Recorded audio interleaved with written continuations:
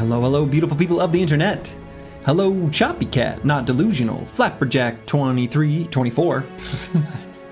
24, I had the wrong number. 13 Kill, Sargento Banana, Broad Metalluck 2, Antiwian, Ruben 6F, Funny Guy 2121, Meta Wrecker, Genghis the Silent, Warcake the Third. Hello, hello, welcome one and all. Our fencing sword is nearly identical to the one from the Meet the Fencer video. This run is truly blessed. Is it really? I haven't paid super close attention, but on a related note, poor Flapperjack. He was just, I made him just one short of his real number. The run continues, and I did, this has been my first time seeing it. Would you look at that? I added the, let's see, exclamation mark, mods.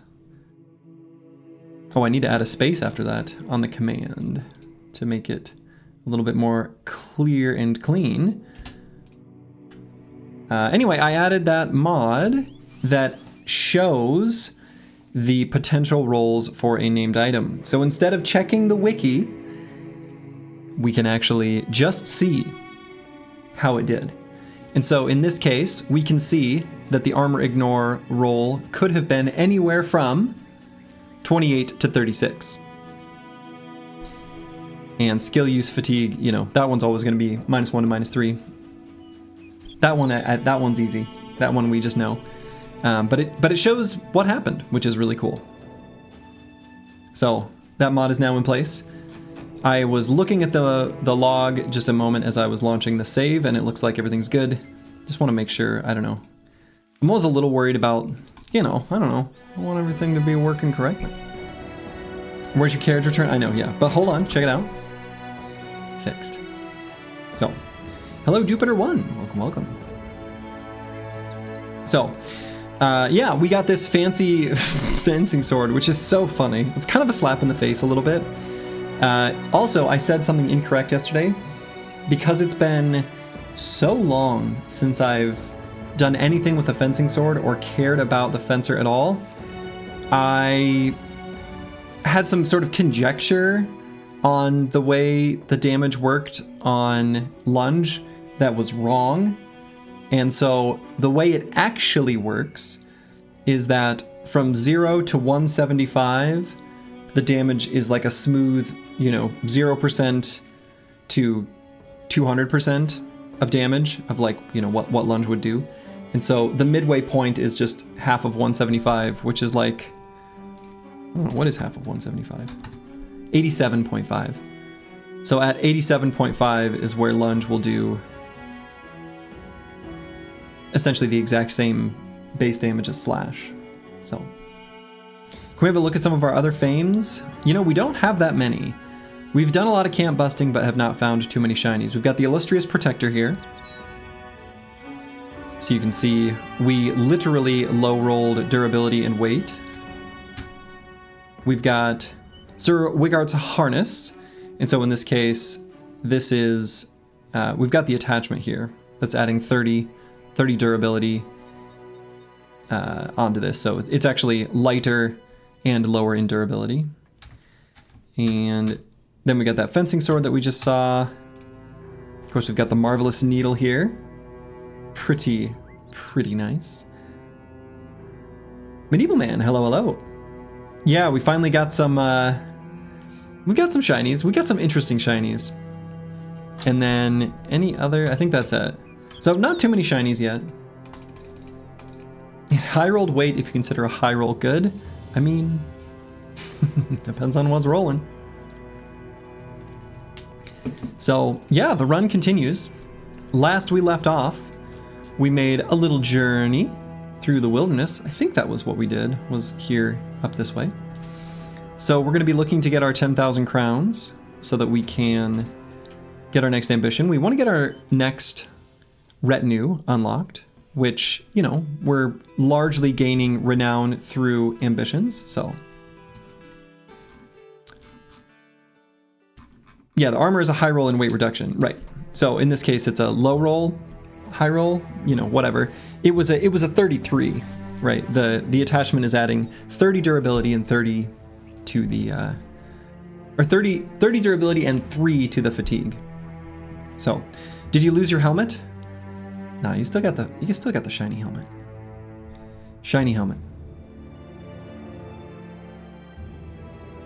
You did lose this helmet, but it was replaced by something better. Well, lighter. It'll be better. Lets you use more indoms and stuff. So, you like how we got an armor set? Yes. So, these two are, you know, they match. And actually, realistically, maybe I should keep it this way. We probably care more about the fatigue here. So actually, I don't know why I moved it the way I did. This probably makes more sense. Okay. Hell froze over and you installed the range mod? Yes, I did. Well, a lot of it was just me forgetting. I'm kind of, you know, I'm not perfect. Famed armor with nipple protection is great. Yeah, exactly. Fashion bros overall. Yeah, we got a real nice setup here for Disco Nick. We just need to get him a famed spear and a famed shield, and he'll be looking real nice. He's looking real good. And so I think the plan right now will be, we'll just keep sweeping this area since this is unexplored. We'll maybe make another scan through the desert, another sweep through it, and maybe we'll check out what's in the Dead Oasis camp again. We still might not do it, but you got a jury duty summons letter today. Oof, I've never been summoned for jury duty. I've always been kind of curious about it. Like, I want to know. I think it would be insightful to serve on a jury to get a sense of how.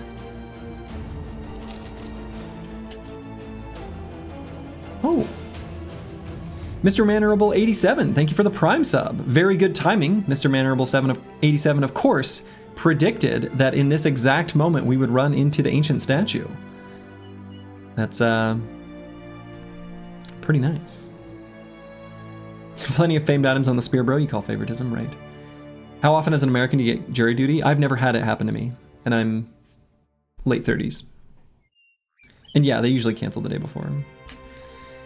All right, so, you know, I've talked about this in the past, but in normal runs, I often save the ancient statue for just before Monolith because we drink a lot of potions, the bros are sick, we're not taking fights for like a couple days while we move across the map. In this case, that's not exactly relevant. And so I am just simply going to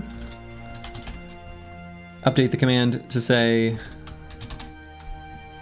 found and complete because I am just going to enter it right now.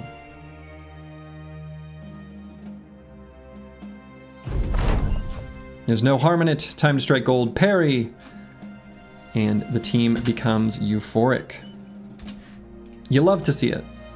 We're up at 100% happiness now.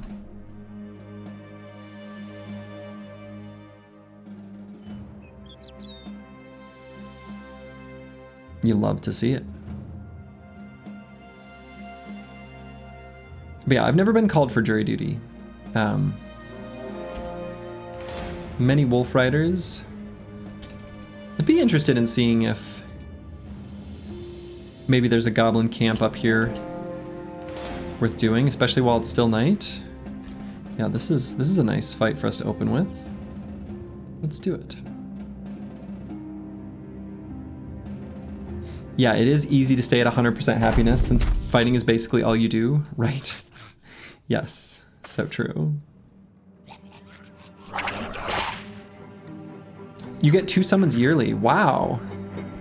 Is that just, am I gonna call that good luck or bad luck? Is that just luck?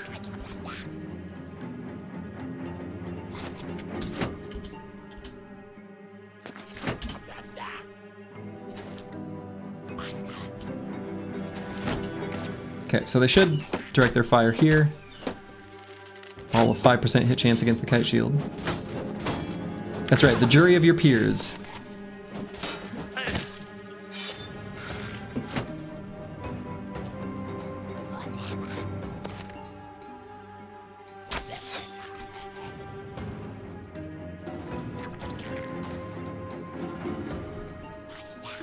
Wasn't there a term you can use?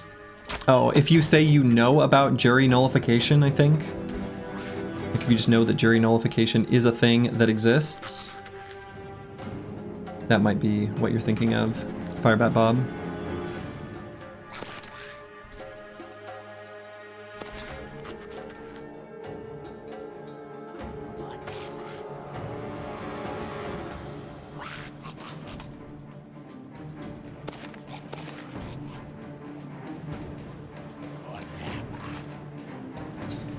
You just kicked in the teeth on some Ork Berserkers and got your hands on some real heavy weapons. How would you kindly explain how/when to use those heavy types like the Man-Splitter? Ah, Jupiter 1. No, we can talk about that. So one nice way of using, so one tricky thing about those big, chonky Ork weapons is that they kind of, at least to an extent, I'll say require mastery or a ton of fatigue to really be able to use. And so a Man-Splitter is a great early like pickup, and when you get it, if you go ahead at that time and just get Axe Mastery on some bro, you'll always be able to swing it, you know, for your 15 fatigue, and that's good. That's worth doing. You want that.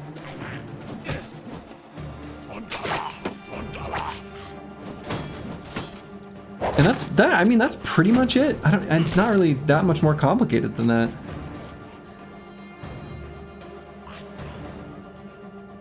What if you know jury nullification is a thing and you don't say it? Yeah, I mean, I don't know.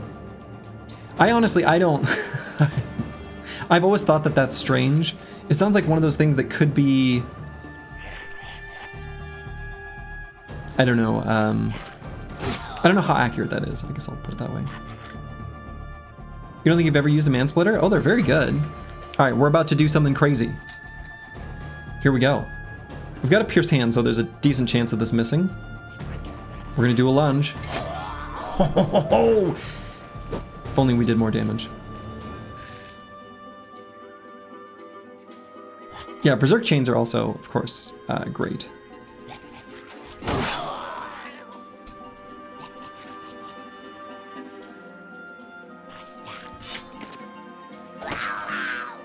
Ooh. You just don't like axes? I mean, I think axes are good. So.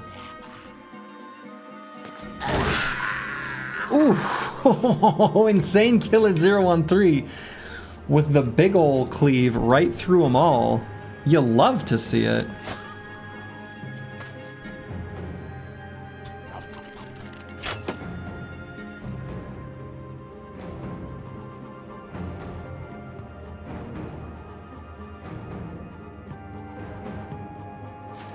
Alright, let's get Disco Nick in a little closer to be able to attack that guy, maybe.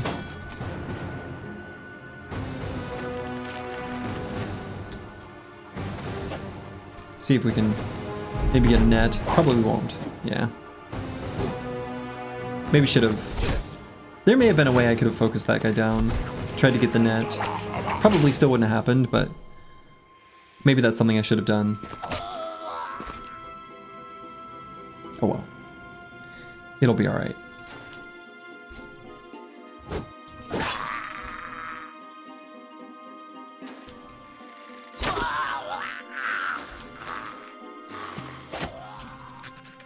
This was a nice and clean fight. Of course, there weren't that many enemies, but still.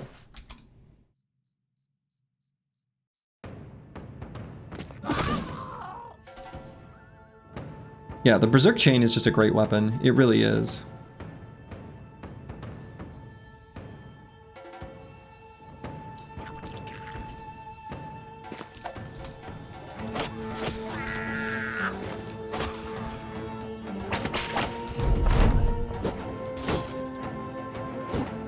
Was that a famed fencing sword you saw earlier? It sure is. Yes. In a run where we cannot get cat potions or hyena pelt attachments, or spend the time recruiting to get bros with increased initiative. In this run, we managed to find a named fencing sword. So, Karskin, thank you for the Prime sub. Prime sub, Slurgy blesses us. It is the run that blesses us. It is I too who am blessed. So. Alright, so we didn't get that net. That's too bad. No shinies or anything. Goblin poison, we might find a place for that. We might find a use for that. I think these consumables can actually be pretty good to use. Not sure if I'll need another jagged pike or another couple nearly full quivers. Might just grab them. Is there a reason not to just make every pawn into an assassin build? I don't know what that means.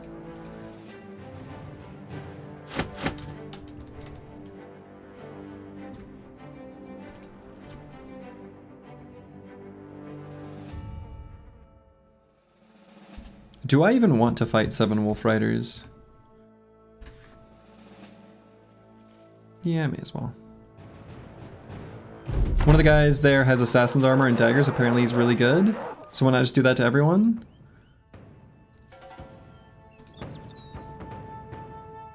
Oh.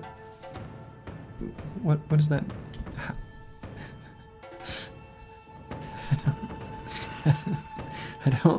I don't even know exactly how to answer that question, actually. I'm a bit speechless.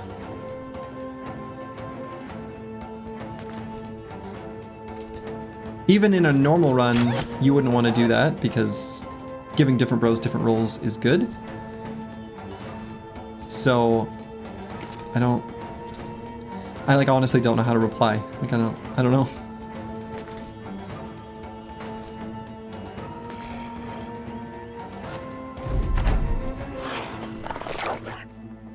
But yeah, we just don't have, I mean, he has a fancy named item. We don't have many of those. So that's why. When chat is so wild, even Slurgy struggles. Yeah, it doesn't take that much.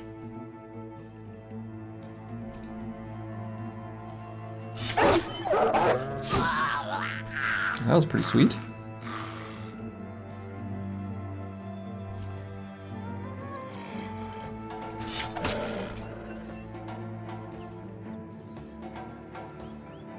Yeah, you need people doing different things in this game for sure.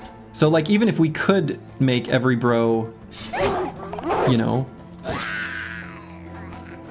have that same set of equipment, we like would choose not to. So yeah, I mean, I don't know.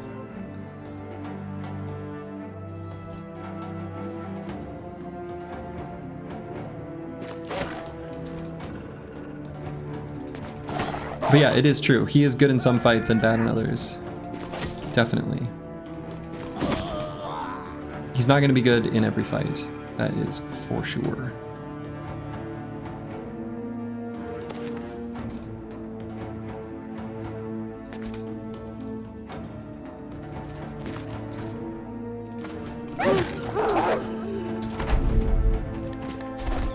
Slurgy.exe just errored. That happened. It happens not that infrequently.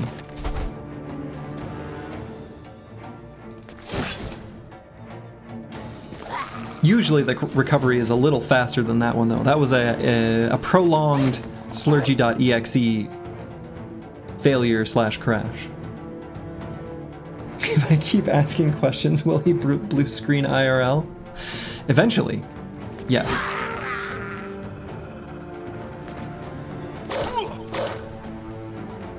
Part of the reason why this run is so compelling, forced to use what you get. Yeah, exactly. And it proves that good enough is good enough to beat the game. Medieval Man, that is perfectly, beautifully well stated. The failed Slurgy.exe hit a runtime error, but Medieval Man has filled in the gaps in a beautiful way.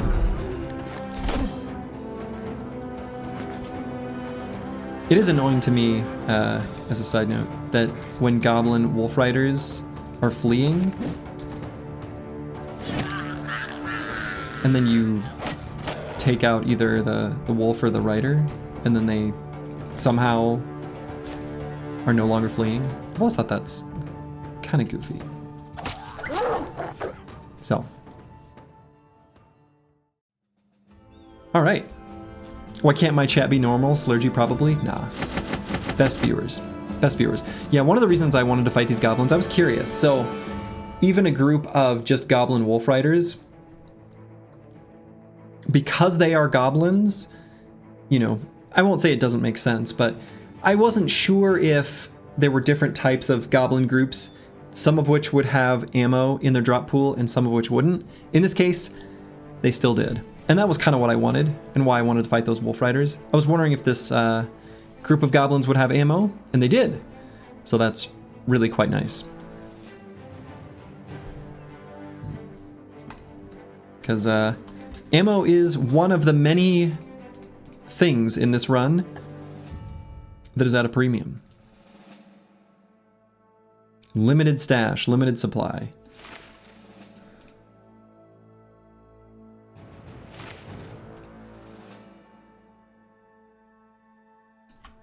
Okay, I think we will maybe mark these plated Nomad mails for repair. I think that's worth doing. We've got a little bit of spare tools. No joke though, you would like seeing a challenge where every bro has the same build just to see how it goes. Your preference would be everyone being a legionary, aka hybrid throwers plus sword and board. It sounds cool at least. Well, you wouldn't want to do sword and board. You'd really struggle against some enemies. I think the unfortunate boring answer is that if everyone was the same build, you would probably just make everyone a fatigue neutral. Would that be the best way to do it? Either that or like a dodge quick hands type thing. I guess it depends on what the time constraint was. Yeah, mass two-hand axe gang. And then you just really limit your hiring to only very specific types of brothers. I don't think it would be quite as interesting in practice as it might be in concept.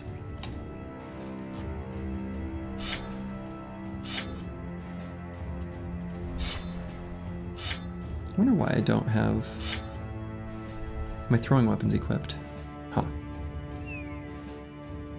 Imagine everyone having a bonk Katal. Honestly, that wouldn't be bad. It wouldn't be bad.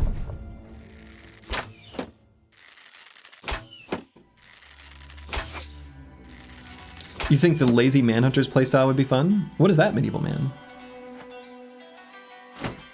How lazy are we talking here?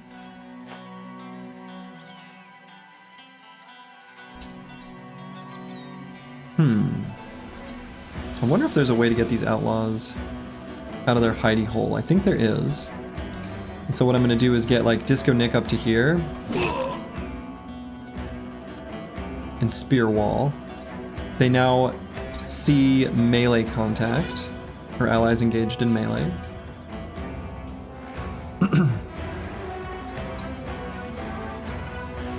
We could put Insane Killer here, Boilerplate here, Lost Guardian there, Spear Wall, Spear Wall, Spear Wall.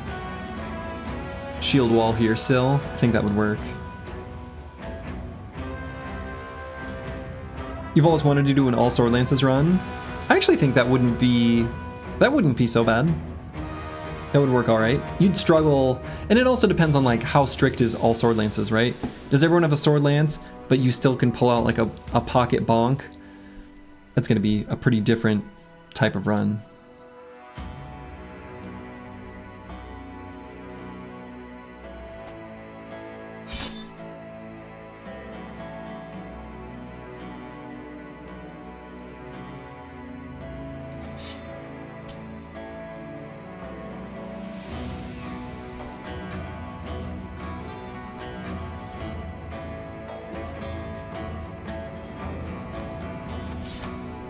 No pocket weapons, sword lances all the way. Yeah, there's some fights I think like Orks and Ancient Dead that could be a little bit of a struggle, but I don't think it would be that bad, actually. It'd work all right.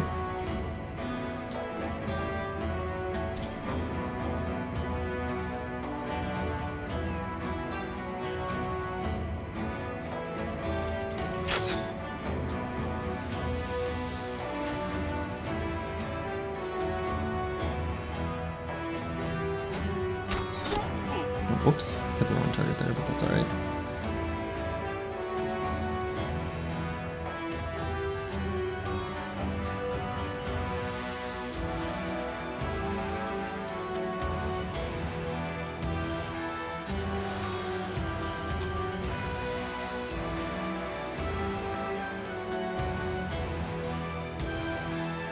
You need a sponsorship from Big Swordlands to start with a few?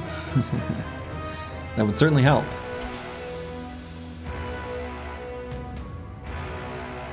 I'm gonna do something a little goofy. We're gonna move forward quick shot, but then back up because we want to keep our range defense battery up in that location. We want them to shoot here with their archers.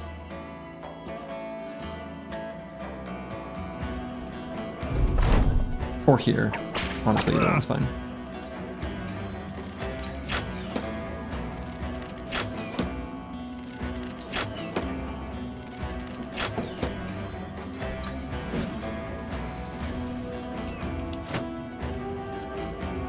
It's very funny to me, like, you know, for example, this Nomad Outlaw, he was standing here, and the animation just does the shortest path, even though the actual route was around this way. It's always struck me as a little funny the way the game does that visually. It makes sense, but...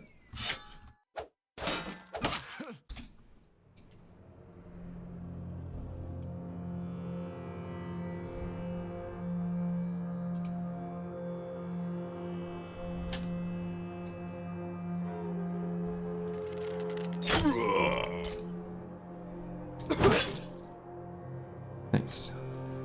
Hit that guy in the head. Pretty happy with that. Let's force them to move forward.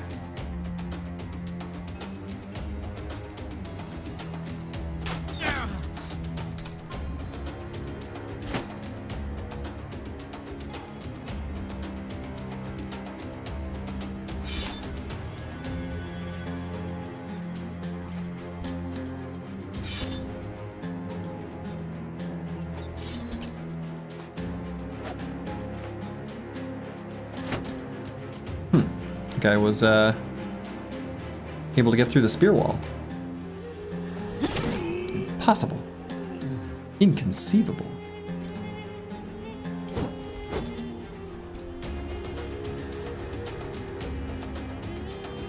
We're just gonna push him away. So it's not gonna matter, but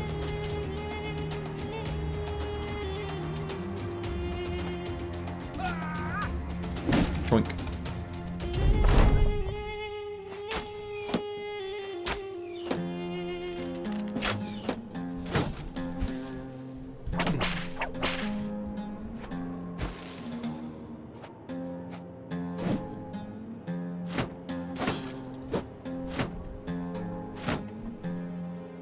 Okay. There we go. Finally got that one.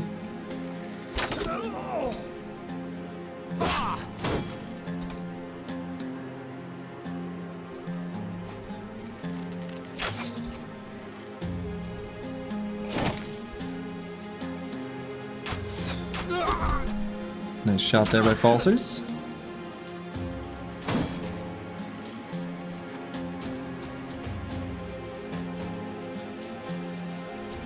It doesn't make sense. It's either a limitation of the JavaScript animation library or outright not using a spline for the path. Spline is 2 points and a bent string simulation. Anger. Oh, you're referring to the movement stuff I was pointing out earlier? Man, I think it just it just doesn't try to follow the path. It just does what it wants. You're not their real dad.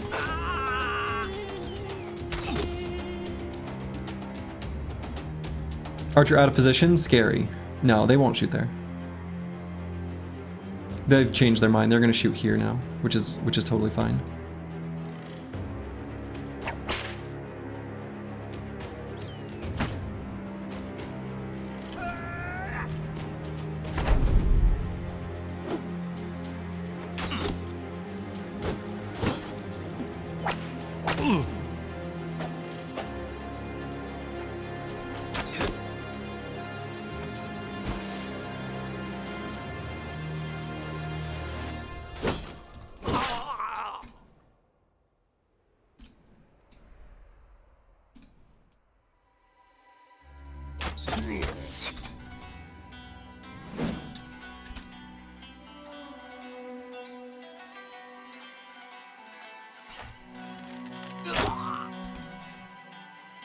Only gotta panic when there's a Desert Stalker. Exactly. The Desert Stalker. That is a foe that we fear.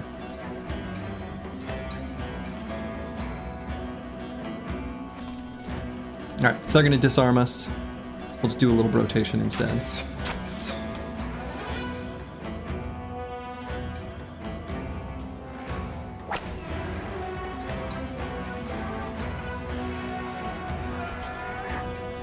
Desert Stalkers aren't real. They can't hurt you. If only that were true. If only that were true. It turns out, not only can they hurt you, they can make it hurt bad.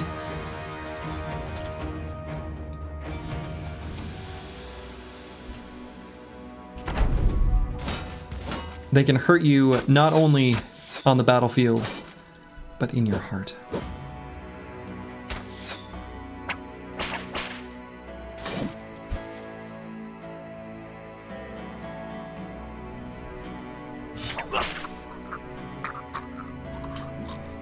The Shamshire Desert Stalkers always just run forward, get surrounded, and die.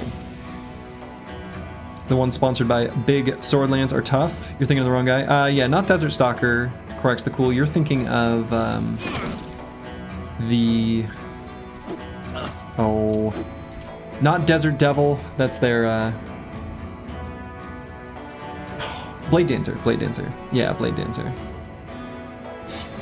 Slurgy.exe was struggling again. It's been a long day.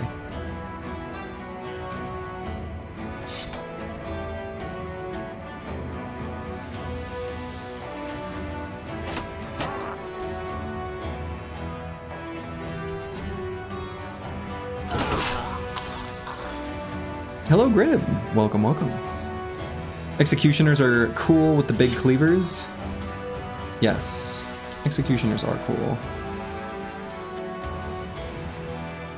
Whether they have cleaver or hammer, either way, they're cool.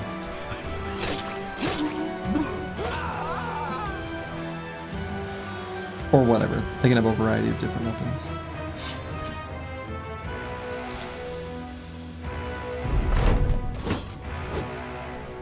Such cool music. Yeah. I like this music, but even better than this is the music that plays when you fight Southern armies. That is, ooh, that's a real good track.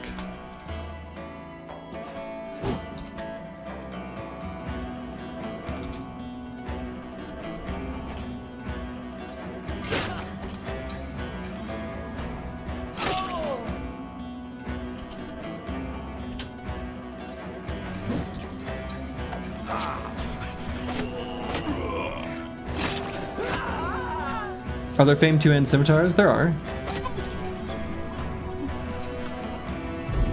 There are famed two-handed cleavers of the southern variety. Those exist. Okay. Nice little pile of tools and ammo there. It was a nice little resupply. We'll grab the fully repaired, stitched Nomad armor. That's probably it. I wonder how many Sipars I want to hang on to.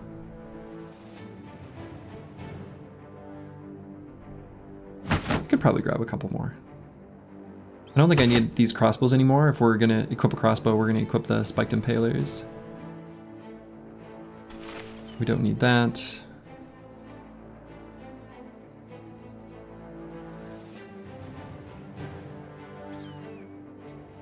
Let's leave behind some of these things too. Okay.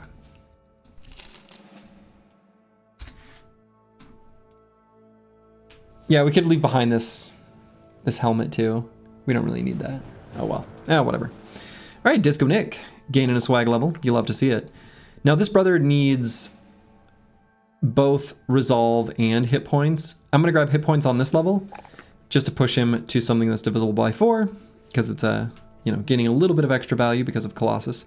We went from 78 to 80, and then probably every single level after this, we're just simply gonna take resolve. You hate the look of that armor? This armor? Oh, dude, it looks so good. It's so like middle-aged warrior. I think it looks cool as hell. Oh, the stitched one I looted? Oh, that's fair. Actually, I don't mind the look of this. I like it, but when you add bone armor plating to it, it looks really stupid.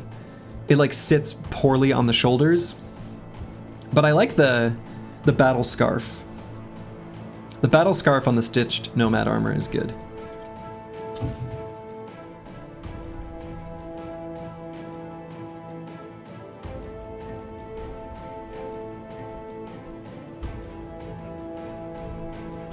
Yeah, my main problem with the stitched Nomad armor is definitely the way attachments look on it.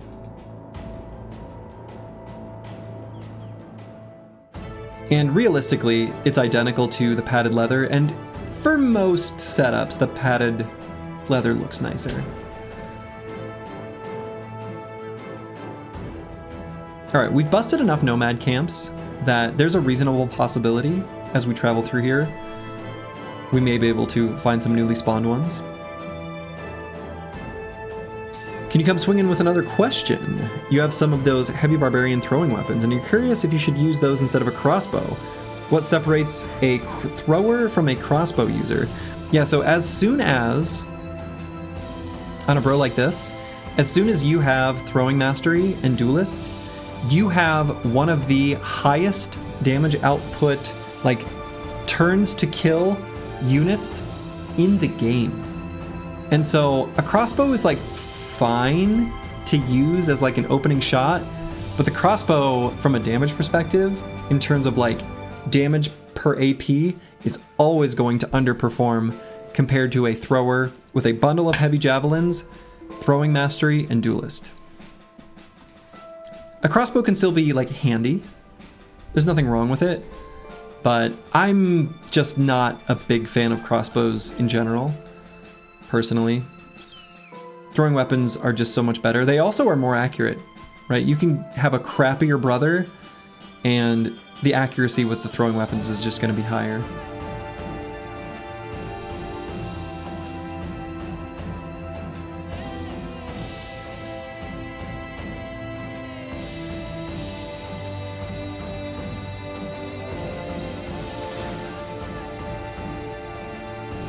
Hey, you're welcome, Jupiter1. The broadcast Briggy is happy to help. All right, so we would at some point like to fight a small southern army with some gunners. 21 units is not small. 14, however. Okay. Okay. Well, funny they should show up like this. Okay.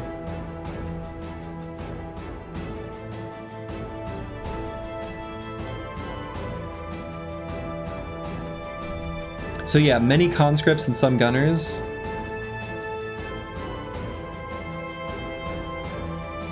Was that gotta be 9 and 5?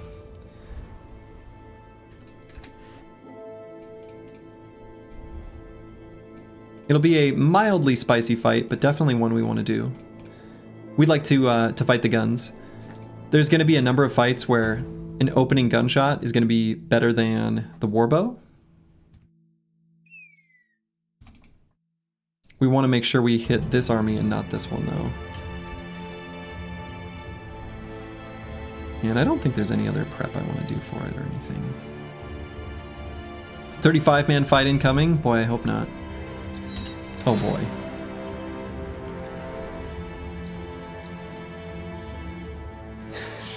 Jesus. Also, there's a camp up here. Your range guy. Oh no, all the range bros have quick hands. All right. Okay.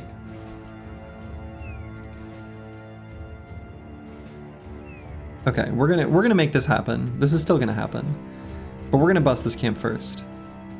So this one could be Ancient Dead. We don't know until we get there.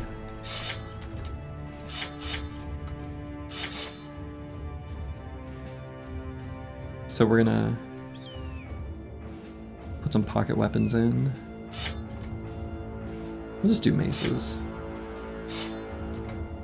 And then here, I suppose I have enough ammo. I think it's worth replenishing these stacks. Using a lot of ammo just to put these on. But pole mace? Nah. Okay, well, it's nomads anyway.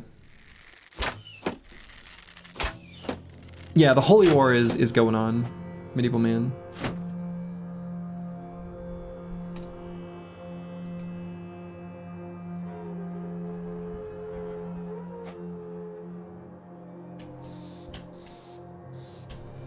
Okay, so let's move the range defense battery up forward. Then we'll see what we want to do with the rest of the squad.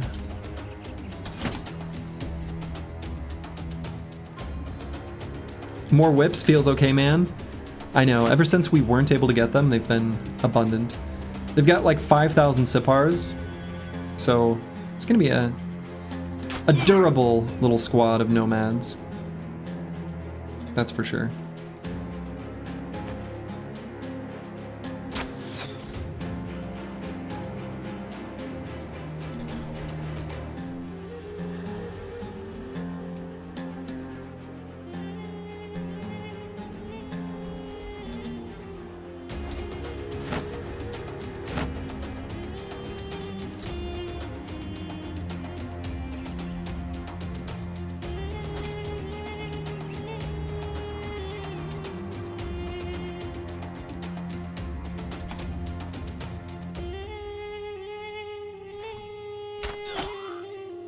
Okay, that was a good miss.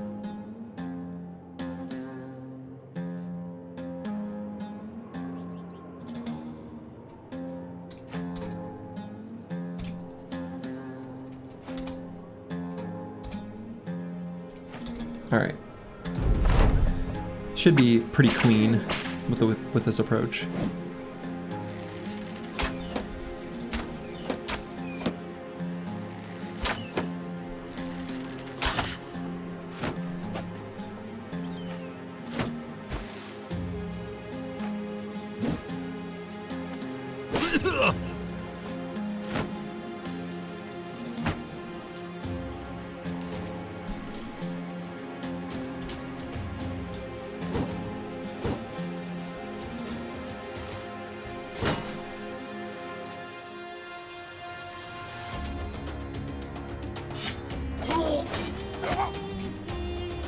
But we're not very accurate, so.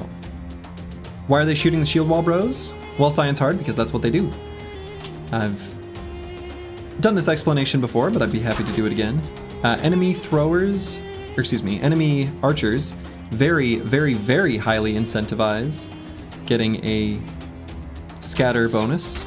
They really want to scatter, get that scatter chance or whatever. And so, understanding enemy ranged AI is genuinely not all that difficult once you understand their general operating principles, and those are, they look for scatter chance, they look for ranged units in their, you know, like all units do, but enemy ranged units get target selection, and they also look for certain perks like the active from Killing Frenzy, like rally the troops on the banner, etc., and they will aim their shots accordingly. They don't really care about shooting into a shield wall, so it's very easy to control where they shoot. There is a rumor that is the #1 piece of advice, the #1 thing said on Reddit that is repeatedly upvoted and stated, and if you see it, tell people they're wrong and downvote them when they say, the enemy will simply shoot someone else with lower range defense. The enemy is not that smart. The enemy is not like you. They're not smart like you. The AI is dumb. And so, when someone says, you know, range defense is a useless stat because they'll just attack someone else, tell them they're wrong. Thank you for attending my TED Talk.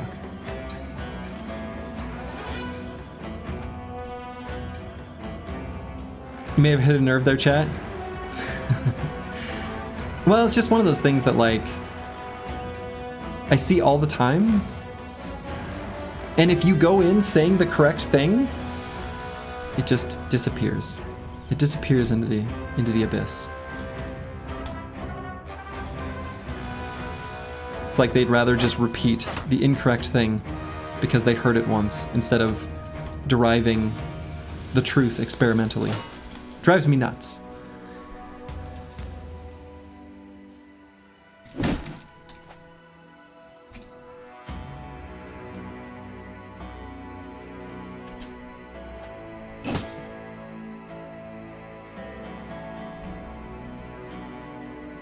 The incorrect thing shall continue. Sadly, it will. And I know this is true.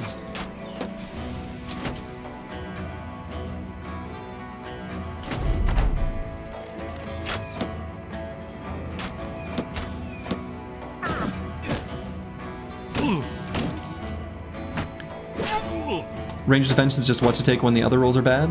Wrong. Okay, and we're gonna rotate Aesthetic Gabe out.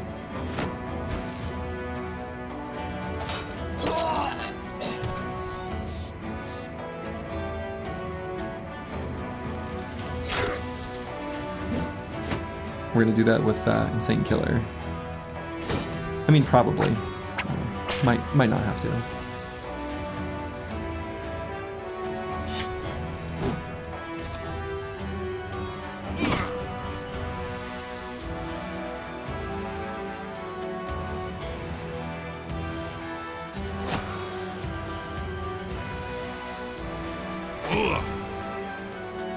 Yeah, looks like we're not gonna need to.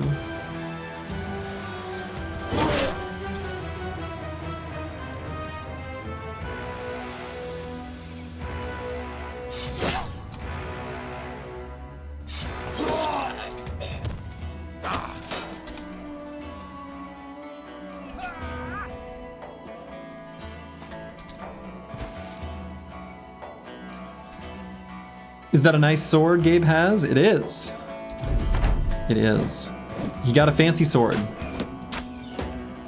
Oh, I should point out one thing though, when talking about enemy unit targeting in general, which is true of ranged attacks and melee attacks. There is code that looks to finish off weak units, and it also does consider how much damage it believes the unit can do. So that is not something you're just imagining. If you feel like the enemy's picking on you and just trying to finish off your damaged bros, you're correct. That is what they're trying to do.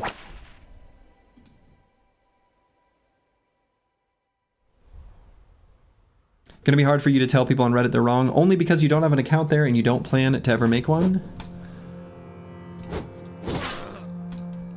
The truly wise among us.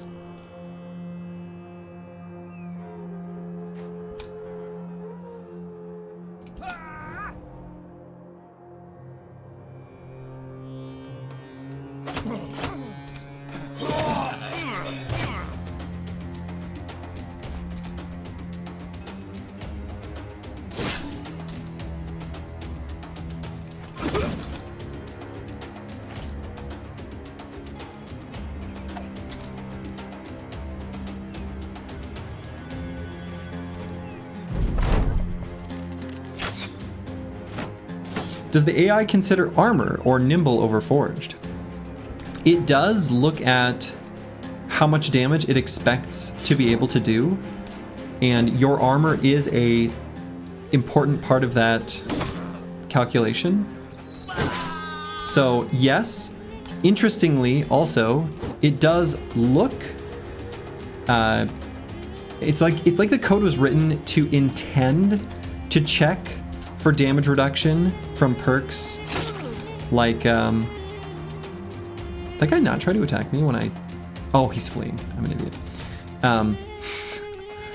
It's like it wants to check for the existence of Battleforged and Nimble, and then it's just coded wrong. So.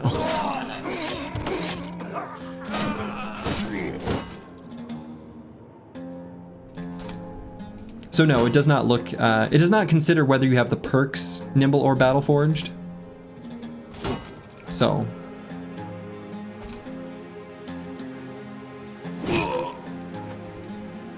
Code is never wrong. Code does do exactly what it says, so that's true. The code is right, but it's perhaps not what the developer intended.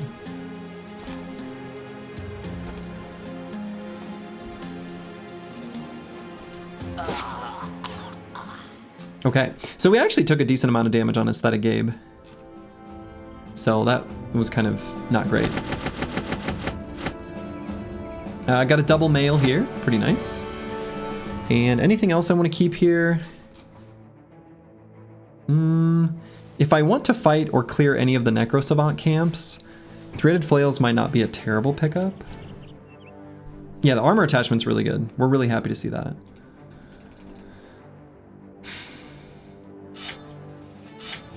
We'll grab these things. I don't know that we'll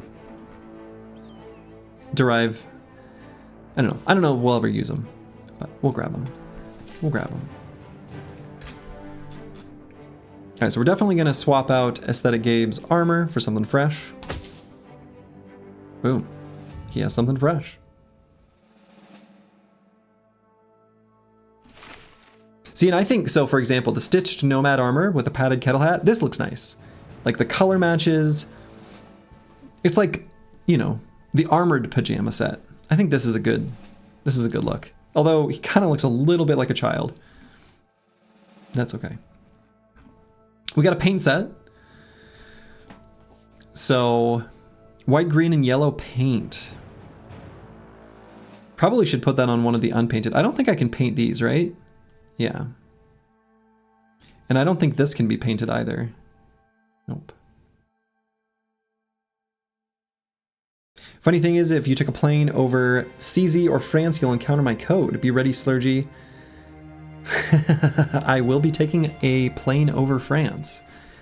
13 kill. The funny thing is, if you have ever had medical imaging done and had your images transferred even just from maybe on scanners, but more likely on either routing systems or like archives, vendor neutral archives, or PAC systems, it's possible that a piece of code that I contributed has touched your life as well. But not in a super meaningful way. But it's touched it.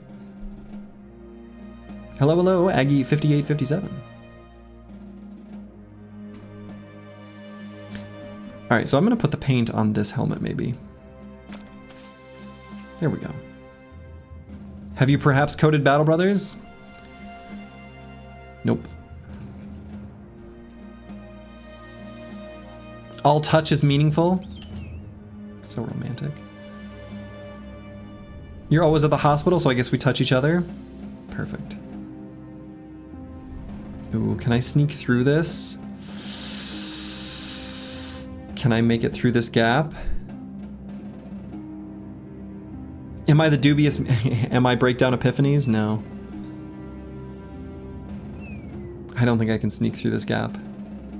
I still want to fight this army. So we're gonna go around.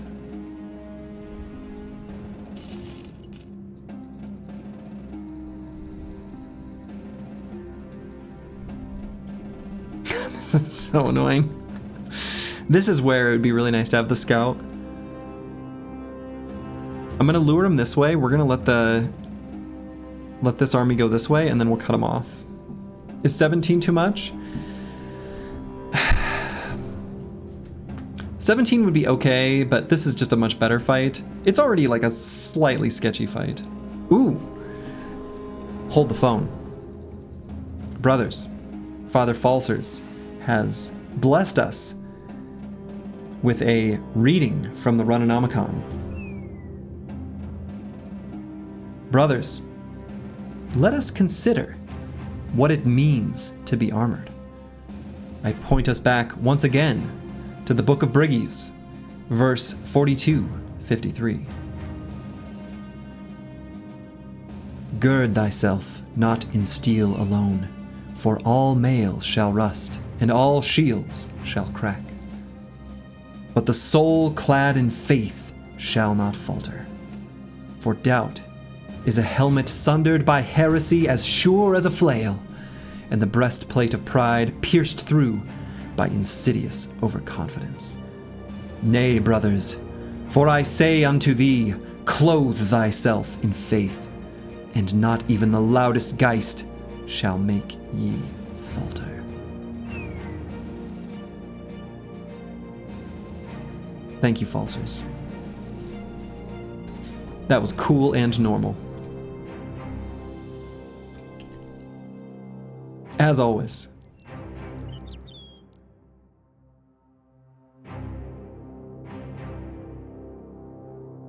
Not nerd shit at all? No, no, no. Cool and normal. It is known. Alright, we got him separated. We got him separated. Look at all these footprints. Anyone else get turned on? No, I mean, if it looked like my desk raised up just a little bit, it did.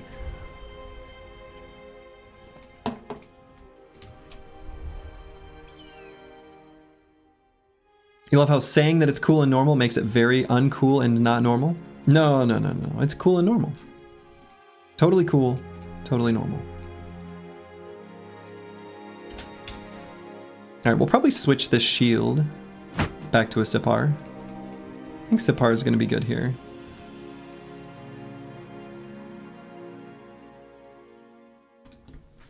Totally hip, actually rad even, definitely.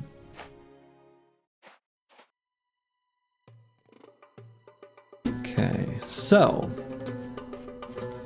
this is the music track I really like. This one. This one, when this track plays, you know some shit's going down.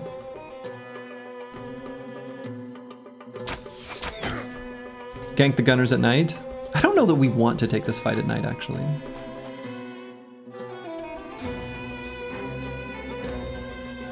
It's probably fine, but I don't know if this fight is that much better at night.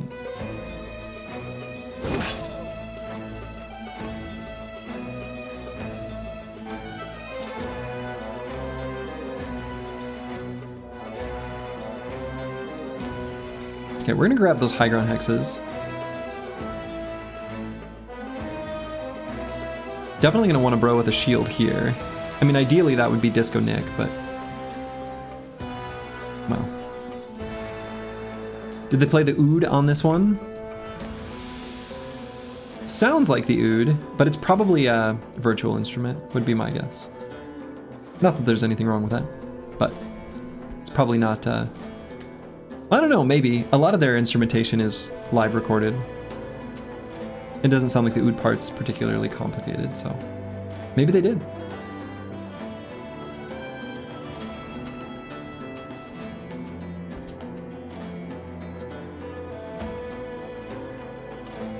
And do I put Misha Twitcher here? It's probably better to put Disco Nick there. So let's give him a jump over target. And we'll get Boilerplate here. Oh, I need to change their setup.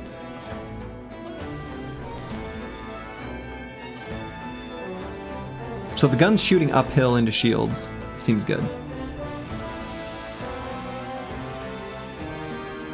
Battle of Ras Sanan, for anyone wondering the song name. Thank you, Medieval Man. And I think we want to get the Chaucer over here to try to engage those guys.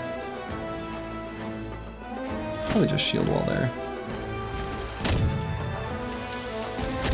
Perfect. That's what I wanted him to do. Crap like that. That's excellent.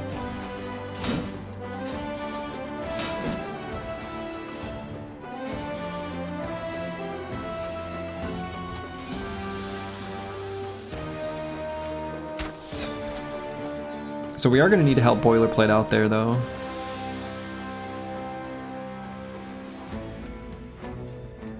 I think if we put Aesthetic Gabe here, it's okay, as long as we get Lost Guardian there.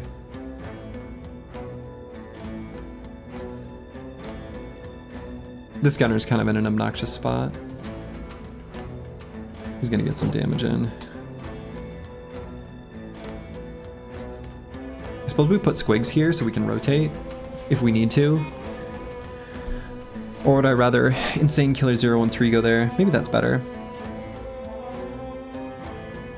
Thank you, Not Delusional, for chronicling the latest entry in the Run1. How's your favorite cool and normal stream going? It's going well. I mean, I guess I could rotate Lost Guardian so we could get an attack in. It's kind of small.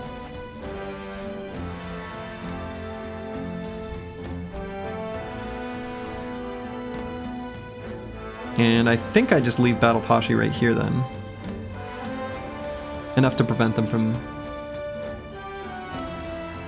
getting to melee. But not enough to really meaningfully engage him. Yeah.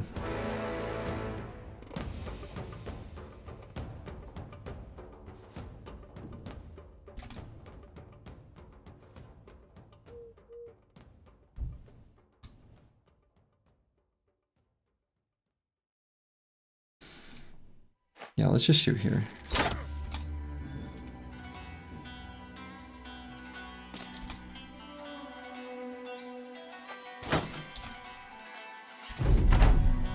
So these two are gonna move forward probably here and here.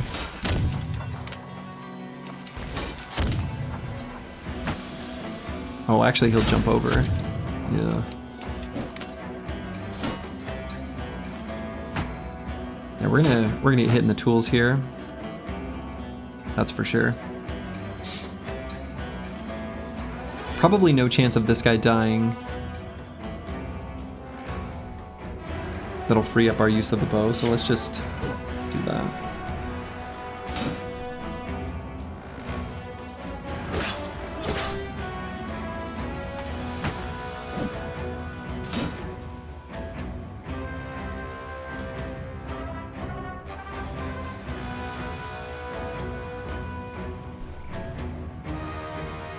So we can bring the Chaucer here. That feels insufficient. Like, I want the Chaucer tying up these enemies. It's gonna be a full turn delayed before he can get there though, which sort of sucks.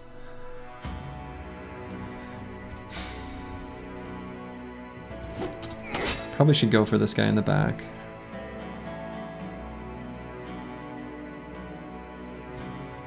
And Falsers, I think we just do 2 quick shots. Just try to get some fearsome procs. D&Dice thing we want to leave on the high ground. So, step forward, attack, back up. It's a little weak, but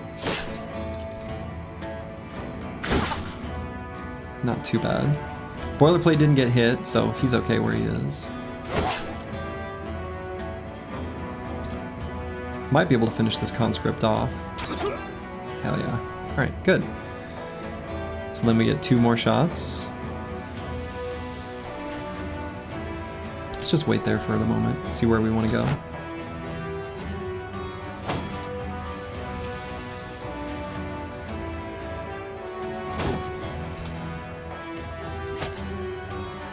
Cool. I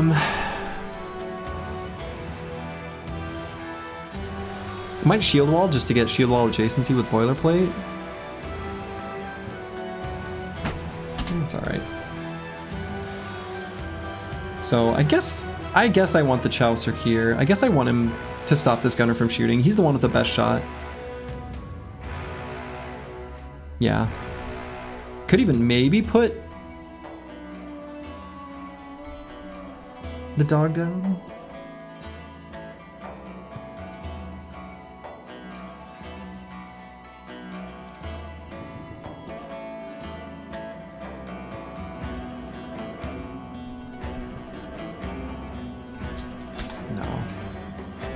We need to bet first. I did close out the previous bet, for those who are curious. And I bet a higher hit chance with this weapon.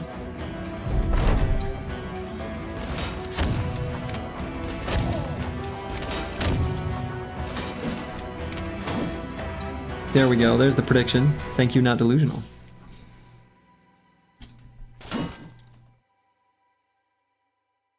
True to their name, not delusional is, in fact, not delusional.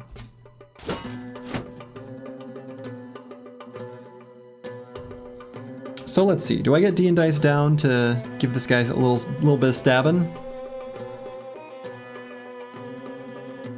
I don't like that we're wavering, twice overwhelmed, nearly lost all our body armor, kind of low hit points.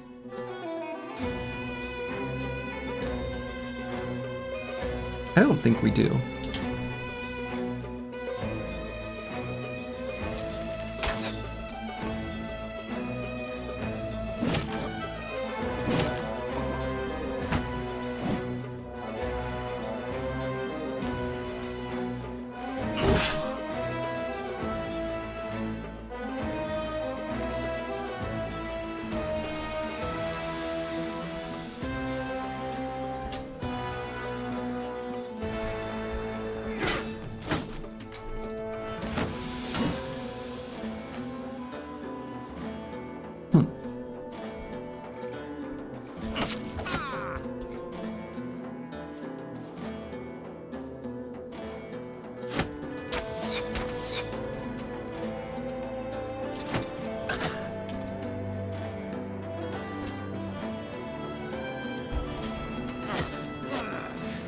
I'm a beast to fight Southern Army, especially on this run.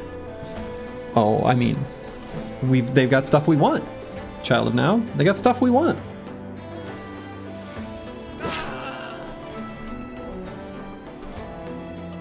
And I think this hex is okay as long as we push Lost Guardian forward.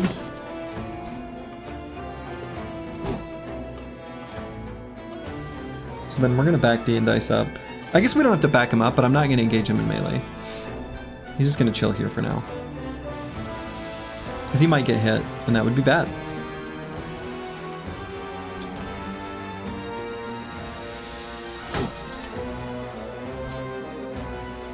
So we are gonna push Lost Guardian forward. Still shield wall here. I think these two shield walling is just correct. Guns are cool, this is known. They're very strong. We're letting them get a lot more attacks than I'd like. Yeah, but that's just how it is. Very nice.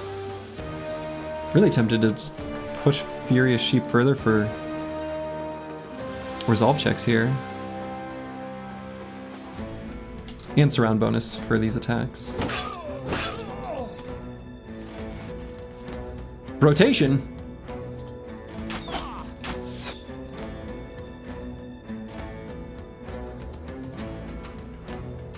Probably switch to the whip and hit this conscript. Or try. Let's see. Do I back D and dice up? It's starting to get pretty low.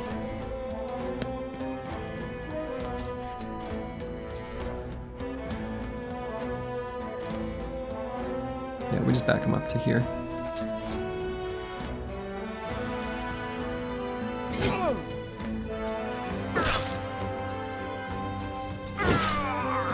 Wonderful. Conscript underscore polearm, good unit, would buy again. It's pretty good. Hey, Chilean Raider! Hello, hello. Welcome, welcome. Yes. Goblin heads should indeed keep on rolling. That's the plan. Alright, I think we can push Insane Killer to here. We can get Boilerplate there. I think we're in good shape. Battle Pashi finishes this guy off. Yeah, alright, well.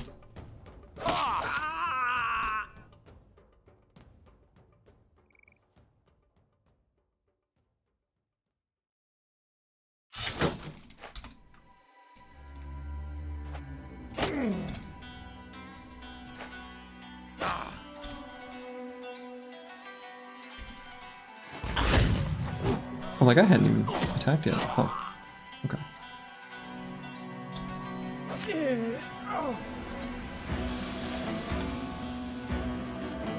Beware the true and only run. Briggies beware.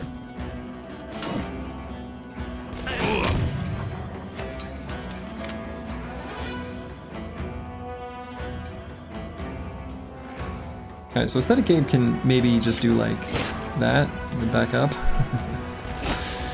I don't want him to get attacked again.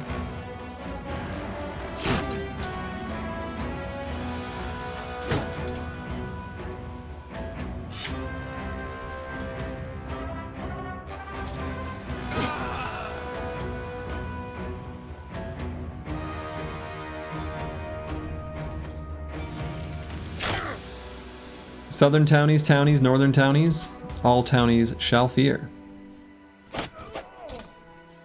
The run's coming for you.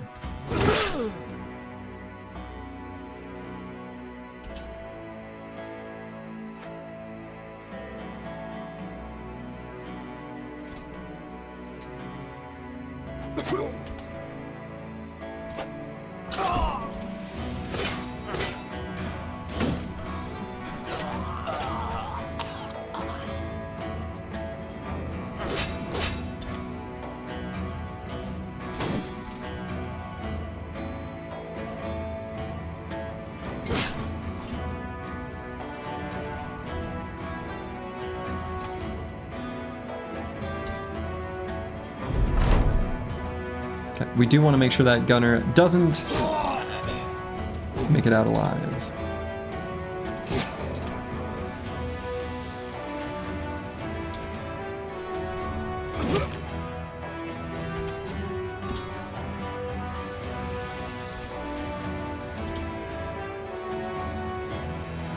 Steal his fancy helmet. It is a kind of fancy helmet. I don't know that you can. Can you get these helmets? I mean, not if you destroy them. They might have too low of durability. Kraken and Monolith seem like a death sentence on a run like this. Nah. They will both be just fine. Okay. What? No guns, only ammo? Ah, disaster. What is this?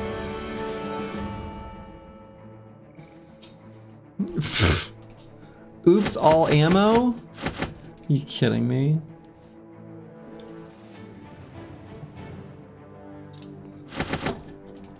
I'm gonna pick up the ammo because I'm mad.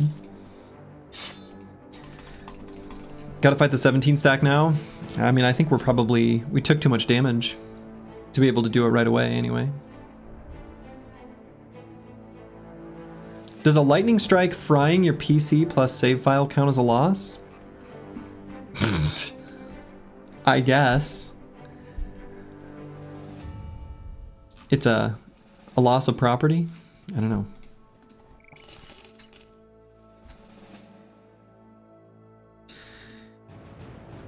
I don't even know why I grabbed the ammo. I'm gonna keep like one powder bag just in case, like for the future, but dumb.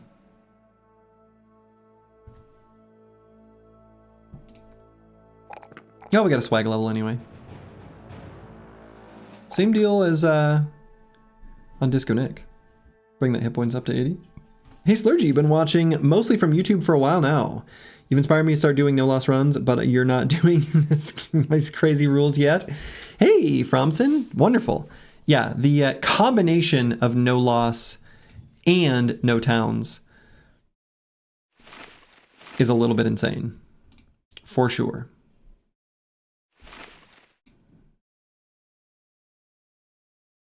All right, so we've got a lot of damaged armors. We're gonna take the time to let these repair before we do another fight.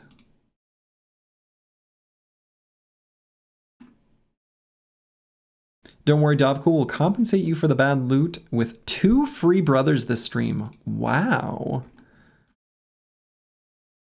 Dovcool is very generous.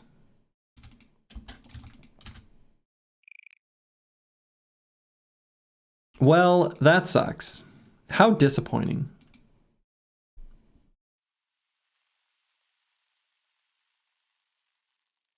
Incredibly disappointing. Yeah, Belly Dancer and Converted Crusader. I think we can get the Converted Crusader as long as we're in the desert. We don't actually have to be near a town, if I recall correctly from when I looked at it.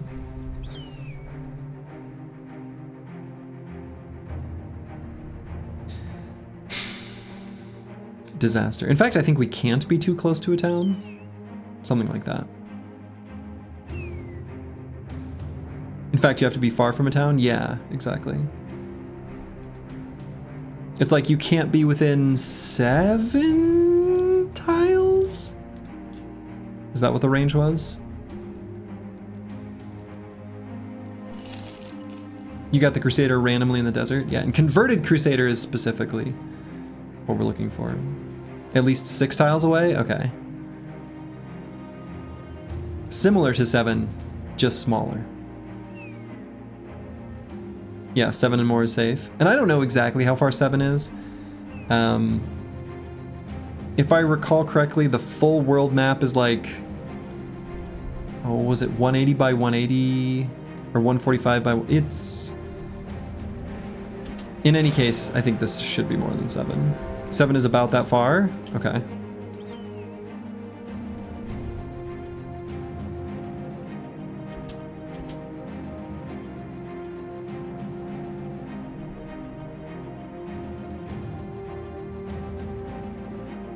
Well, right now we're getting chased by some Ifrits. Is there a mod that helps visualize the tiles? I think there's a mod that will show like your vision range in a circle.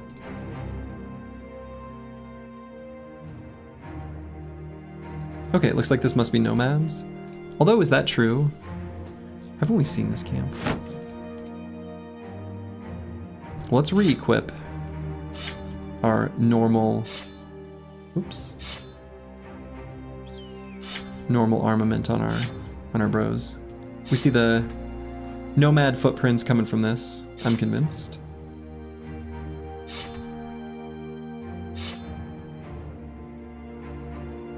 I mean, they are going to it instead of leaving it, but if they went out because they got sent to chase something.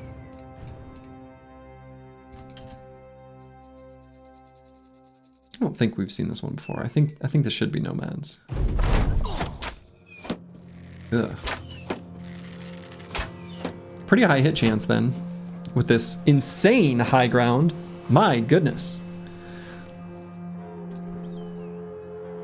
Inspired by nearby leader, so there is a Nomad leader up here.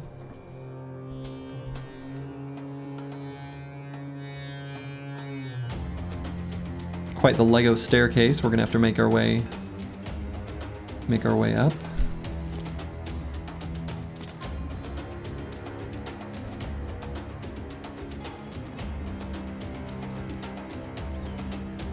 Casual plus 30 range skill from a nice little 3-tile high ground. Actually, Bloexor, I learned very recently that the penalty shooting up goes up by 10 for each level of elevation, but the bonus from shooting down caps at 10%. Or plus 10, rather. I always thought it worked just like you described, and that is wrong.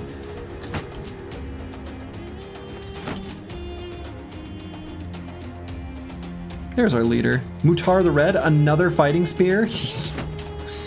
Okay.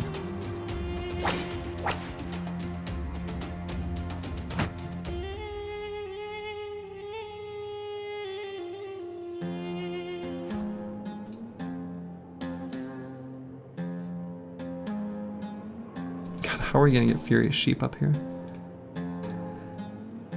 I want to make sure they don't engage him kind of no matter what.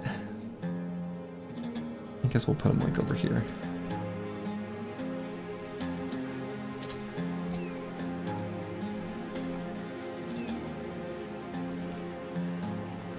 Ugh. The real question is, why does this terrain suck?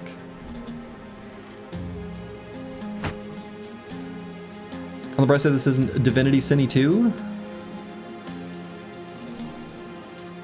Oh yeah, that is how high grounds work in Divinity Original Sin, isn't it? You get bonus damage, right? Yeah, both hit chance and bonus damage, right? I'd say it's been a hot minute since I played that game.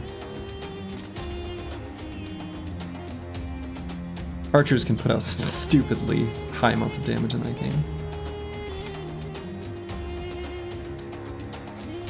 Okay. This is not the cleanest approach up here, that's for sure. Yeah. Oh, yeah, I sort of screwed this up a little bit. Surprising no one. Didn't we settle that any weapon is a sort of spear yesterday? Well, that's true. This is the classic spear, though. They're weak on that bottom side.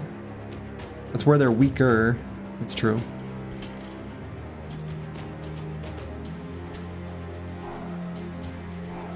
Alright, let's get boilerplate up here.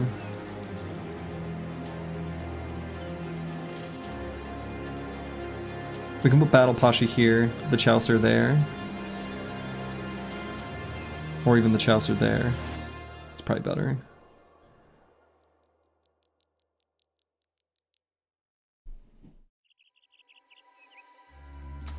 And I'm probably just gonna shield wall though. So let's just do it now.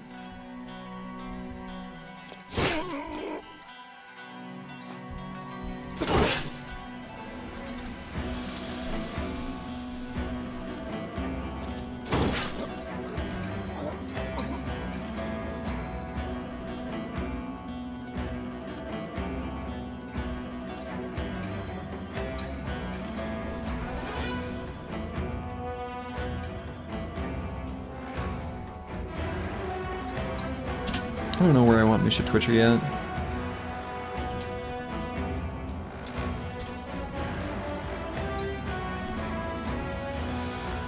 Disco Nick will have prevent these guys from running around.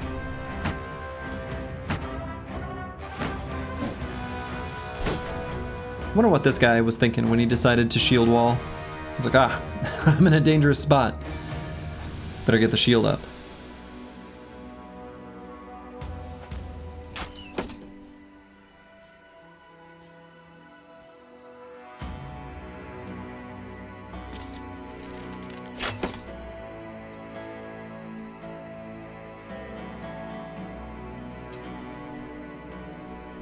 Let's get Aesthetic Gabe up here.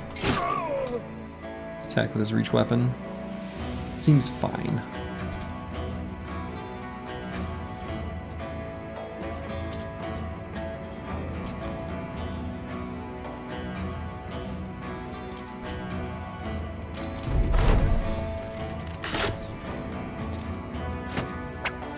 Chaotic Wolf Girl Libby, hello, hello. How's the run going? The run is going pretty well. The one true run is progressing beautifully, as it was always meant to do, as it was destined to do, in fact.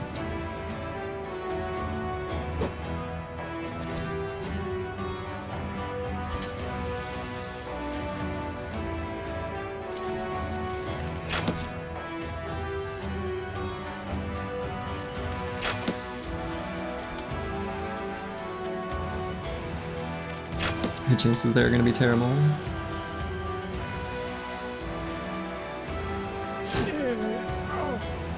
Alright, that's good. That was good. Thank you, Big Sword Lance.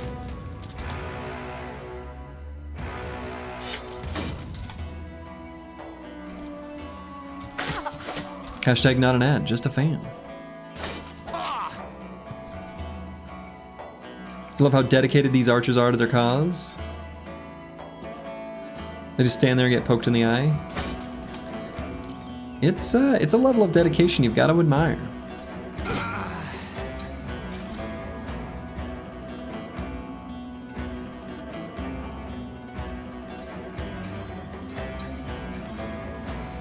I guess we'll just intern here. Yeah, we'll go there.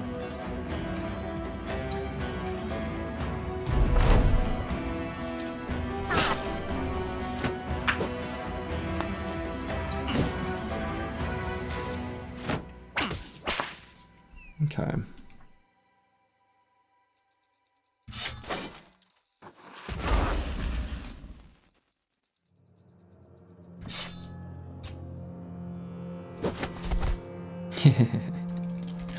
Put him in a hole.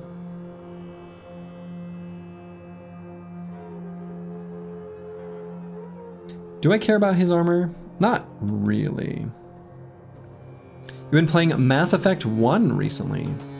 You know, I've never played that one. I've heard it's good. I've heard good things about the Mass Effect games.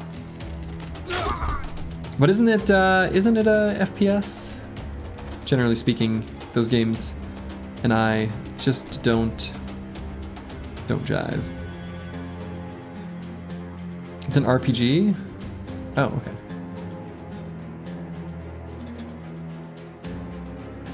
Third-person RPG? Okay.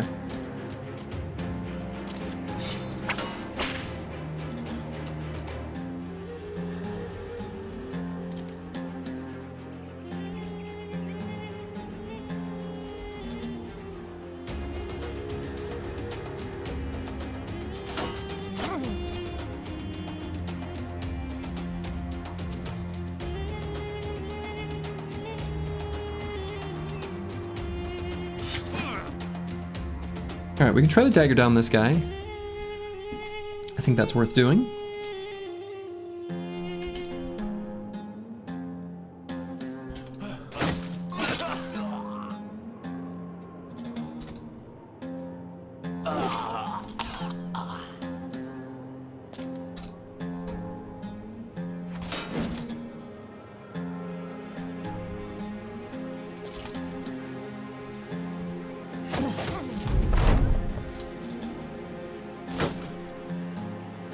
And we'll just beat up these nerds on top the old-fashioned way, using, you know, weapons and stuff.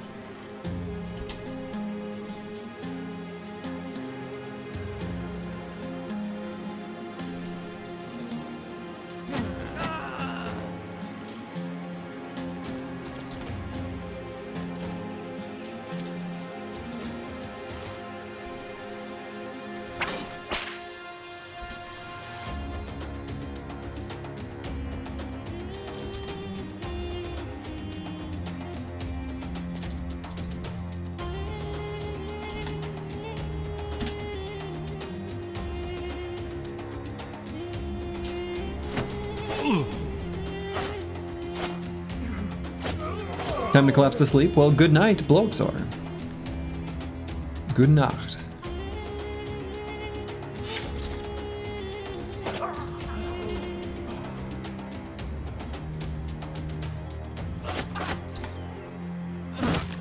Do not ask what dreams the electric sheep have. Okay, deal. I won't ask.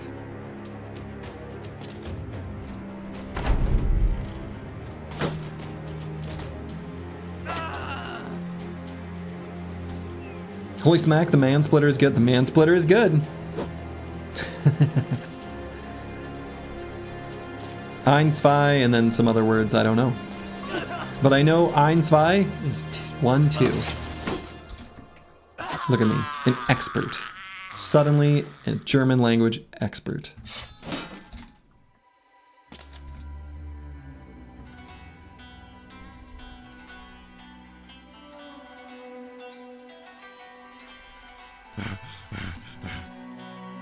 Day 90 already, time flies. Time does fly.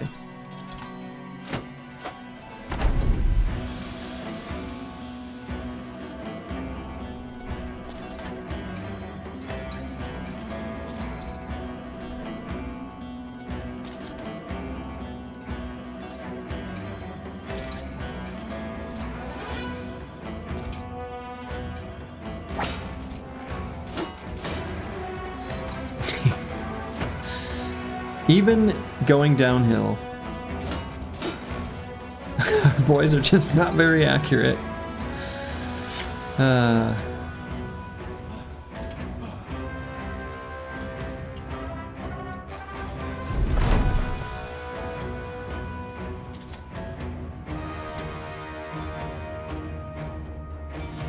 So we can get Disco Nick in there. He's somewhat accurate.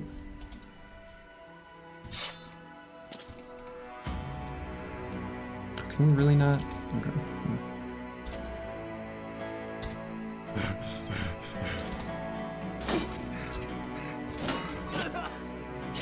Hey, finally got him. That's right, we got the double rotation. We had just enough fatigue to do it. We had exactly 50. You love to see it. Love a little brotation in the morning. It's the first thing I do when I wake up. Every morning, start my coffee, do a little brotation. All right, well, it comes undamaged. We got the fighting spear. Got a couple, whoa, what was that last thing? Okay, just hang on.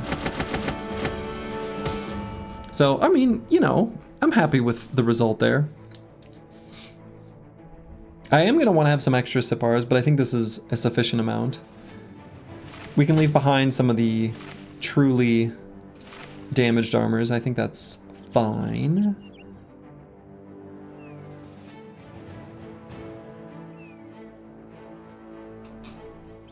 Okay.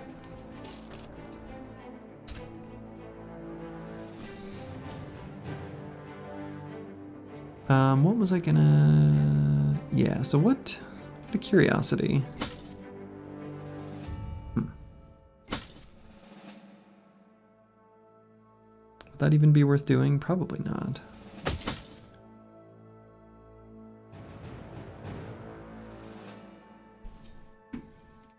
Okay, Aesthetic Gabe.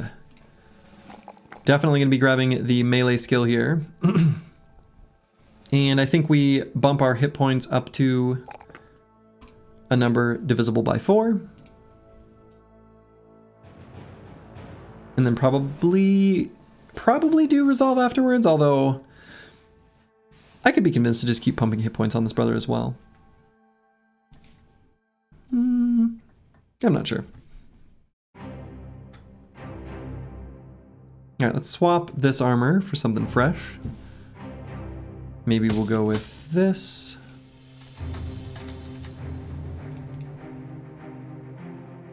This armor we'll just check before the next battle.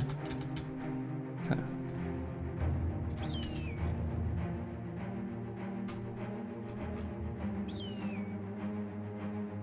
So we're gonna make our way safely away from these Ifrits. We are hoping not to see some random noble army. So they chased some nomads? Interesting. Don't want to fight those Ifrits? You wonder why?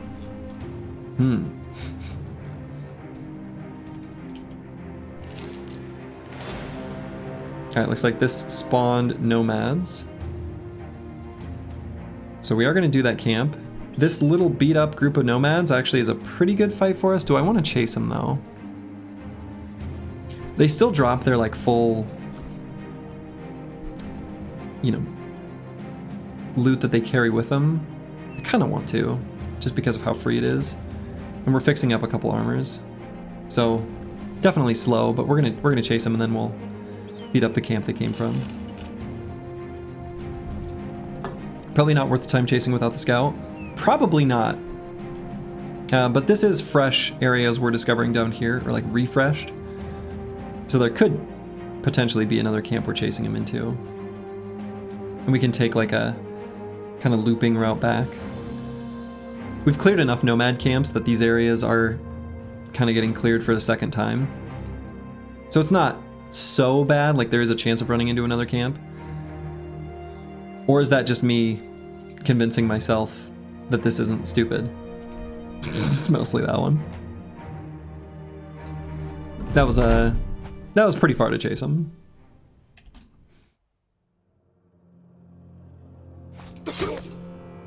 Get lunged. Is there a rough time frame or party strength you want to aim for before tackling the legendary locations? Definitely there is, but it is pretty different for each location.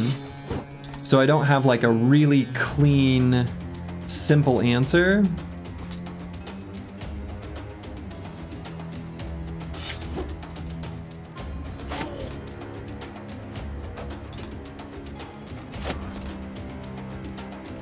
But yeah, each fight is going to have its own sort of things that it asks from the company. Getting the hides ASAP is probably important. Yeah, so we've already found and delivered the hides. So unhold hides has already happened.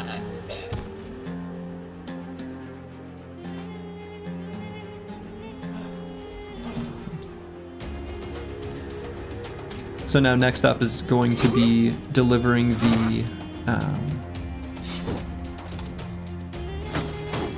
Shimmering Ashes. Do you have bros with enough in it for Kraken? We do.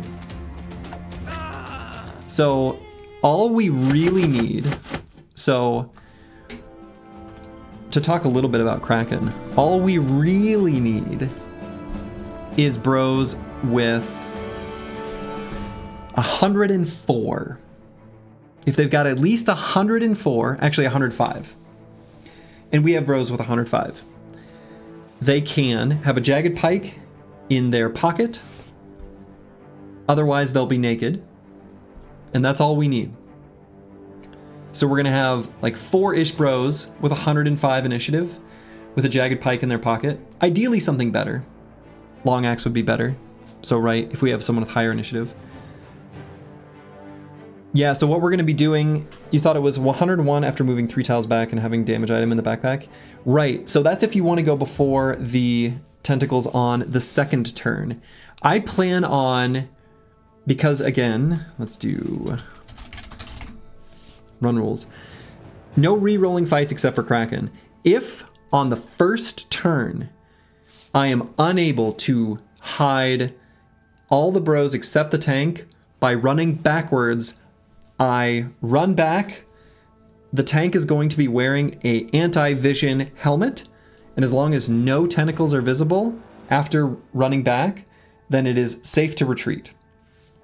So I've already got it basically fully plotted out, such that if I'm unable to run my non-tank units back 2 hexes, and then the tank forward and have him be visible, then I'm just gonna retreat and re-roll the fight. In this case, my narrative sort of excuse is, you know, one of the reasons I don't allow for re-rolling the fights is you are able to like re-engage a camp and the entire layout changes, and that doesn't make sense to me. That's nonsense. The camp, if it's a terrible high ground, it should remain a terrible high ground. So that's why I have that rule in place. However, for Kraken, my narrative excuse is he's just on a swamp. You're just finding a new spot on the swamp.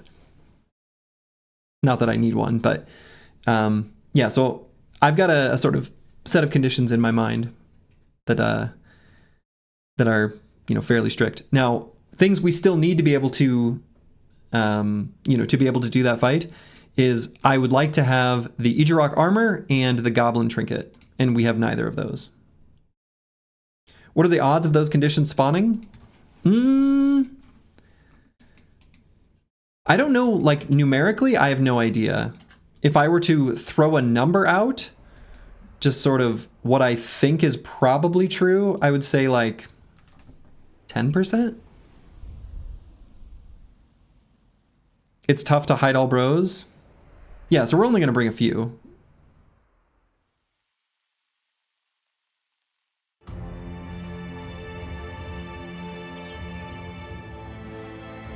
Got someone in mind for the cave?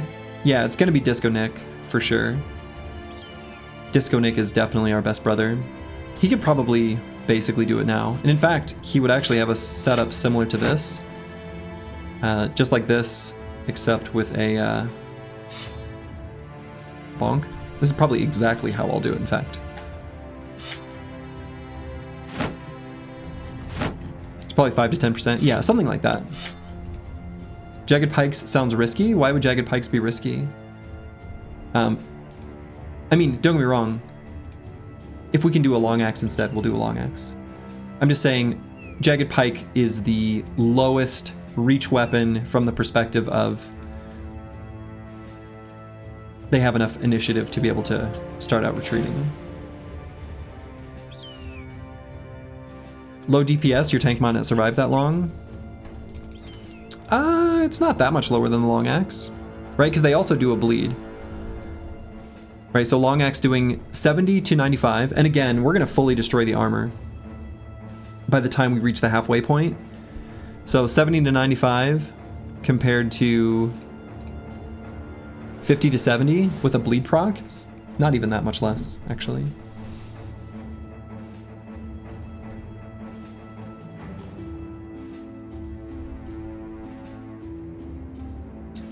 No, actually, Aggie, I have a full description of the Kraken fight as a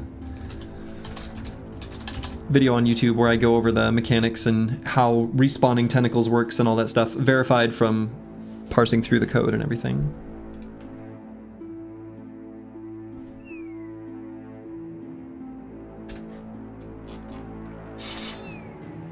All right. Oh, I didn't like what those did. Oh, and I guess our fighting spear didn't drop from that fight, did it? Or did it? No, it did. Oh my goodness. I just have fighting spears on everyone. That's great. Gonna check it out? Hey. Is there a limit to the number of bleed stacks? Not that I know of.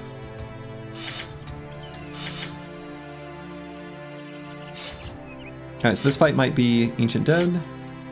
So we're gonna equip the squad accordingly. It could, of course, also just be Nomads, but we'll be ready for both.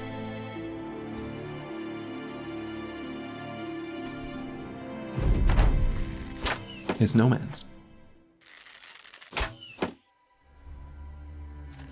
And do they have a leader? No. They are leaderless.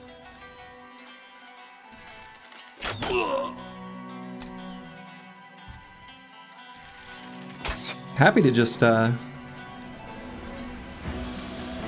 shoot some arrows at them, though, especially these outlaws.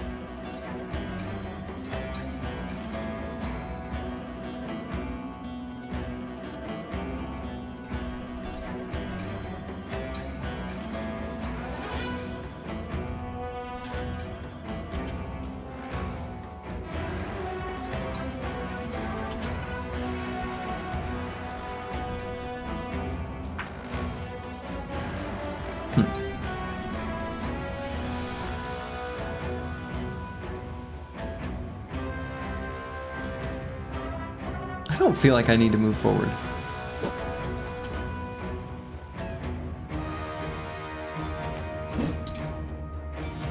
I think this is on them. It's their responsibility to move forward to me. Or, that's not the right word. It's up to them. They should be doing it, not me. They're the ones who suck. Not to change the subject, what do you think of Stone Shard? Stone Shard's a great game. I think Stone Shard is a very fun game.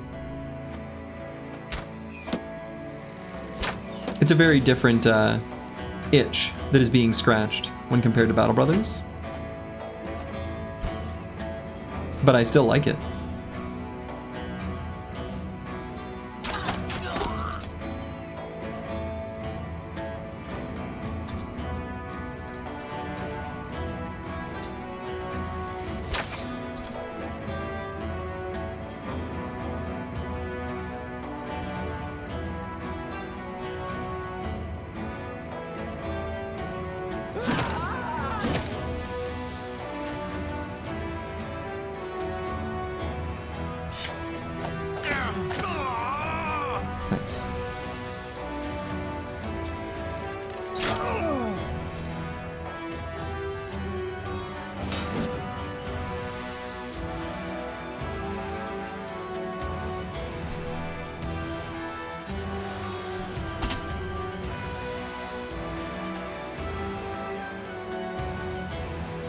I just put boilerplate here and shield wall.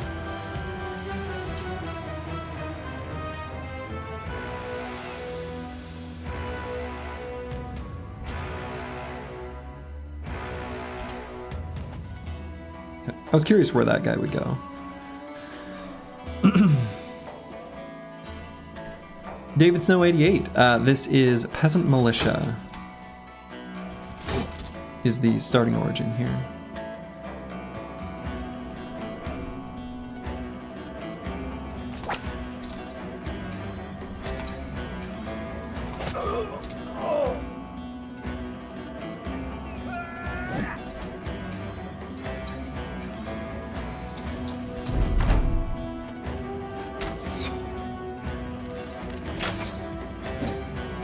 Anticipation. Love to see it.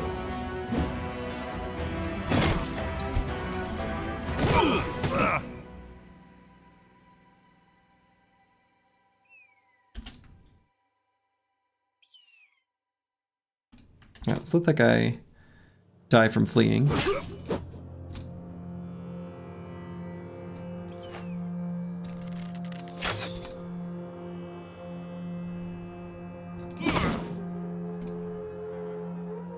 Oh, I wonder if I should have just rotated D and dice. Get all 3 stabs. Or not even stabs, punctures.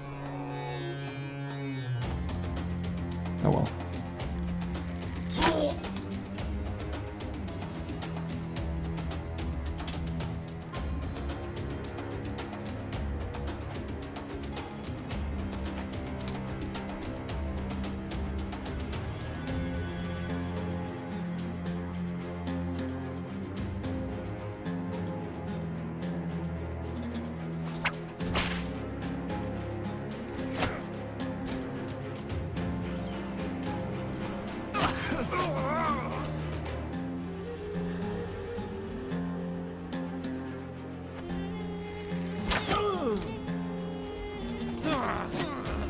We only needed 2. We only needed 2. Why attack 3 times when you can just simply attack 2 times? Easy.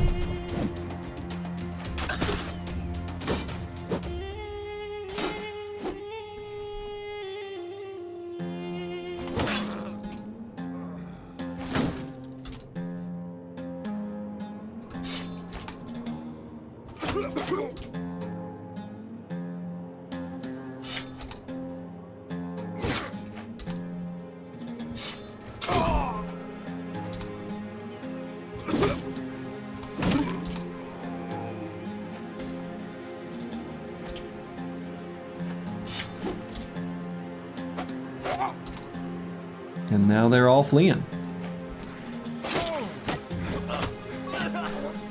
Let's make sure none of them get away, of course. How could we possibly let these fools get away? That would be irresponsible, reprehensible.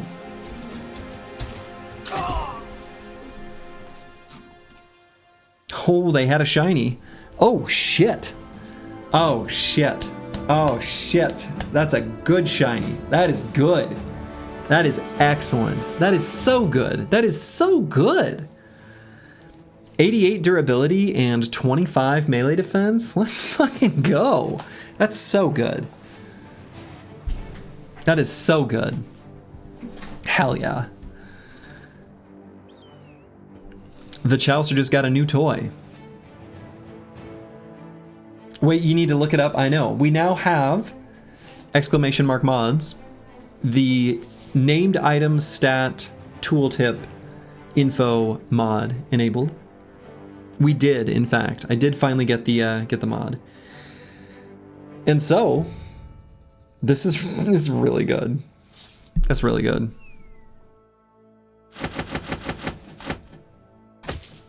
We are very, very, very pleased by that. We have so many shield brothers on this run just in general that it is very unlikely that for us to be disappointed by any named shield we find. In fact, we're just gonna go ahead and shwink. Slot that guy right down there on the Chaucer. Yeah, Fame Shield LOL ain't no me on this run. Yeah, definitely not. We've got a lot of shields. Can you show the fencing sword of the mod too? Sure.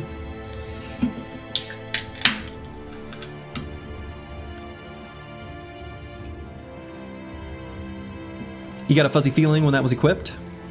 As you should. This is Gunther the Grinning's Bulwark. And you can't see it, but of course, underneath this full helm, there's a smile there.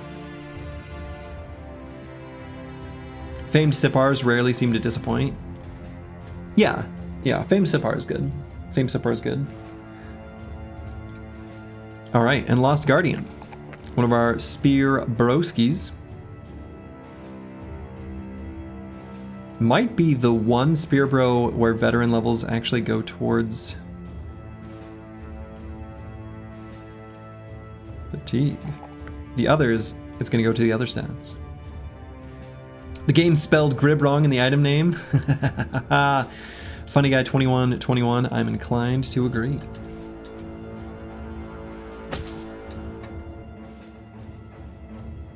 All right, what's our tools situation? 94, looking pretty good.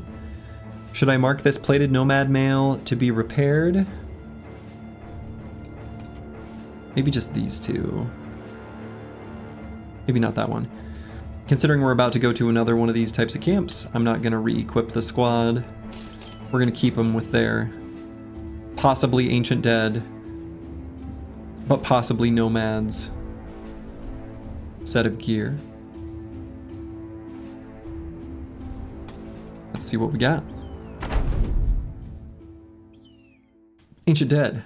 Let's listen.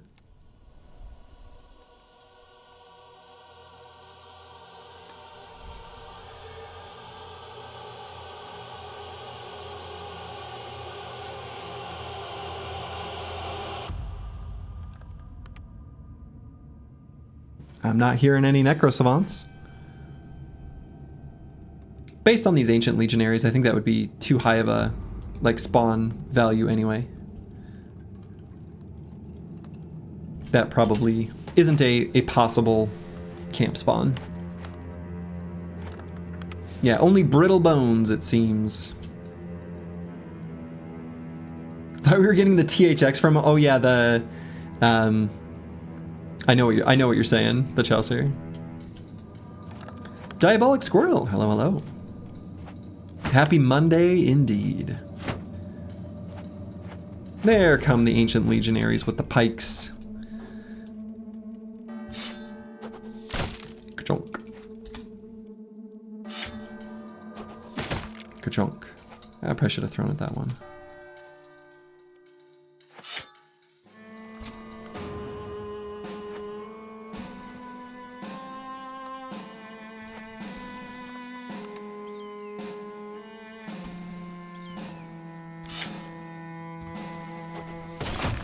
Still can.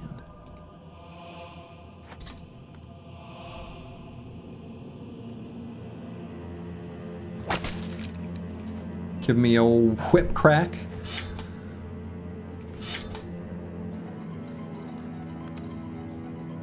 And I guess I could just send the Chaucer forward to here. Just tie up these Ancient Legionaries. That might make things just a little bit cleaner. He'll have Lone Wolf. He's got this new fancy shield, right? Hell yeah. Probably Indom them instead of shield wall. At least on the first turn.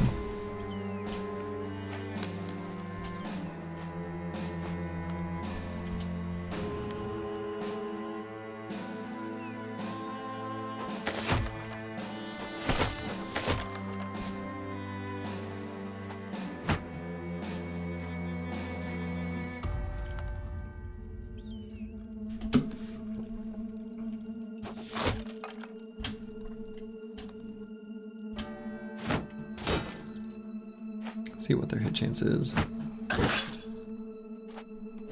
8. Okay.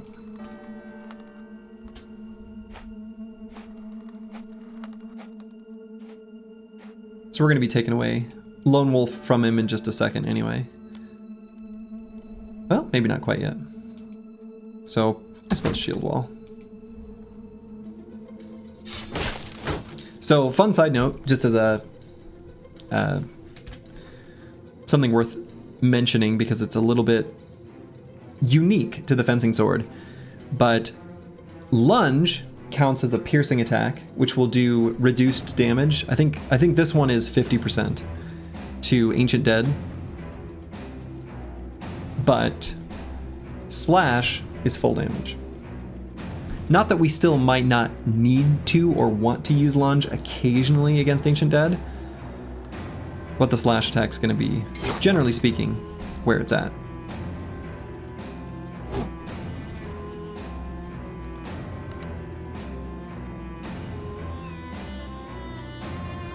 Yeah, let's go for this puncture business.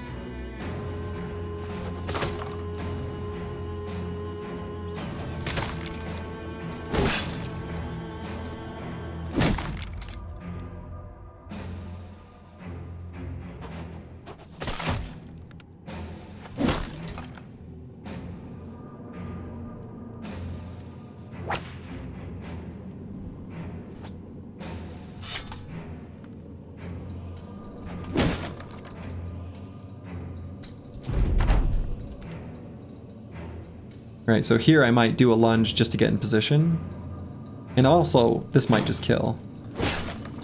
Well, it might have. We'll never know.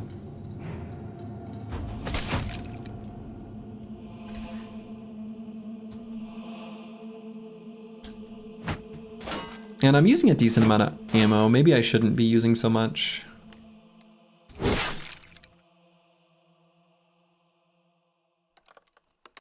Love the run, best series on TV. Please take some Bezos bucks. Well, hey, thank you, GT Rockets. Much appreciated.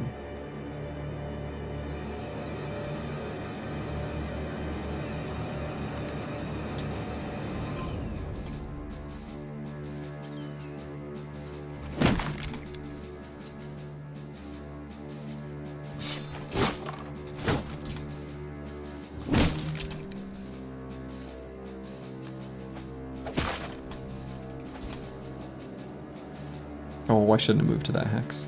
Whoops.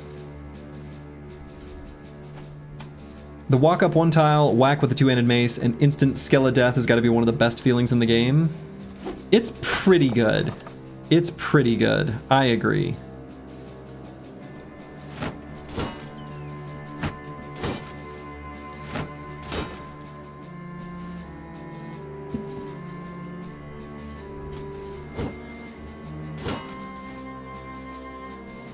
I'm glad he decided to attack the Chaucer.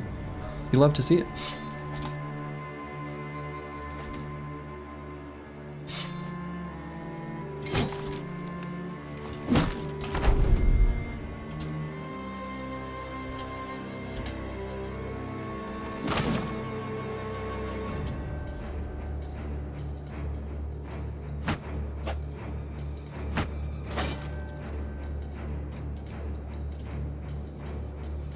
Okay, I guess we'll move at them in the second half of the round. May as well leave Lone Wolf on the Chaucer for the moment,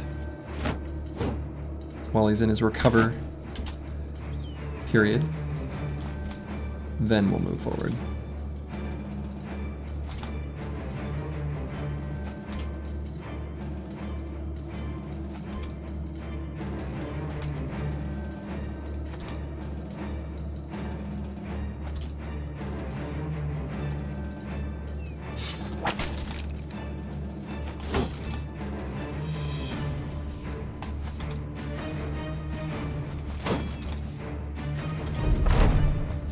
Now we'll just pick them apart. Oh, that's sad.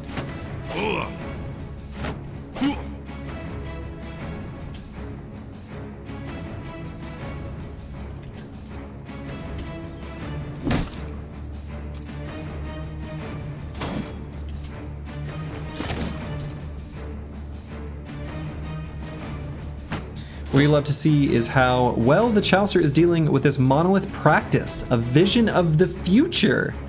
Yes, that's right.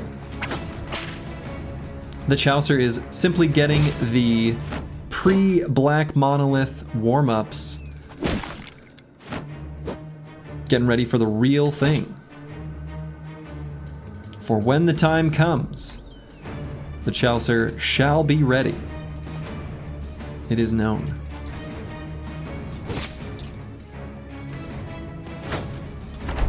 I was really hoping that death blow would hit.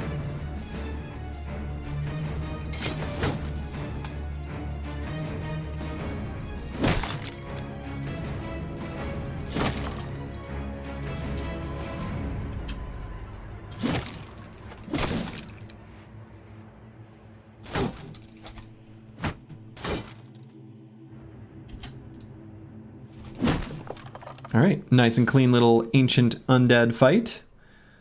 Ancient gold coins, gemstones, and a silver bowl. They mean nothing to us. The only thing of value here is just the stuff the scavenger grabbed. Well.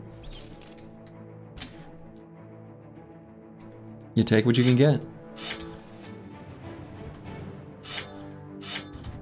I'm really happy we've got somehow 6 fighting spears, which is kind of insane.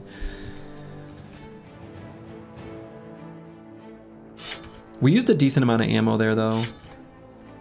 Probably should have conserved more. Why are we keeping the silver ring? Because I keep forgetting to leave it behind. That's why. We're not keeping it intentionally. Broadcast Briggy just not paying close enough attention. Okay. And so on curse word, we're definitely going to grab hit points to get... Oh, I guess... Yeah.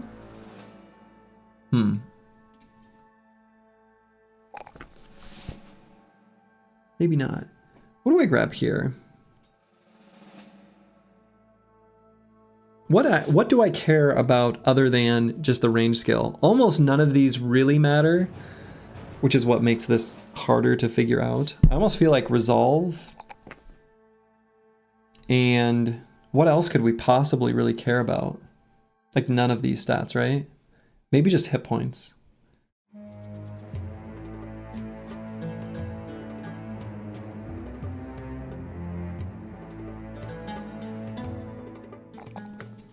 I don't know. It doesn't really matter that much.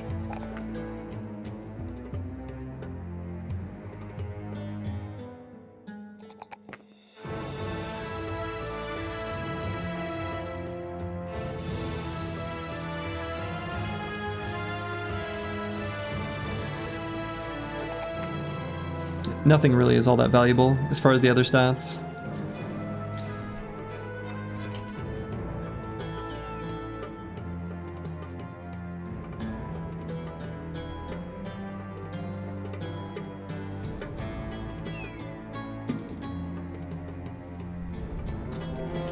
Serpents.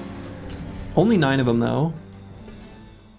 We still need a few beast fights to unlock the scout eventually. 9 is not that many. 9's like a little bit like fine, right? I could probably just do this quick.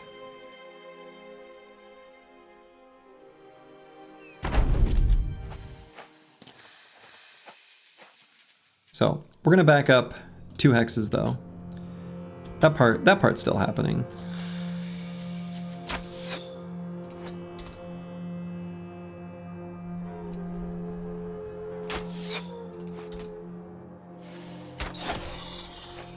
Slithery little guys.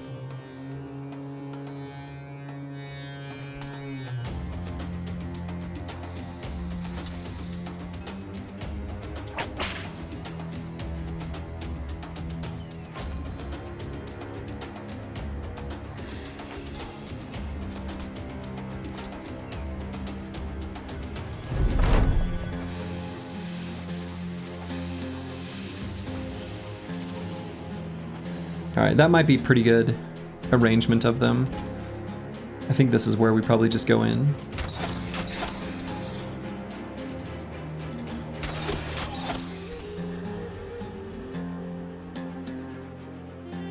You hate snakes? Reasonable way to feel. I'm gonna wait just a moment on some of these bros though. Just since these other 2 serpents still need to move forward.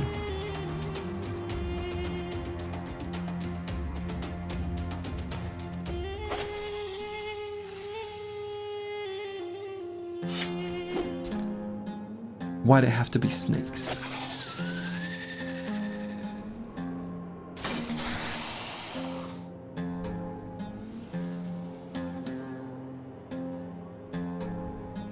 You had a ball python when you were younger named Squishy. He was chill. Sounds cool.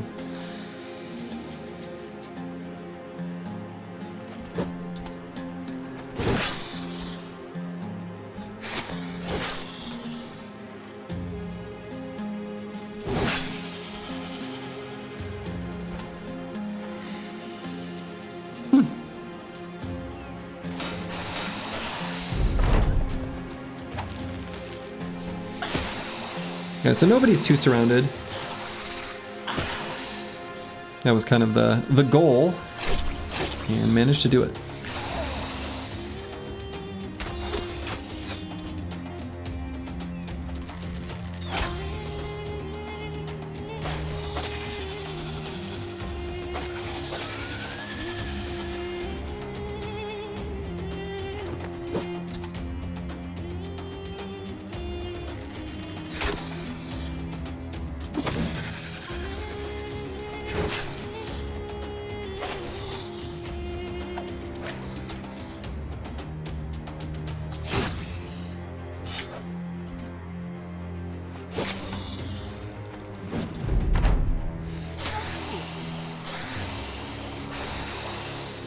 You know, you have to wonder why the scout will only join after killing a bunch of beasts. What has he got against them?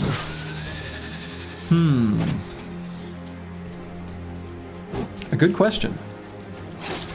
What is it that motivates the scout? Why only after fighting beasts will the scout join? And all of this is completely worthless. We will pick up our one piece of scavenged ammo. We'll leave a signet ring. And that's it. We gained nothing but experience, a little bit of progress towards the scout. And that's it.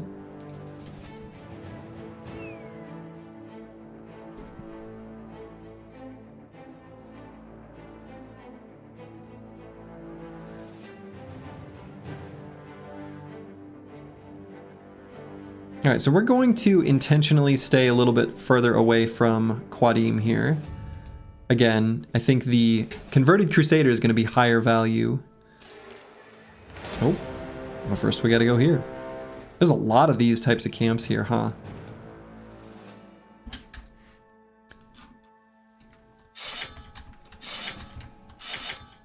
So we will go ahead and set up for Anti-Ancient Dead, as with the previous configuration. Same deal.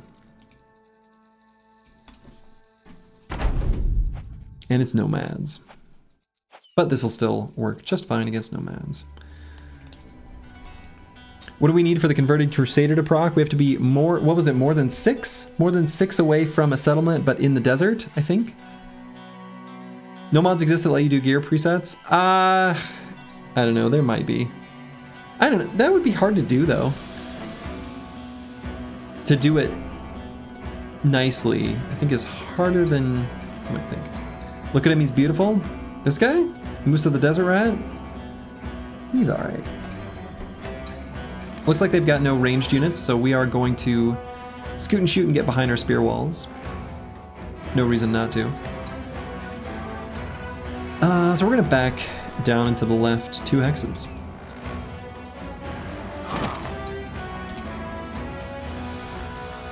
Oh, should have waited there. Oh well.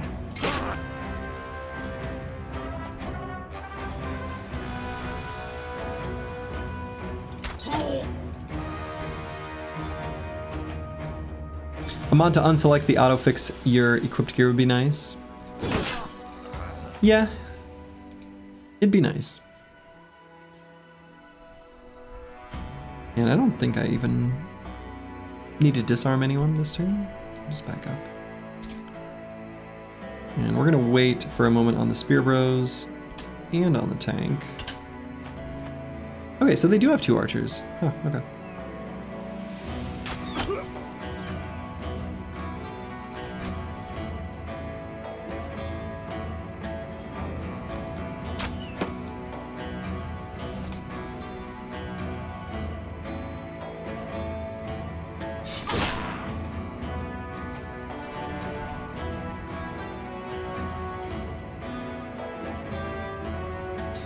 Yeah, it's interesting that other people. I mean, I don't know. I guess I did say if anyone wants to try this, you can go ahead and do it. But it is interesting to me to see this like become a way of. I mean, the thing is this type of run has actually turned out to be really fun. So.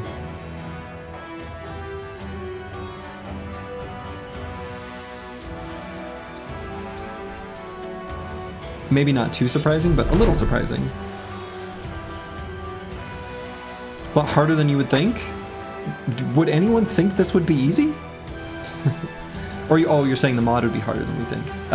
In that case, I agree with that.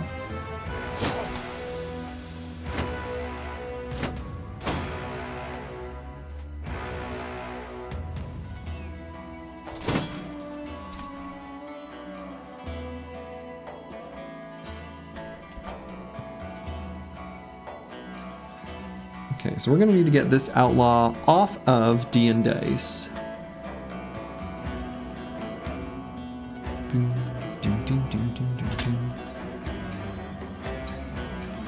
Partially can be enabled by taking out this guy.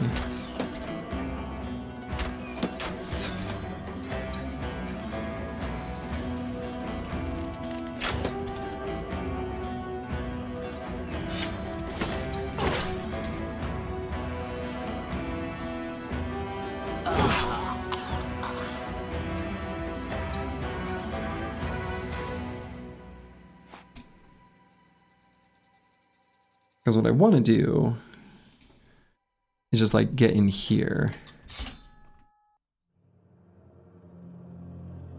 We should Twitcher might be able to finish off this guy.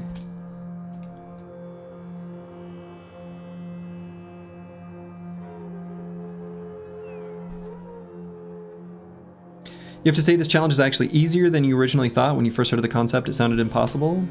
I actually agree with this. It is, I mean, I knew it would be possible.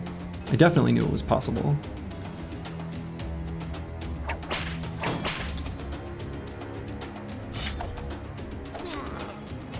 There we go. But that's true. Literally no one has done it yet. So, I mean.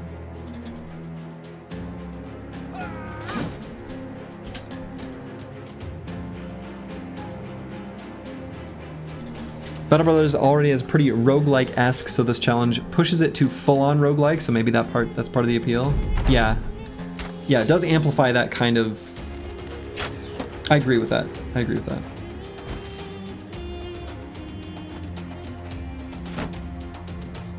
Alright, lots of enemies trying to be cute and skirt around the spears.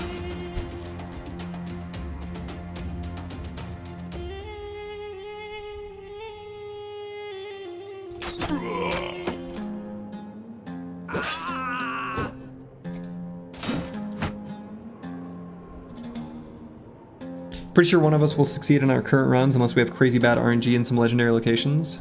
I think so too.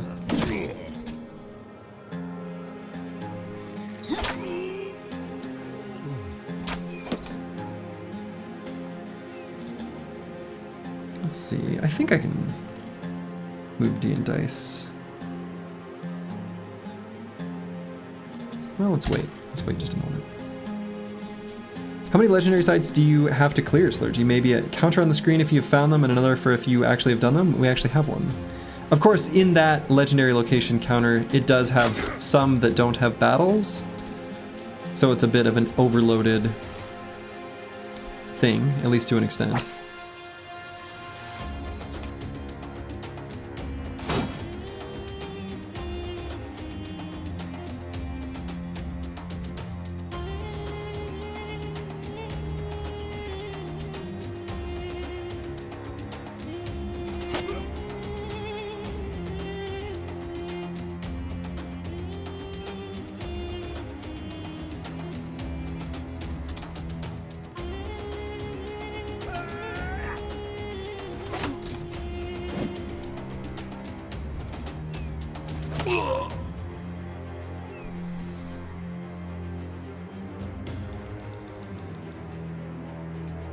And I guess I'll just move D and dice to just here.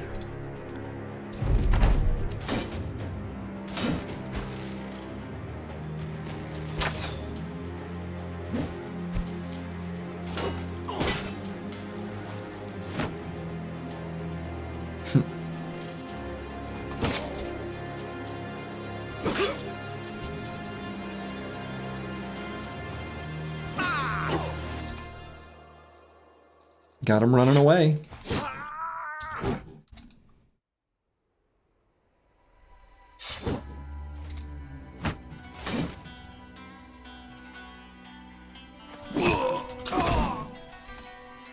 Sword lanced.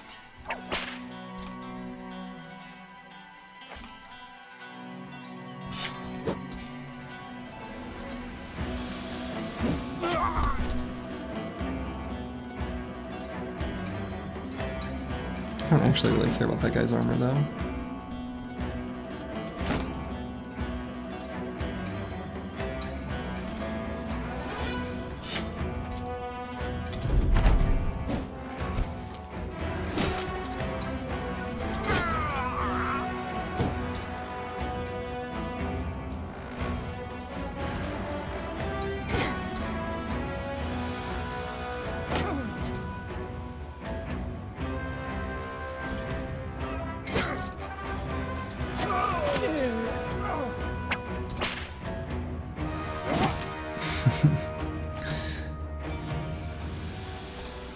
Something about the way this is going down is very funny to me.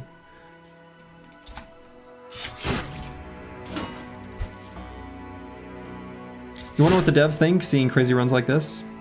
It's a good question. It does make you wonder.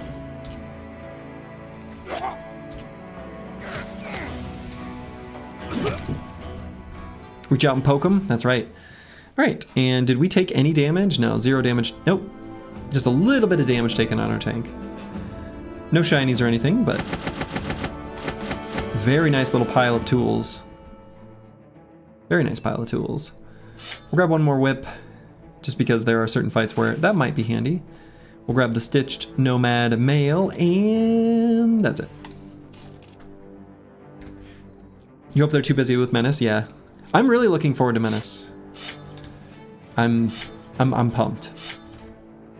I'm really hoping, you know, in my heart of hearts, dreaming. I think it'll be a good, I mean, the type of game it is good.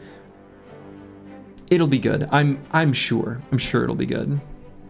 Imagine not taking the two-handed scimitar. Who would I give it to? That weapon kind of sucks anyway.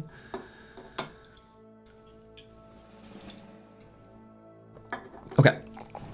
So we're gonna go ahead and grab probably Resolve here. Boy, he needs Resolve and hit points.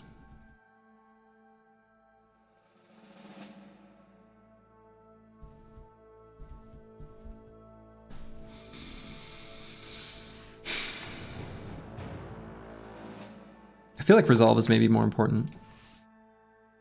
I don't know, I could maybe be convinced to try to bump him up to like a hit point break point. And I might do that on future levels, but I also really want Resolve.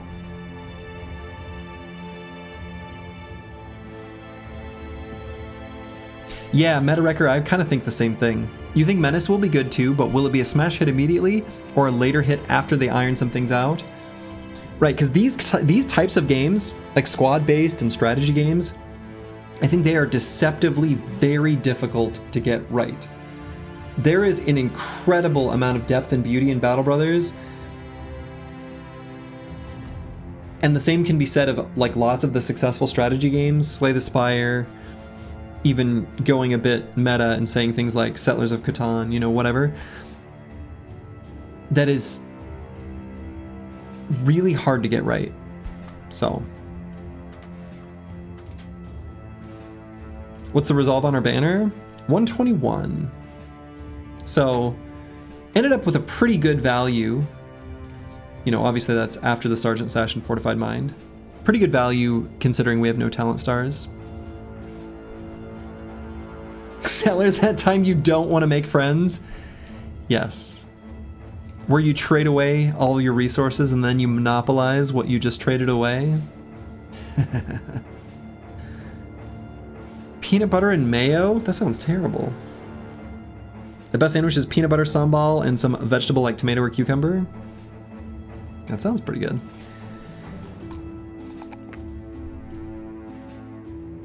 My particular sandwich take is that the BLT, if you re-envision the way you think about a BLT as a tomato sandwich and everything else is just a decoration, let the tomato be the star, make the tomato what shines, you'll make a better BLT.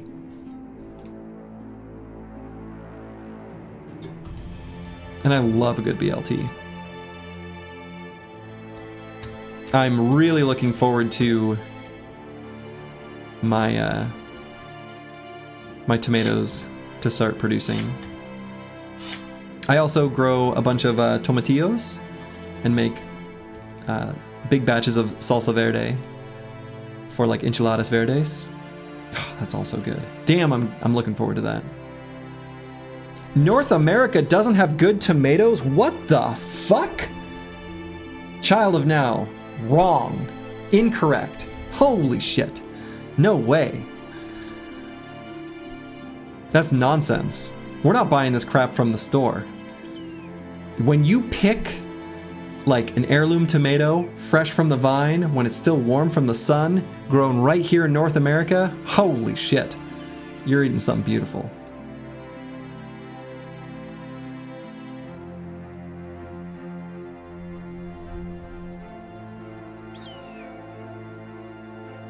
Slide on Tomatoes is going into the Slurgy Company of Grudges.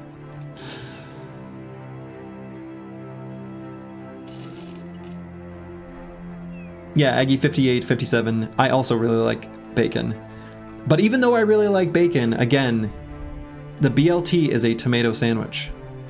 I like bacon, and I think bacon makes a good like decoration. Like little bits of bacon with green beans on a BLT, etc.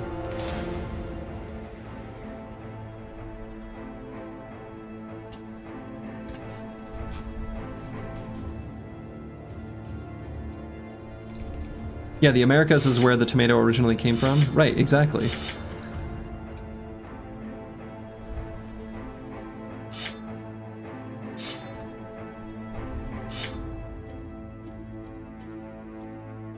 Ooh, Marmite and celery. Interesting. You know, I've actually never had Marmite. I know what it's supposed to be like, but I've never had Marmite, nor have I had Vegemite. Have I tried tomato bacon jam for the BLT? I have not.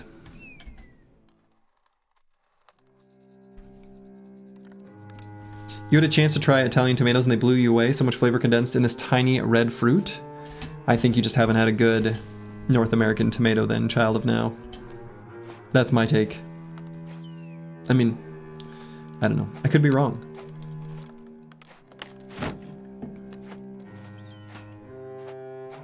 Your grandfather has a garden. He's been growing his own tomatoes for 50 plus years now. Those things are so amazing. You'd love a BLT right now. Yeah, so I grew up, you know, rural Iowa, and I grew up pretty poor. So the garden was a very important, like, we are living off of this food, at least partially, every year. And so my dad has had a garden for basically his whole life. As soon as I got my own, actually even before I had my own home, I was growing veggies in like community gardens and stuff. So I've been living that gardening lifestyle for a long time. I'm into it.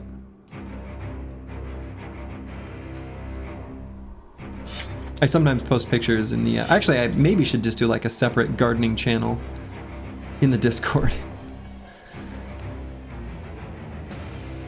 Yeah, it's probably fine how it is, but...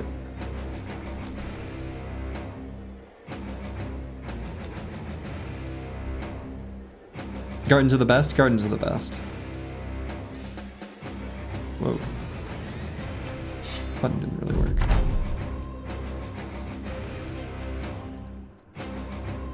Homegrown cherry tomatoes? Oh man. Homegrown cherry tomatoes? Hell yeah. So good. Homemade flour tortilla, American cheese, and a fried bologna. Interesting. Love it.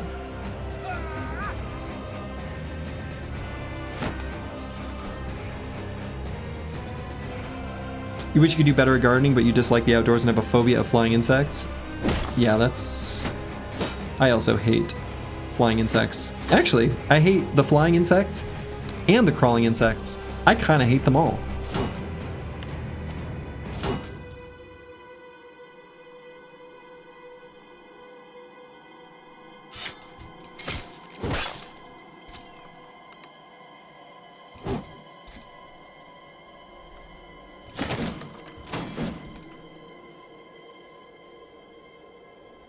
Let's see, do I go for the punctures here?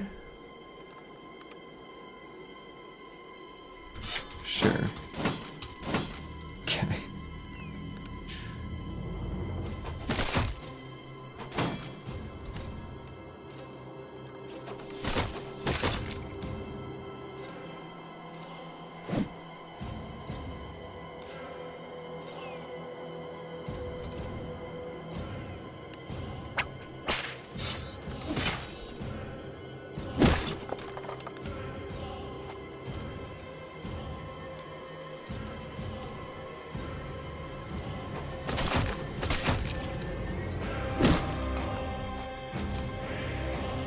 So on the topic of pruning tomato plants, you should keep in mind when you are... What's the word for tomato... There are words for tomato plants that want to be indeterminate? Is that the word? Yeah, indeterminate tomatoes versus terminate tomatoes. You don't want to prune all tomato plants.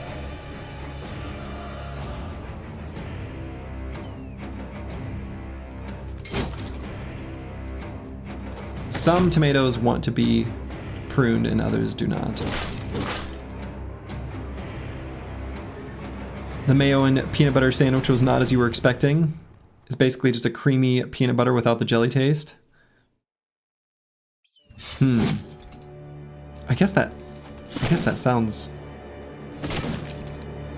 I can see that.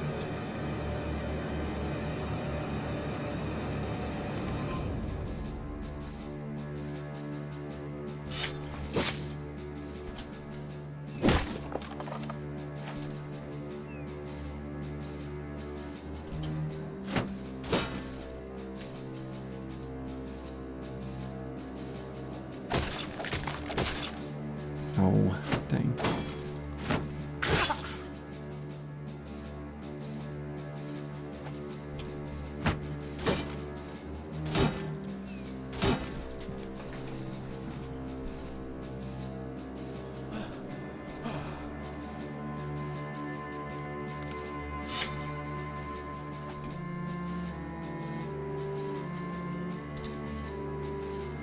Okra and tomatoes make a good soup.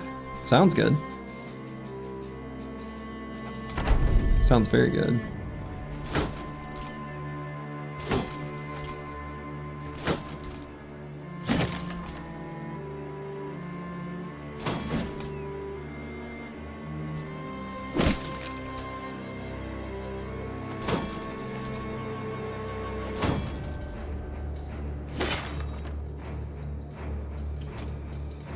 Fried okra is the way. Oh yeah, fried okra is so good.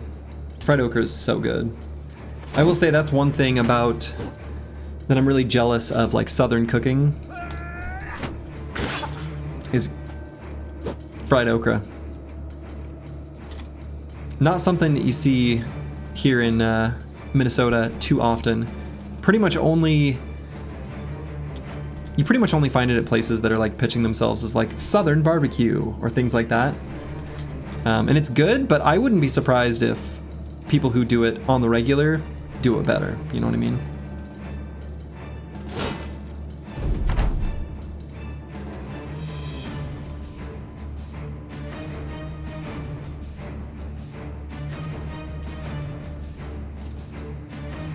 You have the best tasting stuff in the Southeast. Unfortunately, it all gives you heart disease. Yeah, so it's all balanced in the meta. Right, yeah.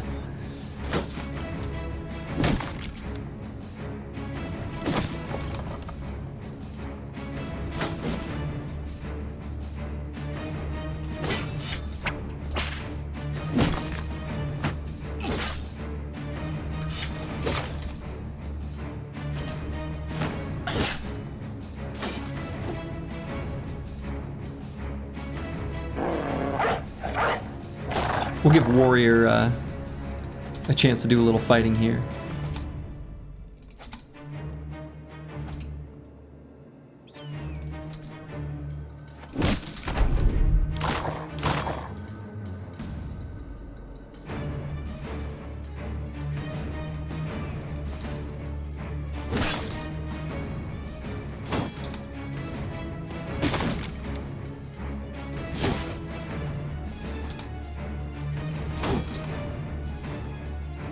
Biscuits and sausage gravy are your favorite southern dish? Oh yeah. That... Actually, I feel like that one has been available commonly in the Northlands for a long time, but what hasn't been available in the North for a long time is chicken and waffles. That has only recently become a trend, and damn, I love chicken and waffles. That's really good. Is that a famed Kopesh? It's not. It's just a regular Kopesh. Just a regular Kopesh.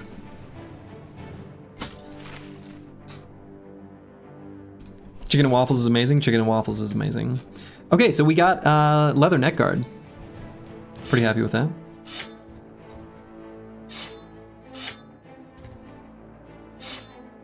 I've got a buddy who's been perfecting his chicken and waffles for a long time, but he lives like in a different state, so I only see him like maybe twice per year. But he hosts a chicken and waffle party, and last summer, I asked to come early, stay the night, do all the prep work for like a whole bunch of people, and helped. I was basically a volunteer sous chef for a big party. Oh, it was wonderful. Rufin got 2 nets from a band of mercs. Hell yeah, that's wonderful. But yeah, and then I did my own chicken and waffles for a small gathering, modeled from what I learned. But that was last summer. I've kind of already forgot what I did. Okay, so we got something really nice from that fight. We got this leather neck guard. Now this is a unique attachment in that this is the one attachment that we will have access to that has no fatigue penalty. So this is extremely valuable. I think the Assassin's Robe is good enough and close enough to being famed or named Nimble Gear that I'm happy to just throw the leather neck guard on it. Yeah, good one for the assassin armies, or the armors. Yeah, exactly.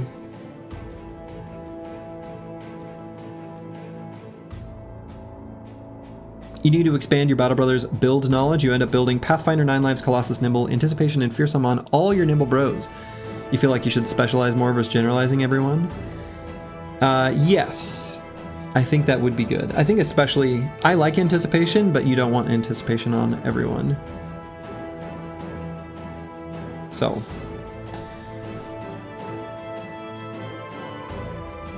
Yeah, if we ever find a famed noble armor with the right stats, I mean, we will eventually find them, but I think this is still worth putting on. And I don't think this looks bad. I think this is an acceptable visual adornment to the Assassin's Robe. Is it a perfect fit? No. Is there a very slight offset of like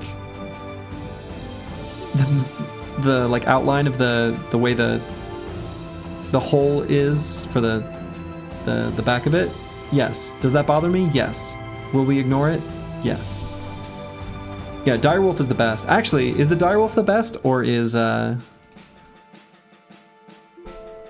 Unhold for Cloak better? Yeah, Pathfinder 9 Lives and Colossus on basically all bros, I think is actually quite reasonable.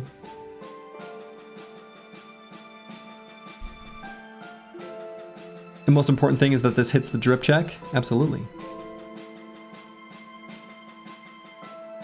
That is definitely the most important.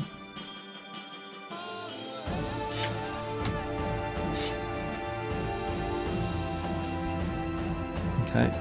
Also, at some point, you know, we are not that far from being able to do the Sunken Library, company strength-wise. In fact, like, we could do it, not lossless, but we could do it now. Of course, we're obviously only going to do it if it's lossless, so we're not going to do it yet.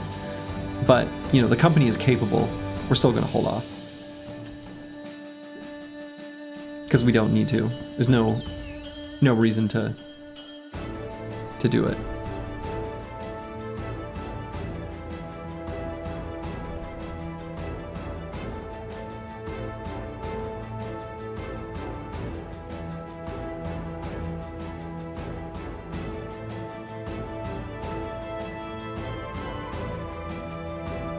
Have I done any legendaries yet?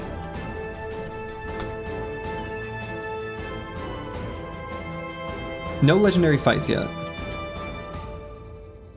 What do I get from the Sunken Library? So you get the Black Book, which after a couple events, you can trade.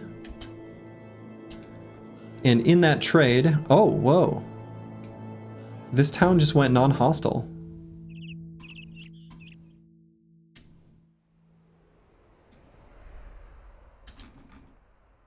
Interesting.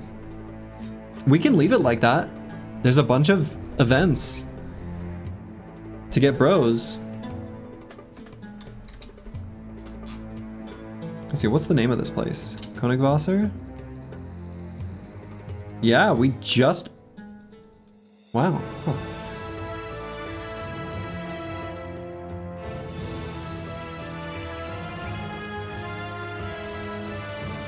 It's been a hot minute since we've had an event.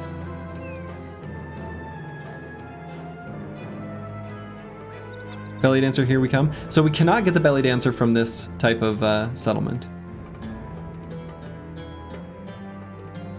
Apprentice, Thief in the Night. Actually, Thief in the Night, we need more ammo.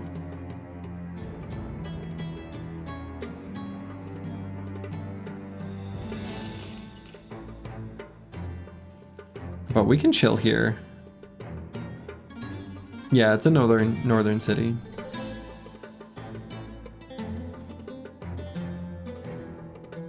I think we should be on the cusp of getting an event here soon.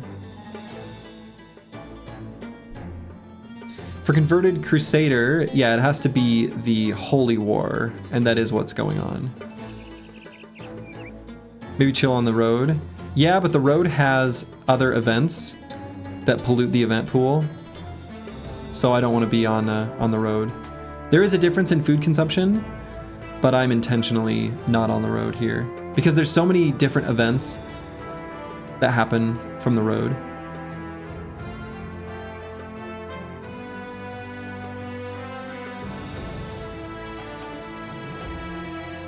And I don't know specifically when our last event was. It was a little while ago though.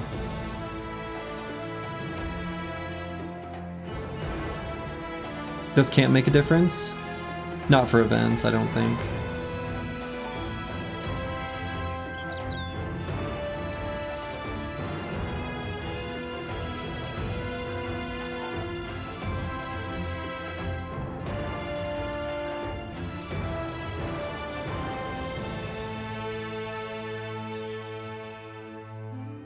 Don't chicken out last minute. We are running low on food again though. Not this again.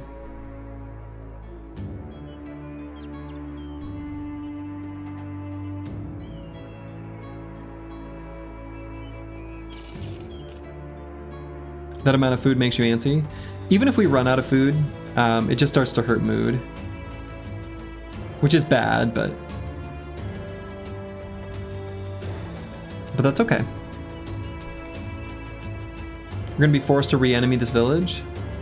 No, we can be out of food for like a full day. We'll be okay.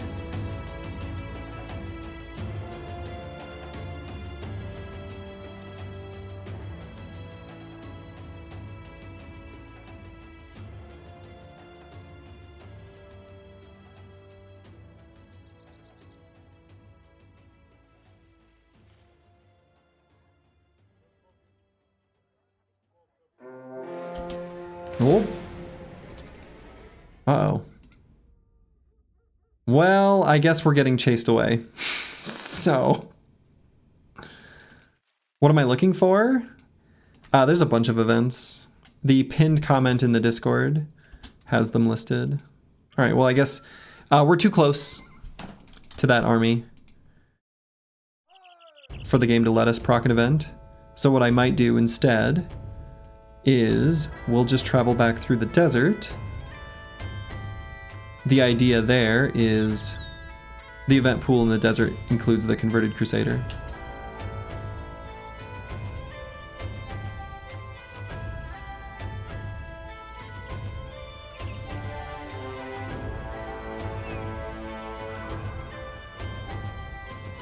Now there are also 2 different events that only happen like terrain spots like just like this, where there are hills adjacent to a road, and in those, at that like specific location, there's 2 different recruitment events that can happen. Yeah, food's rough. We're gonna be looking for some nomads to fight. We haven't passed through this area in a little while though, so presumably there will be some nomads here, or something to fight.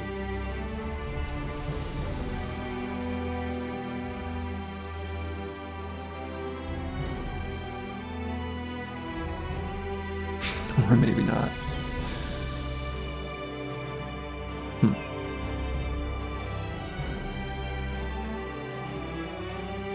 But anyway, that would be a good place for us to fish for events as well. You see wine? I know. I don't want to do that fight at night though. I would maybe fight some Necro Savants. There's no reason for me to fight groups out in the wild. Yeah, I mean the Necro Savant layer would have it would have wine, right? How many are there? Let's look. So the plethora of ancient auxiliaries and many necrosavants. Many isn't too bad. I feel like I'd want to equip both of my nets.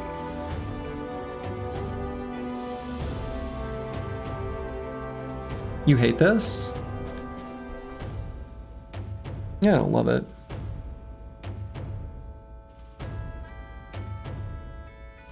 Yeah, 7 to 10 is Deep Space Cowboy.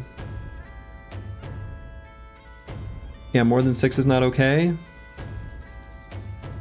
More than 6 is pretty not good.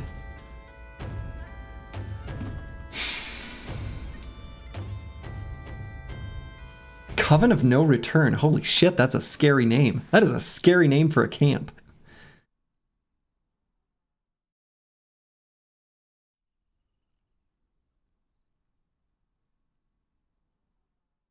Yeah, the other thing is, even though the Ancient Auxiliaries, in a sense, are kind of free, they also can still pose a problem because they can tie up units that might need to get to the Necrosavants.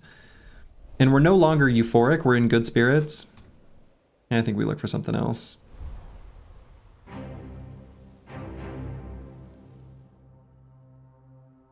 We know there's at least this Nomad camp over here that we weren't able to do previously, but we could check it out.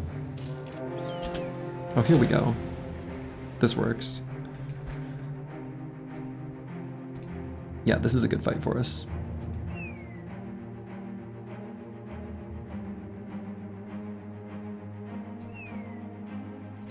The run has provided, praise be the run. The run has blessed us on this day.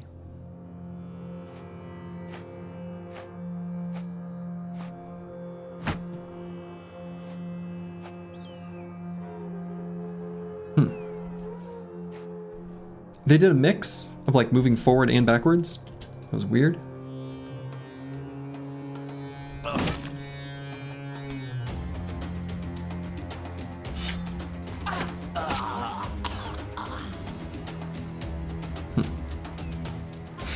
Working out pretty well.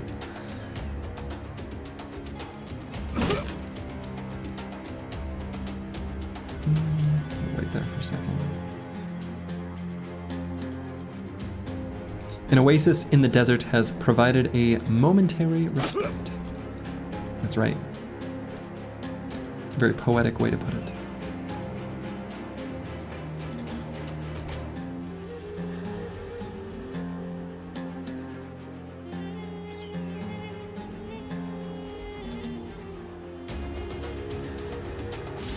So there's the leader. Another fighting spear. Well.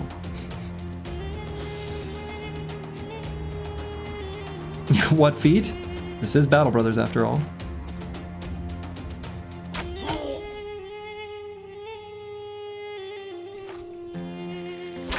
The units have no feet. How do they get around? I don't know.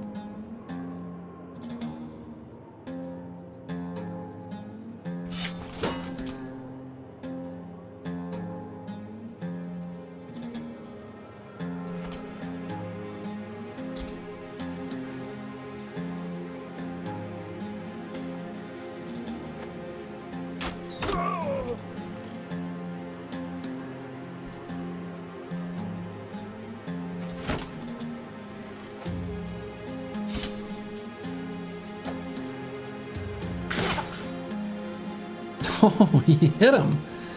What a jerk.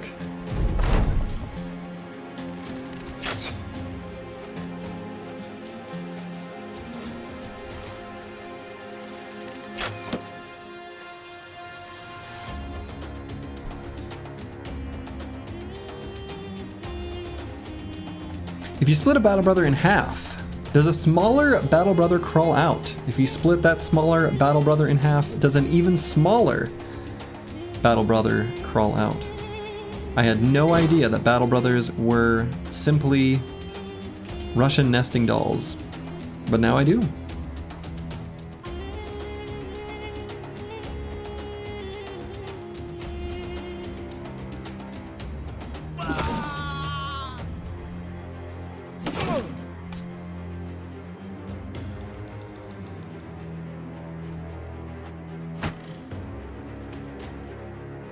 Someone get a man splitter and find out. I like the idea. For science.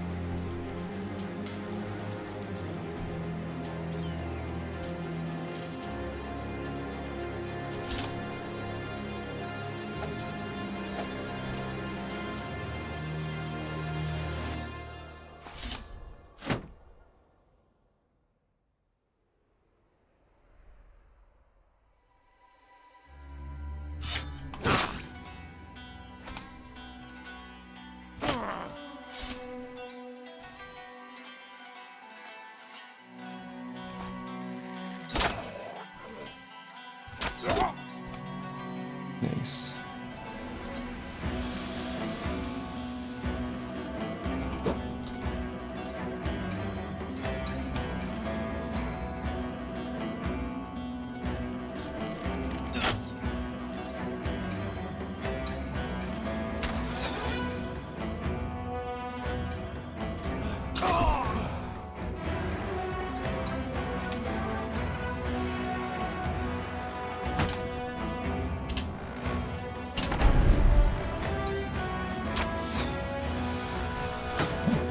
Rotation? They can't do that. One battle brother versus 100 mini battle brothers. Oh man, the Reddit AMA question. That's fun.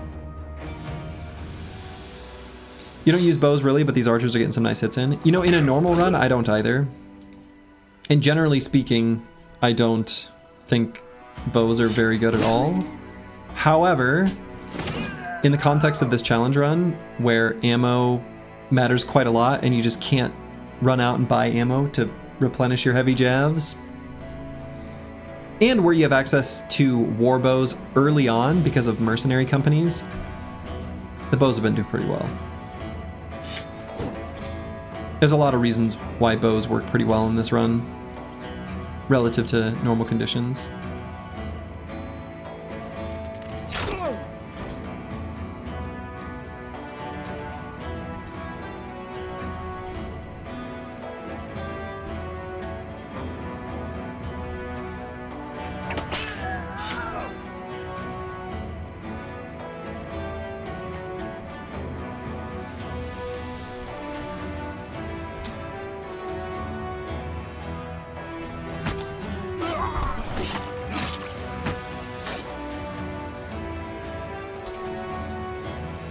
This fight was nice and smooth.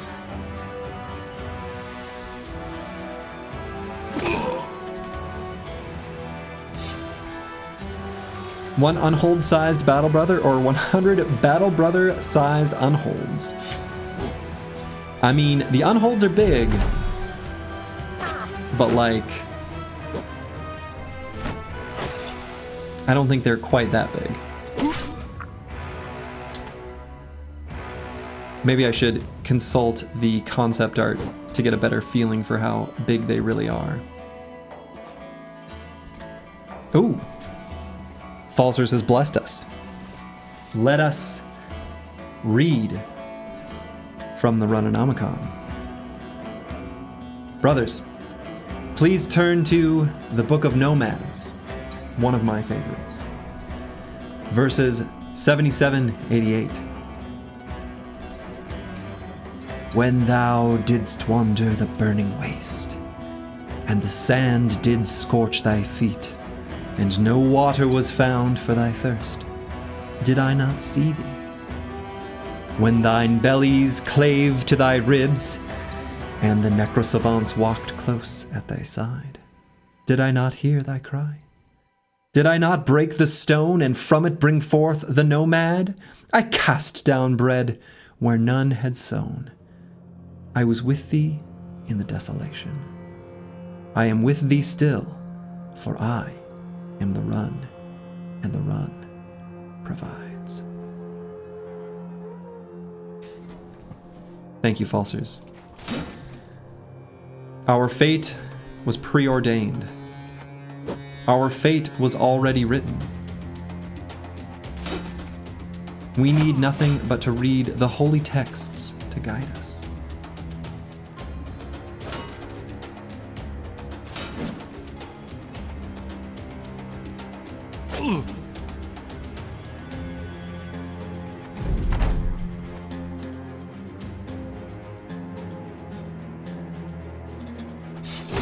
Very cool, very normal. Praise the Run. You love to see it. You love to see it.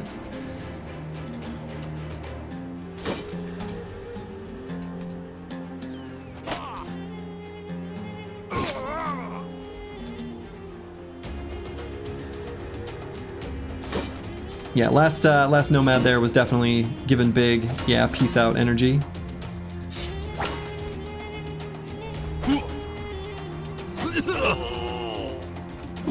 He wanted nothing to do with this fight. I don't blame him.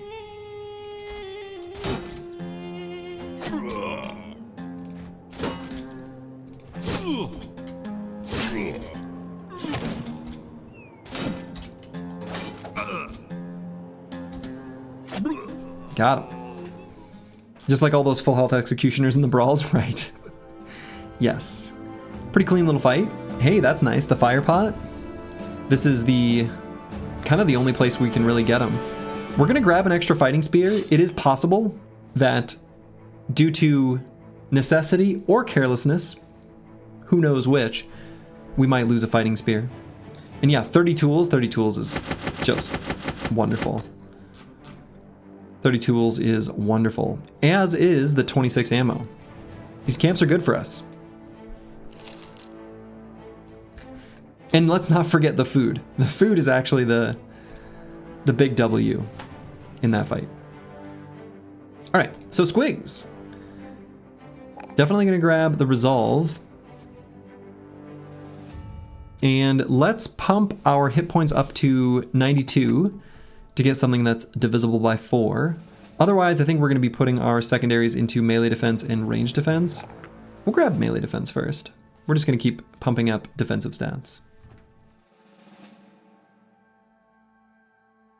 And we're gonna take a peek at what is in the Dead Oasis camp. It might still be off limits. It'll be a new set of things from what we saw previously. Lots of outlaws, some archers, and a few nomad leaders. That's not that bad. It's not bad at all. In fact, I think we can do that during the day. Some nomad archers, that's kind of no big deal. I think we just do it. I don't think we need to wait for nighttime or anything. Did that same camp yesterday? Yeah. A few leaders is kind of a big whatever. We just need to make sure that, like, if it's a big scimitar or something like that, we don't let that enemy get on top of our nimble brothers, but that's the only real concern. Best of all, no stalkers. Right. But we are sad that our champion is gone. Because the champion has a shiny.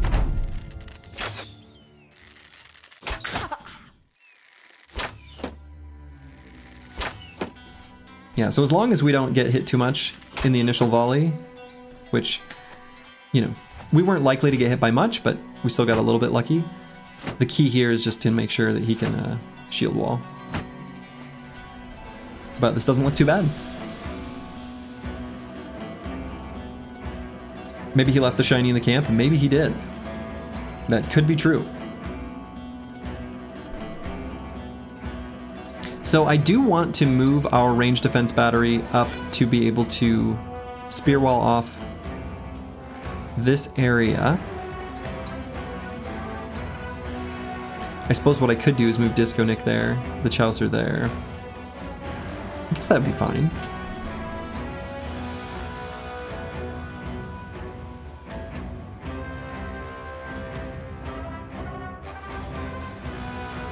So then in that case, maybe I move Disco Nick all the way to here.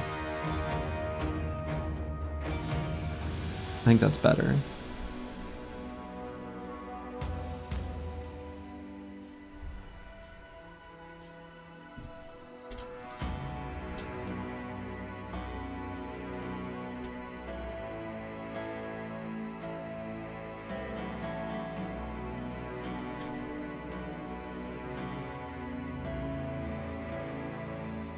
Yeah, no, I think we can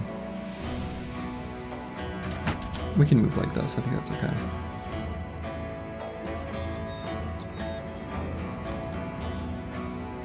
And we'll move Boilerplate to here and Spear Wall.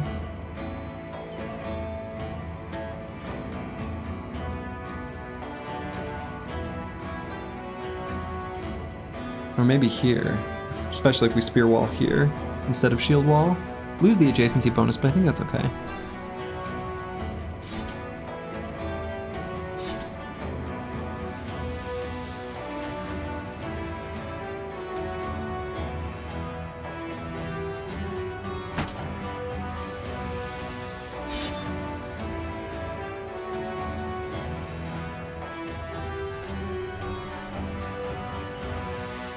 Okay, so looking at the leaders,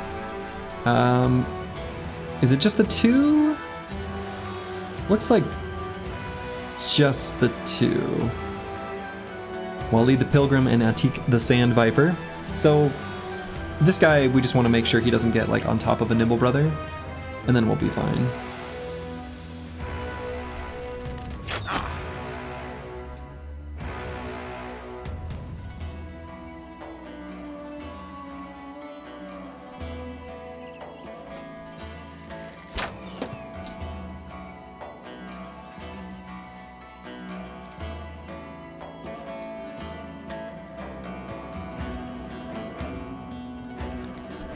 And we can put a static gig like here.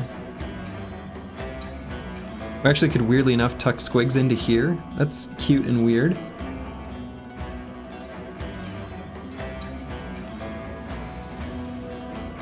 I guess it's fine.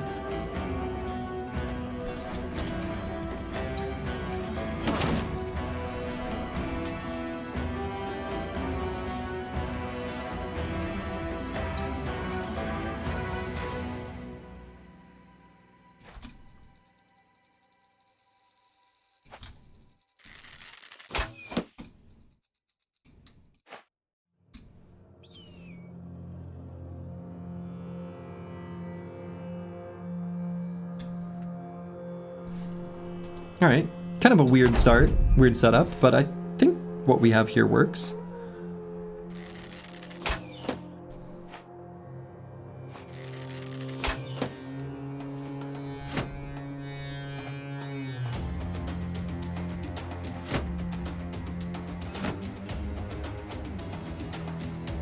Okay, wonderful. Lack of engagement on their part.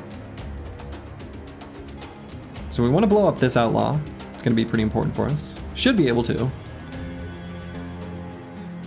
Then we can sort of cover our retreat. We don't want too many of them to swing around the outside. So we're going to be controlling for that.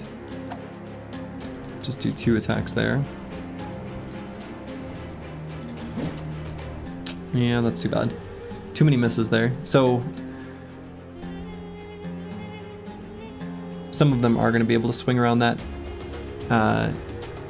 side of the battlefield. So we are going to need to manage for that.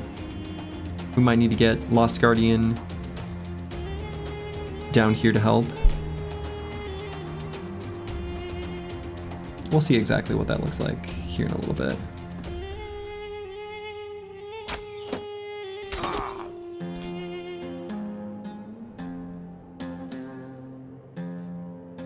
And I don't think I want to move Falsers like to here or here. I think that's maybe a mistake. We don't want D&Dice to get surrounded. And yeah, like I said, they're going to be running around that way. So let's just wait for a moment. I suppose Battle Poshe I could just reap here, especially if I move the Chaucer there. Top side of the battlefield is definitely not a problem.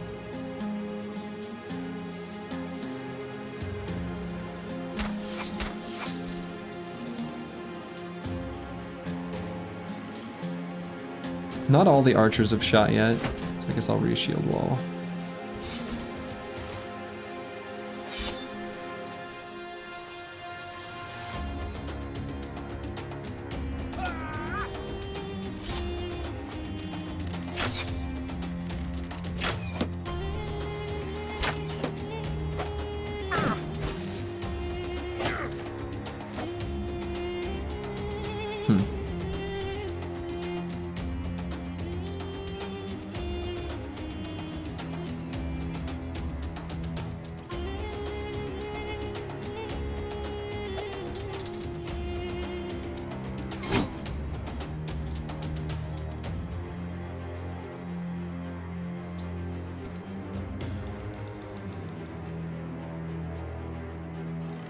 Alright, if these guys are still here, I think we're okay.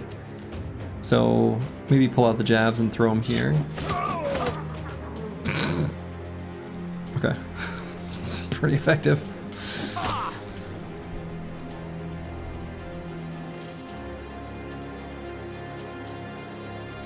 And Misha Twitcher, I think I leave there.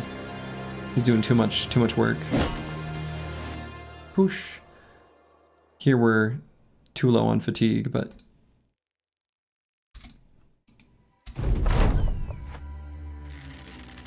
might push him next turn, we'll see. Might just end up attacking him.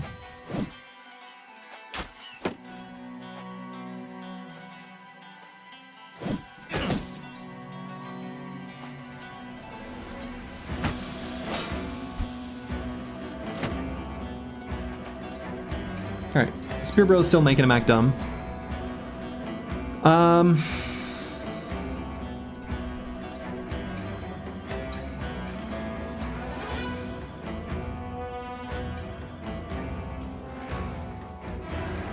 Could maybe put Aesthetic Gabe here and just attack. I think that's okay.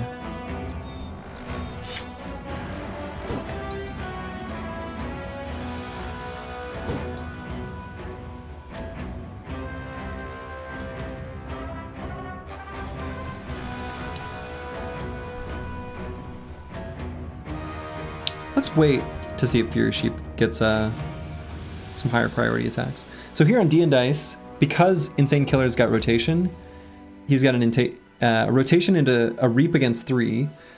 Now, Wally the Pilgrim is the problem. This is the weapon I don't want to get on top of a Nimble Brother for too long.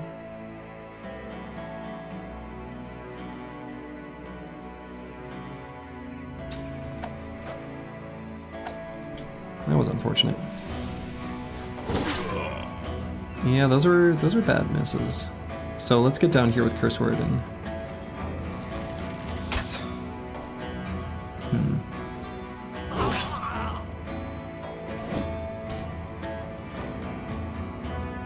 So we'll attack once.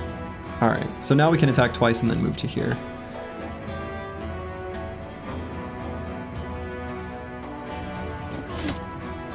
Yeah, alright. That was good. Falsters took care of things there.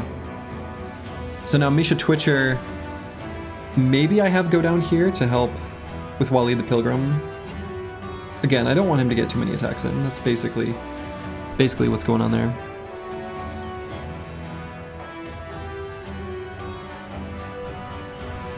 I do care about that. We're gonna ruin our range defense setup. They're gonna attack in here now. Actually, they might still attack Misha Twitcher. We'll just put him there. Lost Guardian can just do regular attacks now. Might put Boilerplate here and just attack this archer. These two brothers are gonna stop anyone else from running through here. They're reasonably durable, should be okay.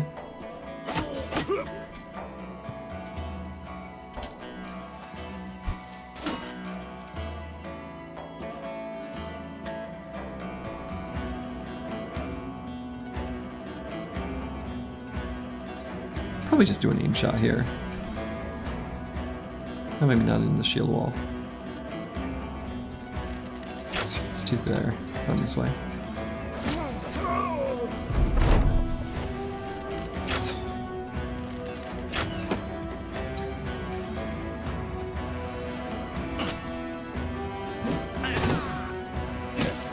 Alright, so we're going to need to be a little bit mindful of Lost Guardian here as well.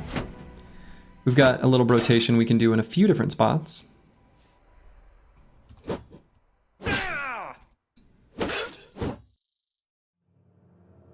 So Squigs can rotate. We're going to do it after his turn though. So we're going to let Lost Guardian get some attacks in first. Alright, got that guy fleeing, that was important. Misha Twitcher can contribute to this round and then try to disarm. Yeah, I think so.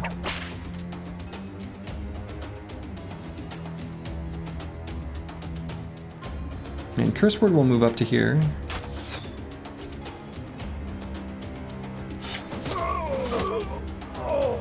Perfect disarm? Yeah, it was a good one. It was a good one.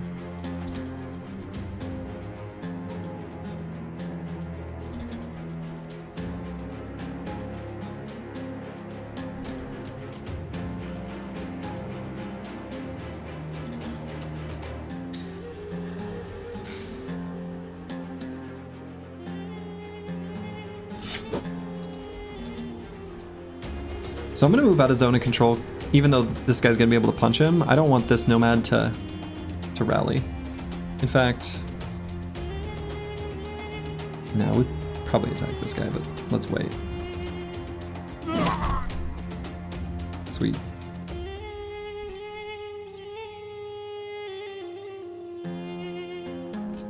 Wait there. Here we'll just go ahead and move. Here we'll do our attacks because again we're gonna rotate out here. I think we'll attack there so he can't run away. Alright, well.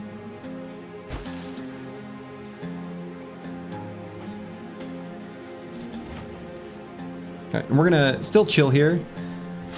We're gonna be ready to rotate Squigs away if we have to. But he's got really good melee defense, right? So he's confident. Like 59 melee defense. They've got accuracy weapons, but still. And Falsters I'm just gonna leave right there.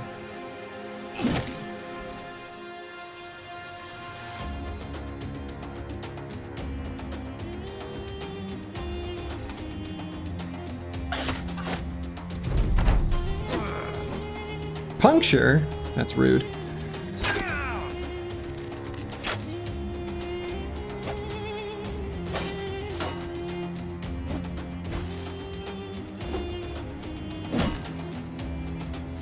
Okay.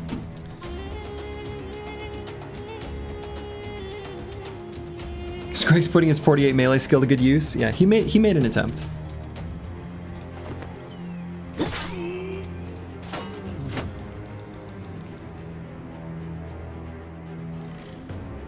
Alright, I think I do put D and Dice in here. He's got his full armor durability.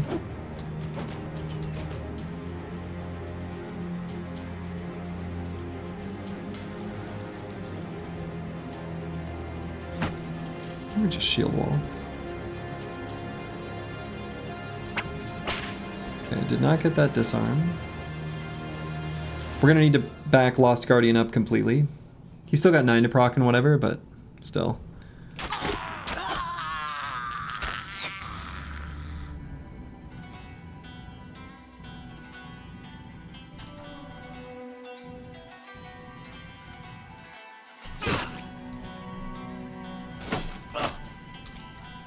Nearly got that guy.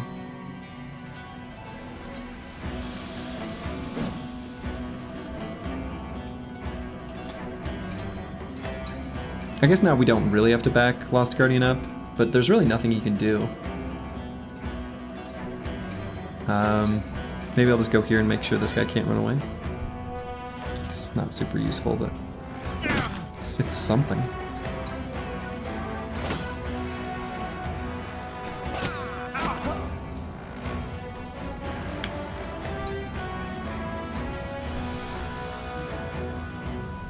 And we're just going to build up Fatigue on Misha Twitcher. Oh, good. Very nice. And then we can put Battle Pasha here.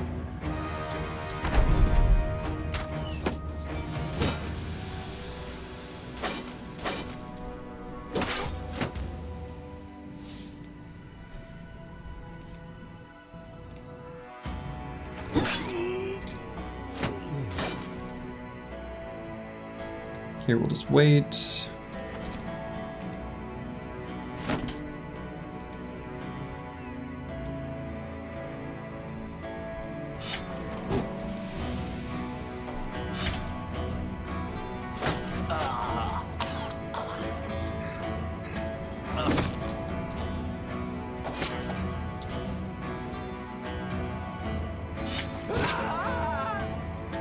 Nice.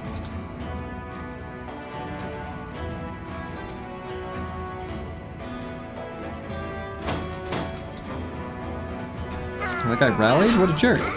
Can't do that. It's against the rules.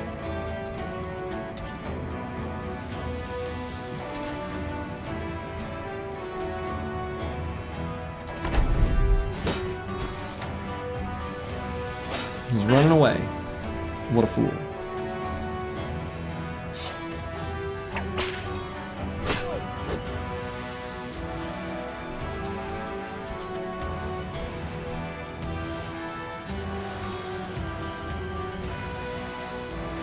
Okay, probably just end turn here. Build the fatigue back up. There we go, we got the disarm on him. So given that, I think we can put some dudes in melee and just start chonking away at him.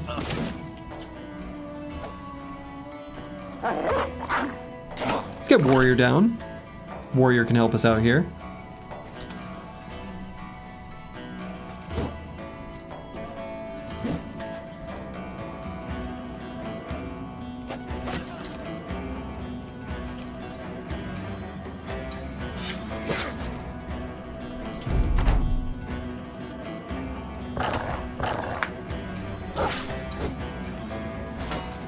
Okay. Warrior.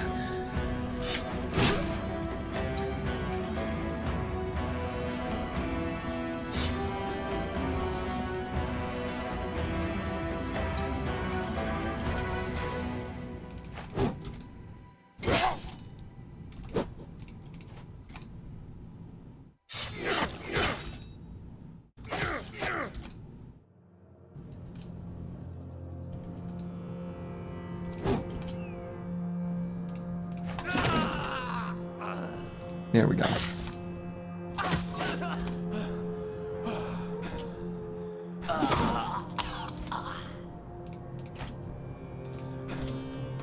Run them down. Boom. There it is. That was a fun fight. Oh. Oh. Oh. What have we here? We have ourselves a nice and shiny. Ooh, so this one's interesting. This one's interesting because I might end up using this in a pretty unconventional way.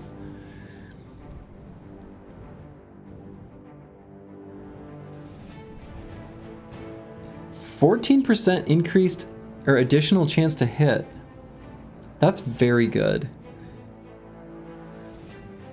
Weapon skills build up -1 less fatigue is nice because that applies to both the shoot bolt and rearm.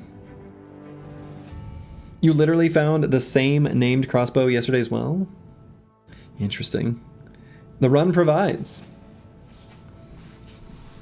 Training weapon ass rolls? Are you kidding? This is great. This is wonderful. So there's a lot of ways we could use this. Whoa. Whoa.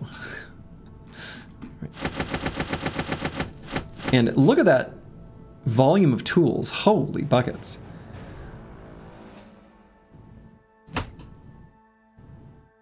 That's an insane amount of tools. Another fighting spear? Sure. 47 from Scav? No. The 8's gonna be from the Scavenger. 47's gonna be the camp loot.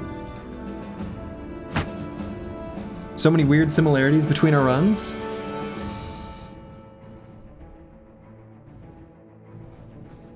That does sound weird. Yeah, I don't know. Lots of fruit for some reason. They did have a lot of dried fruits.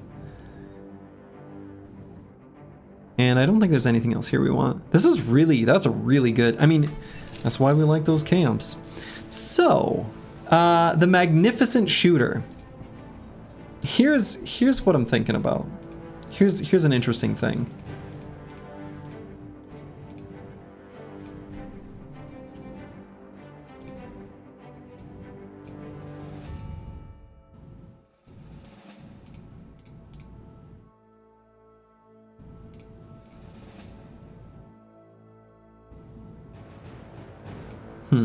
No, maybe not. Maybe my thought was fruitless. I was thinking if I had a brother, like unfortunately it's like the Chaucer, right? Well, if I had a brother where they had decent ranged skill and or fast adaptation, and they were a frontliner, like regularly a melee bro, and I've not touched their ranged attack at all, I could totally give them this Magnificent Shooter to start each fight.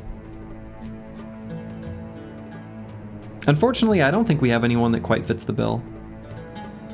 Aesthetic Gabe would be closest, and a base range skill of 32 is pretty low. Yeah, lack of pockets. I mean, we would just do something instead of like the battle whip, right? I think the best place for this, honestly, is still just going to be Curse Word here. His range skill is 68. That's terrible. But this, not terrible. And do I have a spare quiver of bolts? I don't think I do. Yeah, I don't. So we'll just put this here.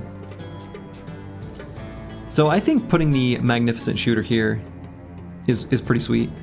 This is going to make up for his lack of range skill. Your range bro is 48 range skill and he's doing just fine with his opening crossbow. Yeah, I mean, if we have, you know, a brother with less than stellar ranged attack, they could totally use this reasonably efficiently. Curse Word, even as a dedicated ranged bro, only having 68 is pretty pitiful. So, yeah, I think we'll just go with it. This setup here. Okay, and we've got the Chaucer here, who's gained his veteran level. Pretty easy Pretty easy to decide there. But he is determined, yeah. At this point, is he still a thrower?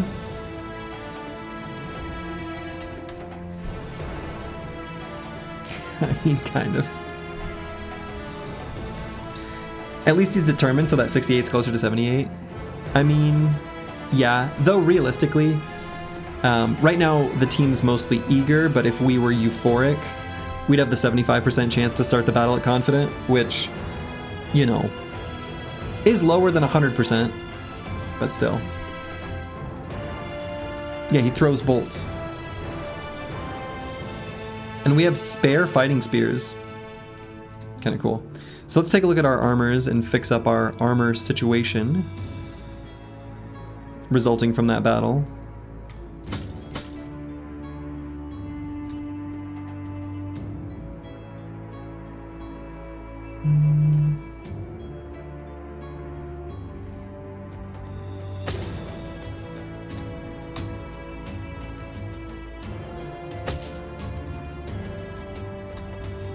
So we had a few armors get nicked, but overall, not too bad. We've got this stitched Nomad armor we can put somewhere. Actually, let's put that here. Let's give Squigs this.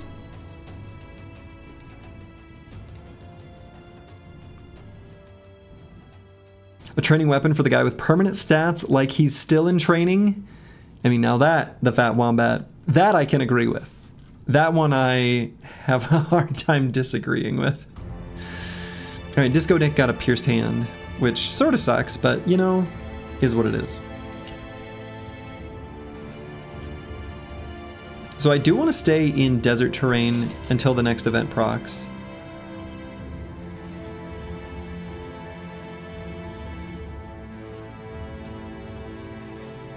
I guess we could go here.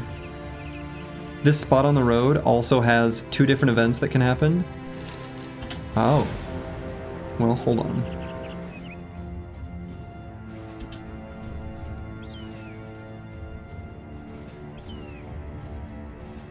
So this is just a bigger version of the previous fight?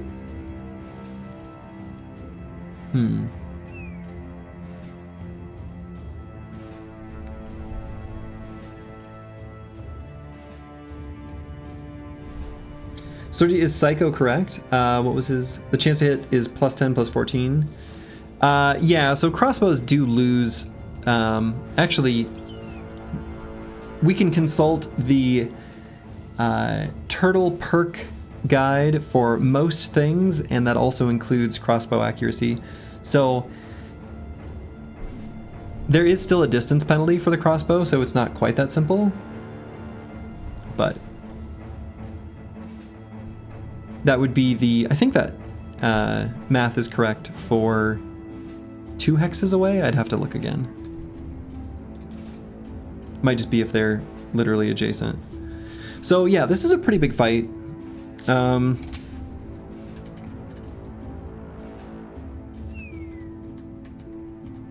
This one I feel slightly better. Put cursor on the bolt, that it lies to you.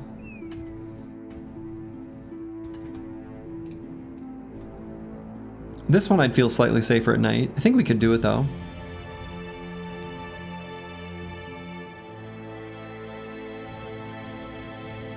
So let's just, let's do this fight. We'll wait for nighttime.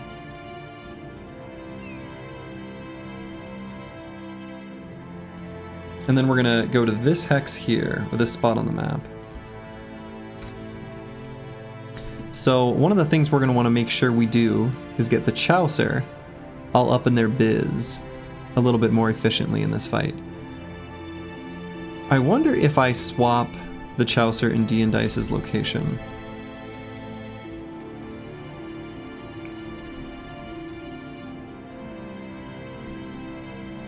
Considering we've got Disco Nick holding this part of the formation, where if we need a heavier armored bro, we just use him. Especially given that he's got the pierced hand right now. Alright, let's do this fight. Another big one. 23 enemies. 'Tis many. Please go full HP. HP is not going to make that big a difference. Okay. So if we blow up this Nomad, we can spear wall and hold out here. Disco Nick will hold off for as long as he can. Up here, should be a little while. Not too many weapons with much armor damage. So actually, even if he goes here and just shield walls, he's pretty durable.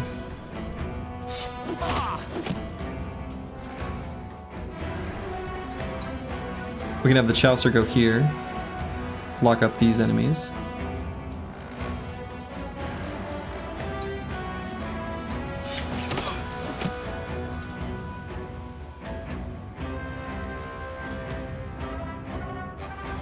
I'm tempted to lunge forward with Aesthetic Gabe. And then if he hits, we back up. If he misses, I guess that kind of gets in curse words. No, I think we wait.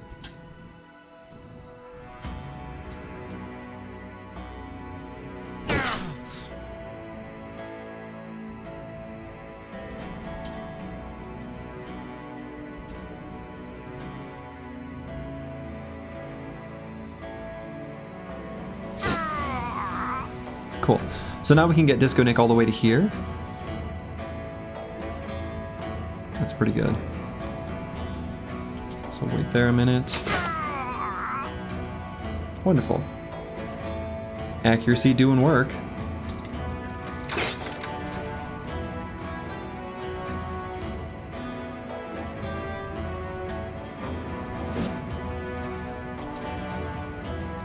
So we're gonna wait just a moment on Misha Twitcher. We're probably just gonna shield wall here though. Remember, there are still archers.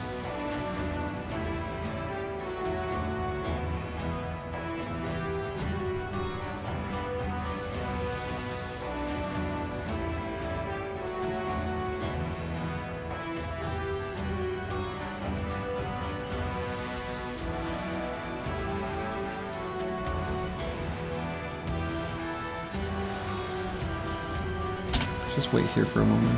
I want to see where their archers go and where they are.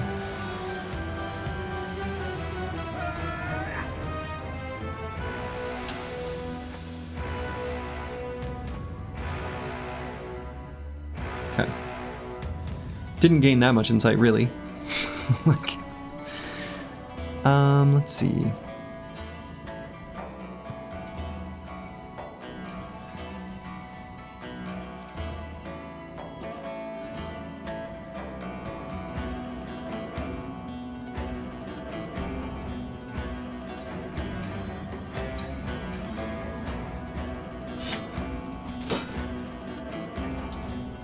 Okay, so there's their line of archers.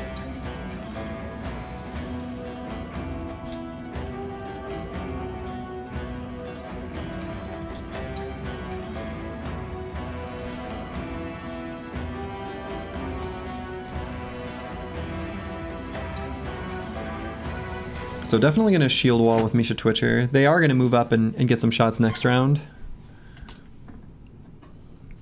So actually what I can do is spear wall with boilerplate just here. We'll cover just this hex with him alone, and then we will shield wall and spear wall with Lost Guardian there. And then Disco Nick is going to do something a little bit different. We're going to have him move all the way to here, shield wall, and move into this hex. They have very little damage they can do with him, due to him with these weapons. So he's going to act more like a tank here. So it should just be 5% hit chance there, yeah.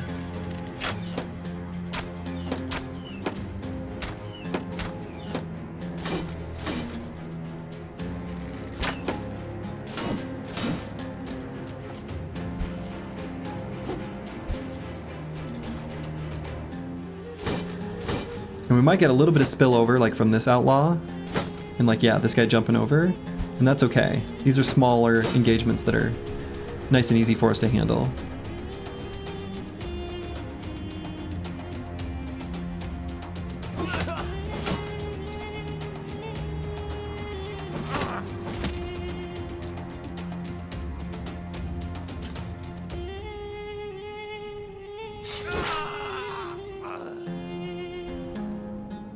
And I might lunge here. We'll get another attack by Insane Killer as well. Cool.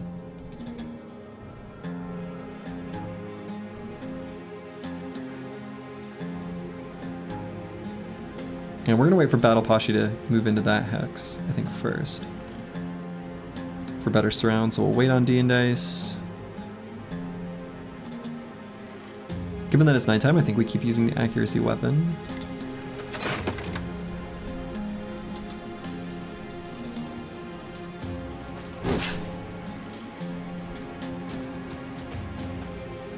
Cool.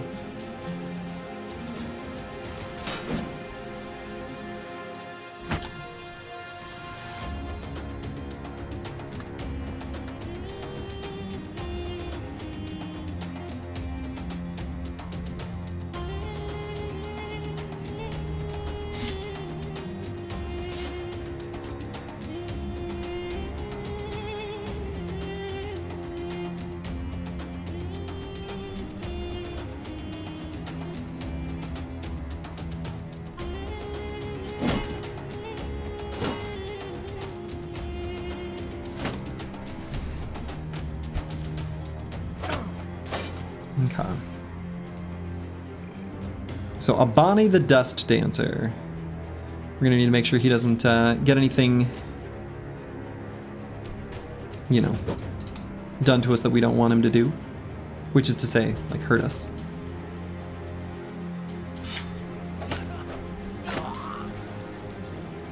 Could try to disarm him.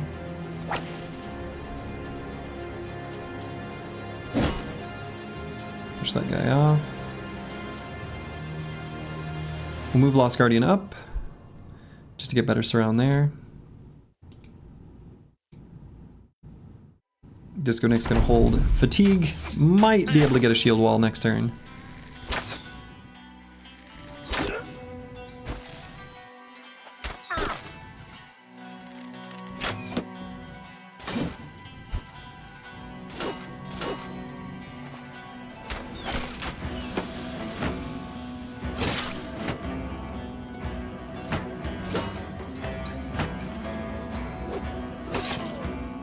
Okay. So, we need to make sure that Battle Pasha and Furious Sheep can't be subject to much more in the way of attacks.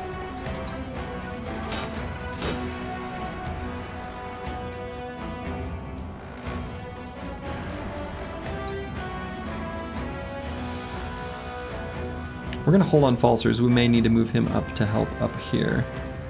So Furious Sheep, I think, is gonna need to sort of adjust what he's doing.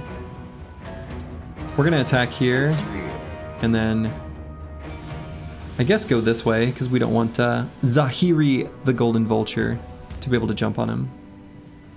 But we're gonna end up just using his warbow for the rest of the combat.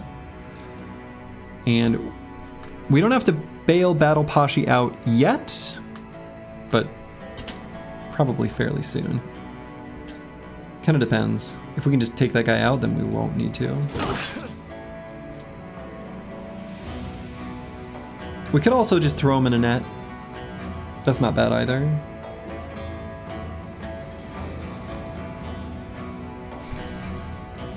Ideally, we want to get some bros making contact with their archers here soon.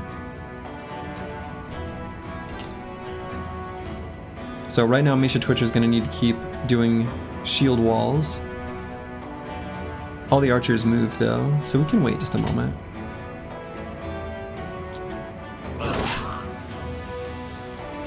Okay, no kills from that.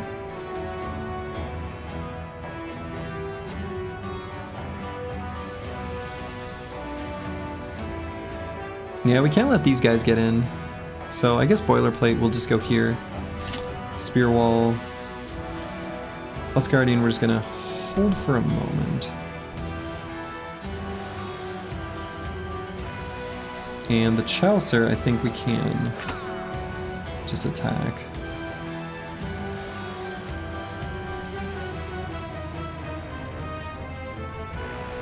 I guess Disco Nick could attack a Bonnie the Dust Dancer as well. I think that's actually probably a good thing for him to do.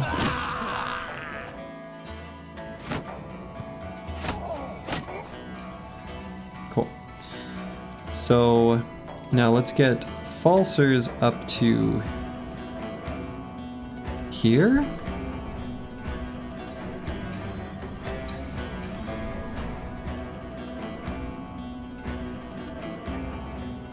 Or would I rather he just throw here?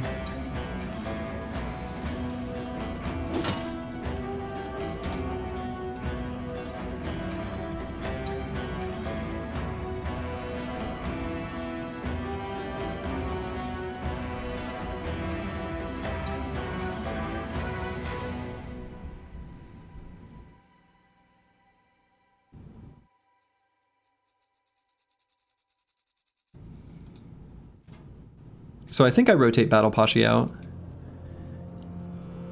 Even though we still got a ton of hit points. This Cleaver's... Yeah, we don't want that hitting a naked body. That's not good.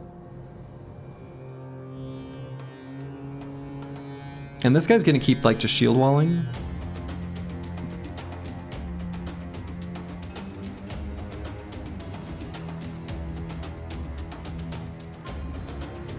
So what I might do is actually just attack with the pole hammer and then back up to here, so he can't get around and flank Furious Sheep.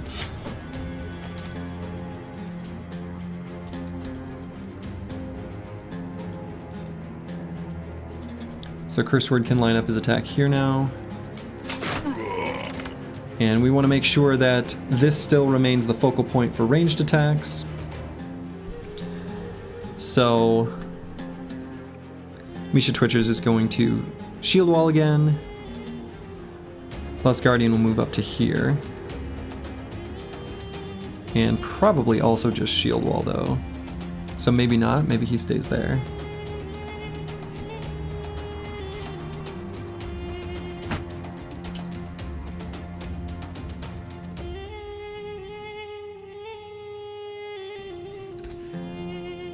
Yeah, 2 range defense, maybe we back up to here.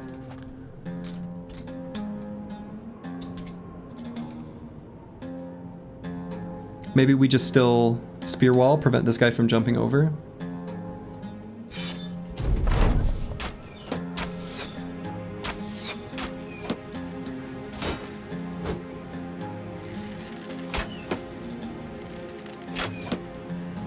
How do I manipulate the archer's focus?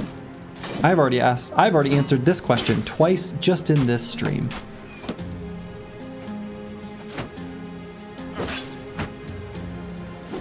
But yeah, Sins is giving the correct answer there. Answer it again. I've hit my limit.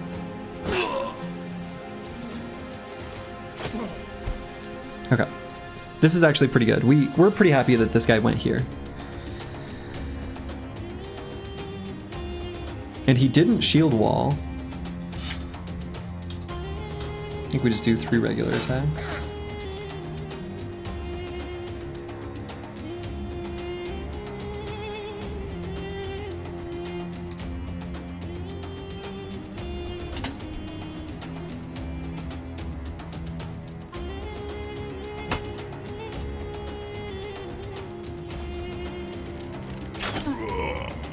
You were just joining? No, I mean you just control for scatter. That's it. That's the answer.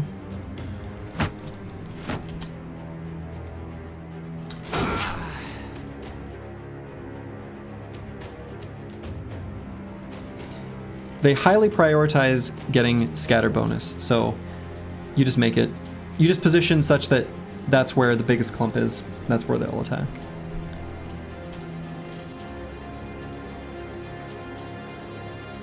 Yeah, Sunward Sins has basically nailed it. And there's a few other like nuanced things, but that's the gist.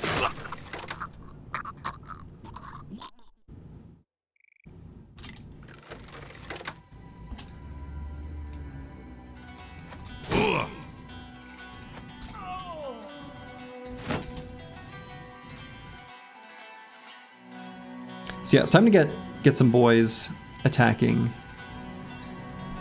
some of these archers.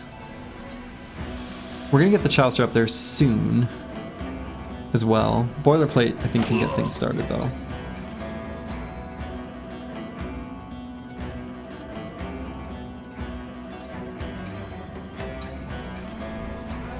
Nice, I thought it was low MDF.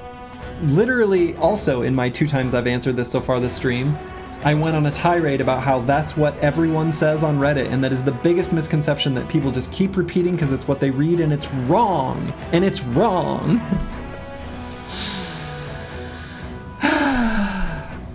Doing my best. Here we go. Right. No, I will stay my hand.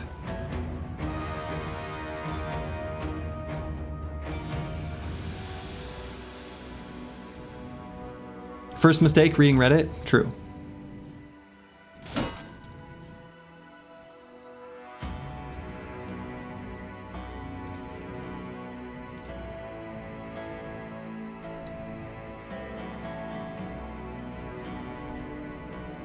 No, maybe I stay here. I think that's okay. And I'm gonna spear wall just to hold off this guy, still. One more turn of it. I wish Disco Nick weren't wavering. Don't love that, but... Oh, that guy rallied? Damn it. That sucks. I suppose that gives Falsers a pretty clear answer on what to do.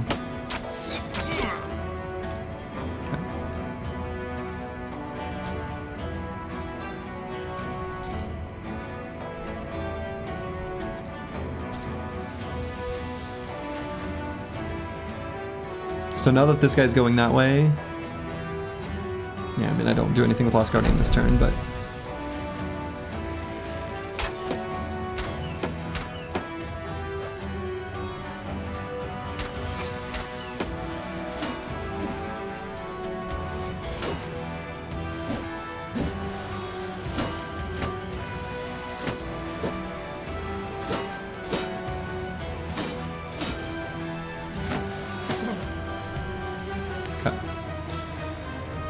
Probably more regular attacks on this enemy from D and Dice. I don't really love where D and Dice is, especially with this Nomad outlaw with the big spooky hammer moving around the side.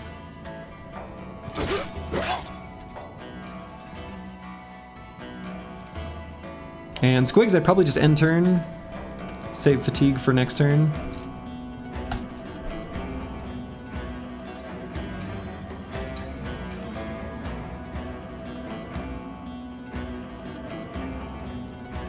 Furious Sheep. I can move up here to get an attack there with an aim shot, but do I like that? I suppose then that means I have to move Curse Word and move him to here. I guess that's fine. Not the Carnival Mallet? It does look like a Carnival Mallet. So let's see, we really don't want any of these nerds to run away.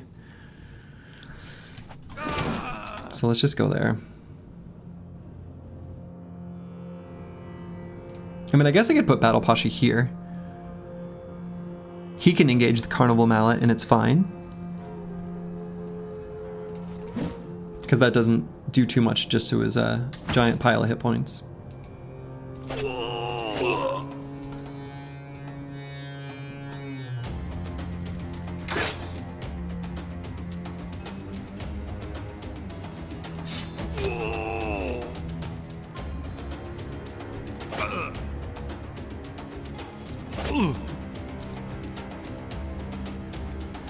Now I think we can put Lost Guardian here and attack. Lovely. Do I move him all the way to here? No. No, I don't.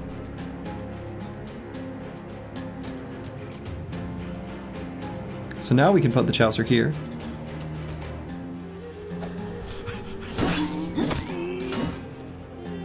Prevent these archers from shooting.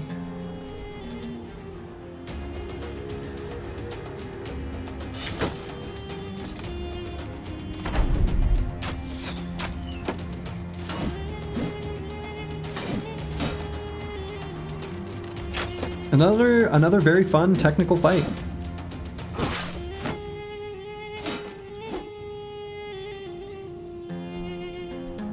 For all the shit Reddit gets, it's still literally the best social media platform. Is it considered social media? Like, is that... Do people consider it that? I don't think I disagree, but that's not usually how I refer to it.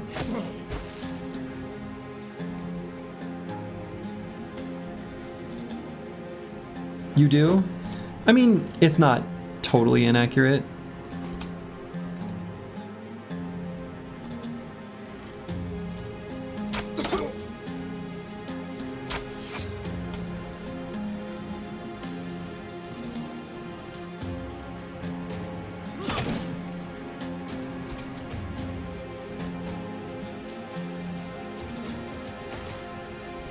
%of the value of Reddit is the comments? Well, yeah.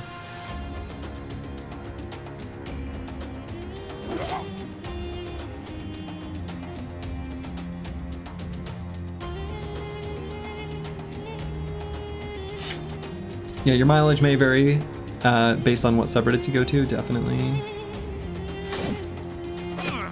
Definitely.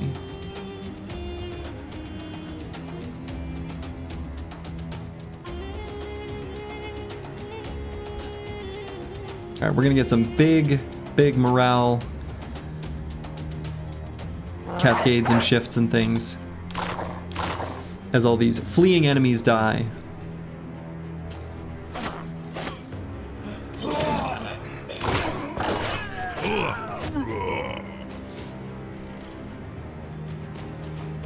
Yeah, maybe not that big in the end.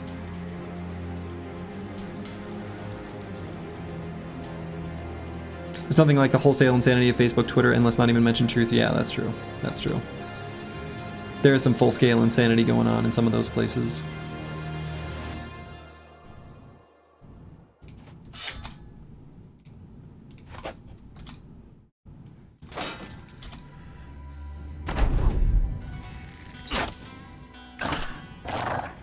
How's farming Nomads been?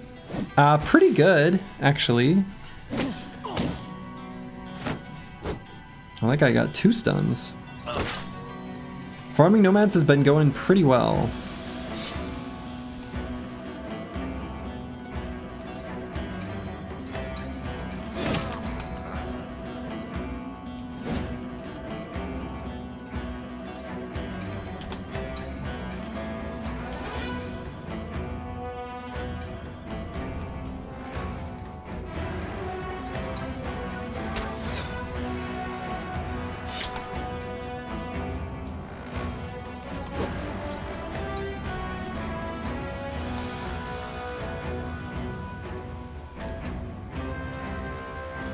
We should move on from the topic of Reddit. You can only go political from here. That's probably true, and I agree. We should move on from the topic of Reddit.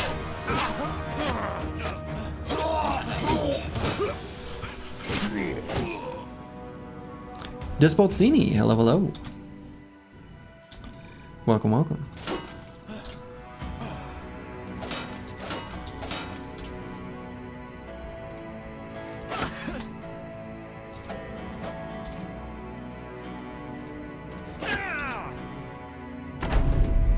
Second mistake talking about Reddit. Is that not the first one?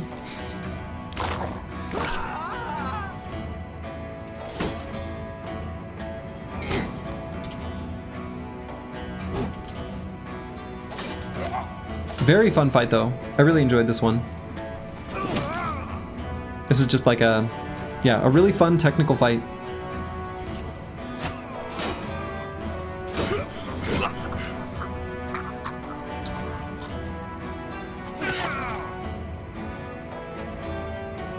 Mallet Man lives to play croquet another day. Yeah, Mallet Man, he went on a little journey. He went on an adventure. And you know what? He's still on that adventure, and on that adventure, he shall remain.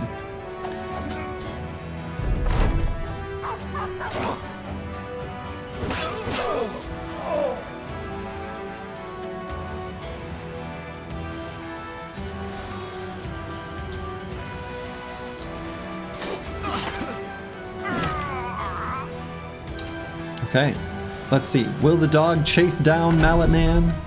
No. Mallet Man flees successfully. Yeah, very fun technical fight. No shinies? Oh, come on, game. We deserved a shiny from that. We deserved one. We just did. 38 tools. A big pile of ammo. Oh, we gotta leave stuff behind?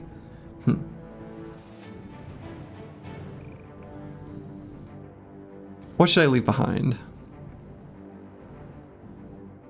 The billhook. A whip. A damaged military cleaver.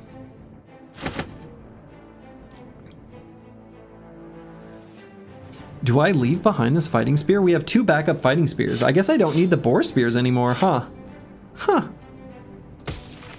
0% armors. Oh yeah, we don't need powder bags. Leave behind the hopes and dreams of a peaceful life. The company shall achieve these dreams once the land has been purged of its legendary locations of evil. All right, and let's get our HP up to 104 just to hit a +2 breakpoint to bring him up to 130, comically high. And then swap out this armor. We're gonna need to be repairing a few of these anyway. This one, for instance. And this one. Which I guess we'll just fix up. Cool. Nice little fight. I wonder if I want to equip this just for the range. I feel like I kind of do.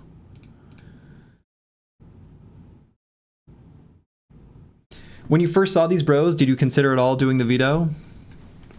No. I wanted them to be crappy. In my heart of hearts, I honestly wanted them to suck. I wanted them to have super low stats just to make the victory all the more sweet.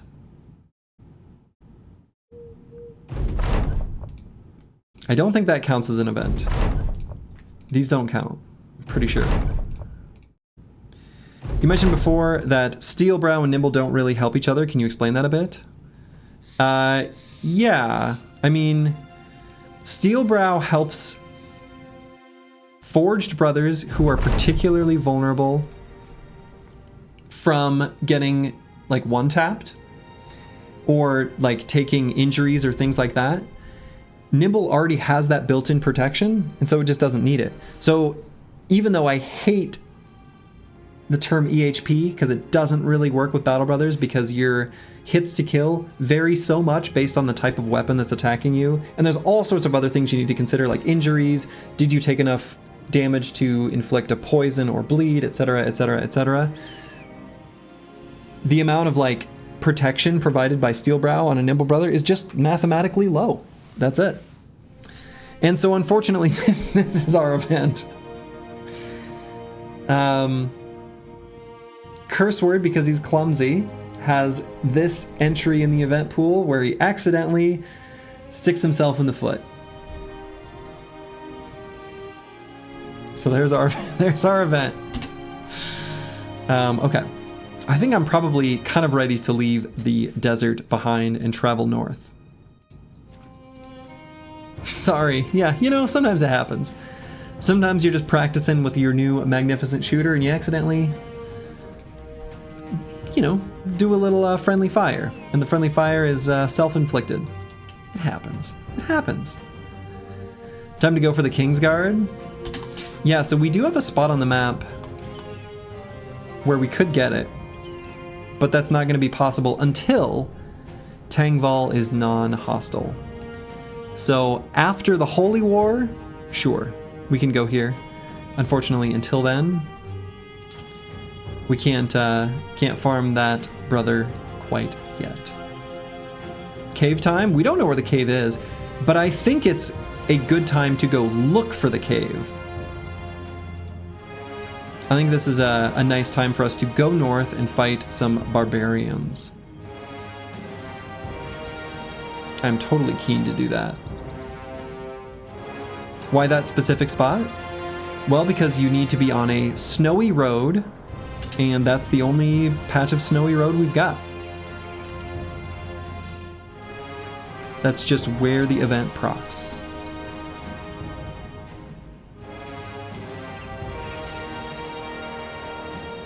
Alright, we could travel on the road, but we could also just travel through this area of fog. We have not found the ancient village or whatever it's called yet, and the spawn rules for it, you know, restrict it to kind of pretty close to civilization and in the center part of the map, so it very well could be in here or like in here. I'm kind of tempted to turn around and fight these nomads. Wandering groups of units like this are pretty good to fight. I could use a fresh handful of armors daggered down, and we could use a little food. Learn something new every stream. Learn something new every stream. Now, unfortunately, this 3rd Regiment of Tarwa is going to get to him first. No, I guess that's just how it is.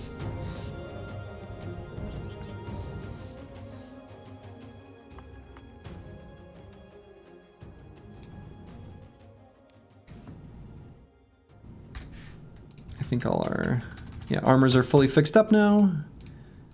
Injuries are mostly fixed up as well. The team recovers quickly. Yeah, I think I just want to try to get our 10,000 crowns. Oof.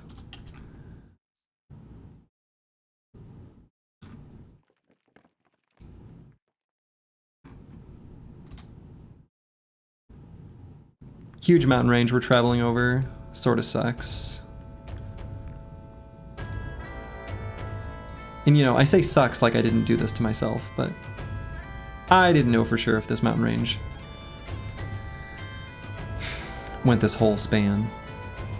Probably gonna run into another Necro Savant lair. Oh shit! It's the abandoned village. It's the abandoned village. We found it. We found it. Okay. And actually, we can just do this fight right now. We can totally do this fight right now. Get ourselves a fancy quiver. The team's more than sufficiently powered up for this kind of fight. It was there the whole time. Right. It was there the whole time. So I'm going to send the Chaucer off to one of the Fault Finders all by his lonesome. He's got Lone Wolf, he'll be able to do that. Just get right up in his face. Nice and defensive. The rest of the squad's just gonna stick together and deal with the nonsense that approaches us.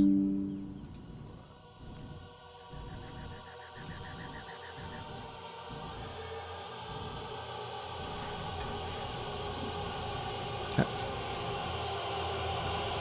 Cracks Knuckles. That's right. That's right. Sorry if someone hates that sound. You just experienced it.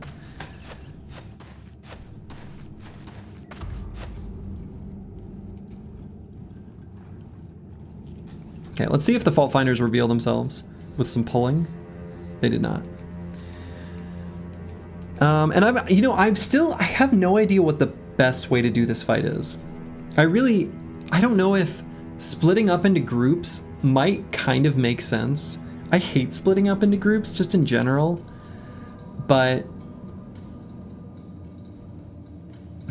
I feel like previously I've been kind of like moving in one direction, because that's generally what you want to do in fights where you're surrounded. So like everyone moves like in one direction, but then you don't really get in the Fault Finder's face quickly, and you kind of tend to clump up, letting them do their corpse explode, and that doesn't seem good either. I probably still am doing it correctly by just like pushing in one direction, but I'm not convinced, and I just don't know for sure. It's not a super difficult fight for a squad that's this experienced, but I'd like to get a better feeling for the best way to do it, and I just don't know.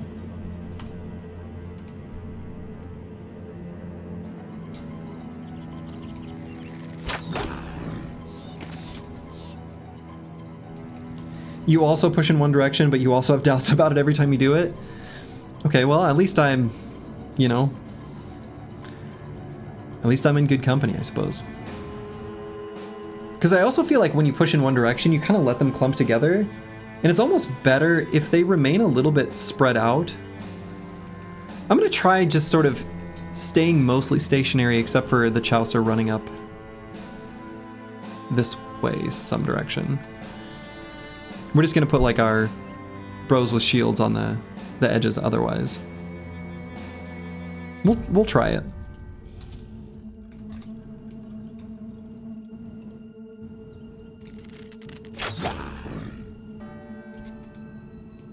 Warbows do pretty well in this fight. Do you know the details of the corpse explosion? Do they do less damage the further you are away from them? I think it's a constant amount of damage. Or a, yeah, like a constant. It's like a static.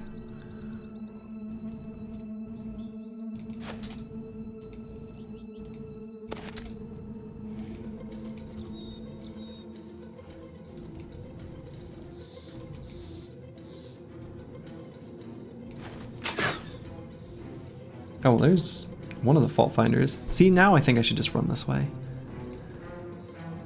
Or maybe I just run the Chaucer straight that way. That probably makes the most sense. I don't know.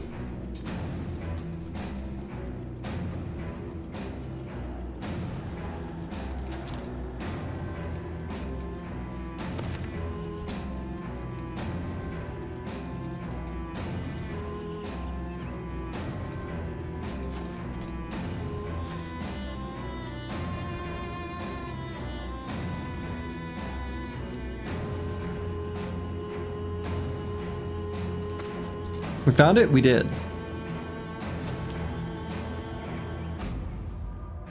Disco Nick is also super durable against these enemies and weapons.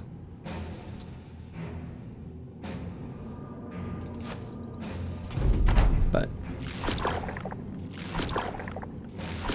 Alright, so that at least reveals them. Those are some pretty derpy pulls that they did. Should let the Chaucer get right in the face of that fault finder. We're gonna let the rest of them just move towards us first.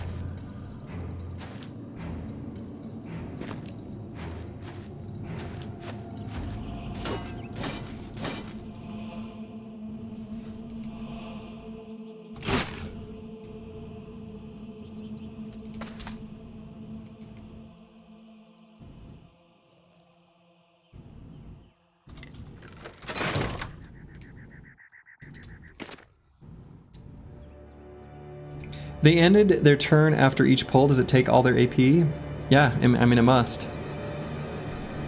I guess. I also have a feeling that the pull will increase the priority if a unit is spear walling. I'm guessing there's a spear wall multiplier on it. That seems very likely. I guess we could experiment.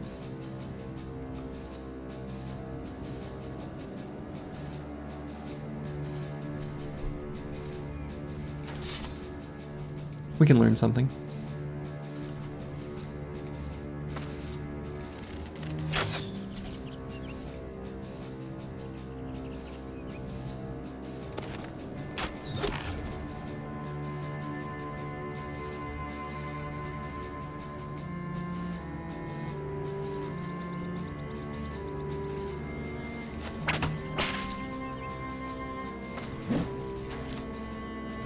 I don't know what I'm doing.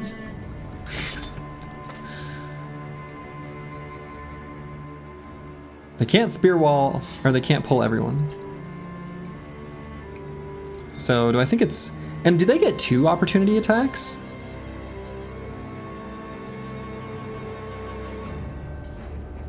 I wonder. No. Just 1.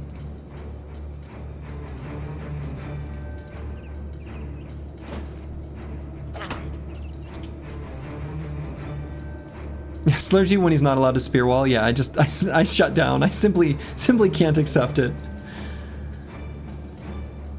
And I guess Aesthetic Gabe probably just kind of does nothing. I don't know. Yeah.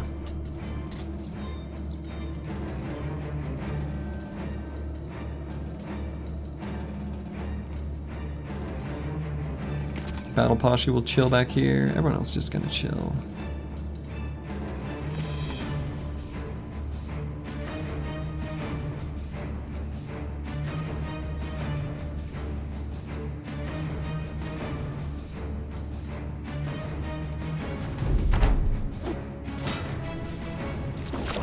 Yeah, they want to cancel the spear walls. That's kind of what I thought.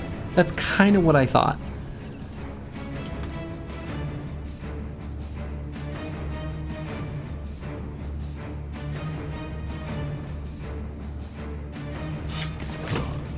So let's get in there and help them out.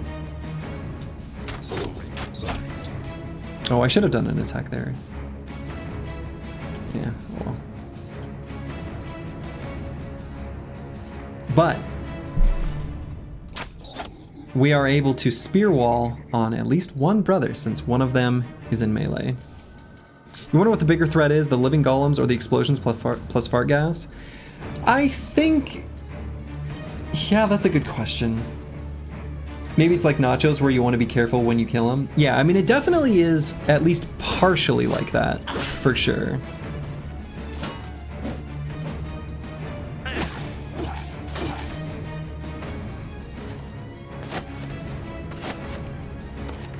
That's right, bounce off my spear. It's a euphemism if you want it to be.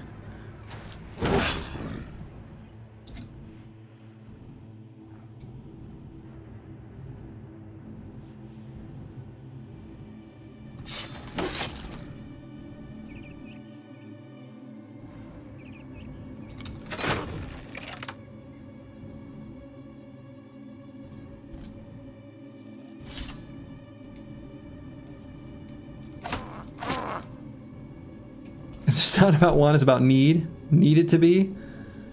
Need. And they'll probably pull him because he's shield, or yeah, shield walling too.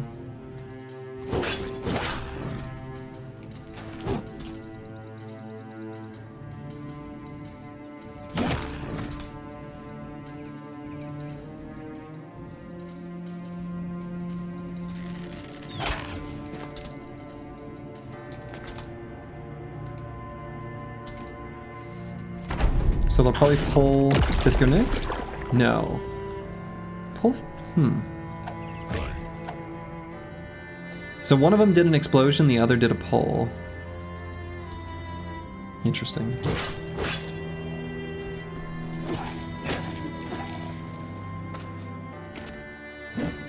And their AI is going to avoid the spear wall. Okay.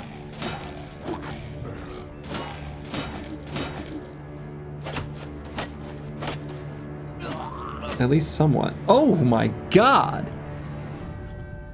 The Chaucer just hit 2 5% punctures on... Okay.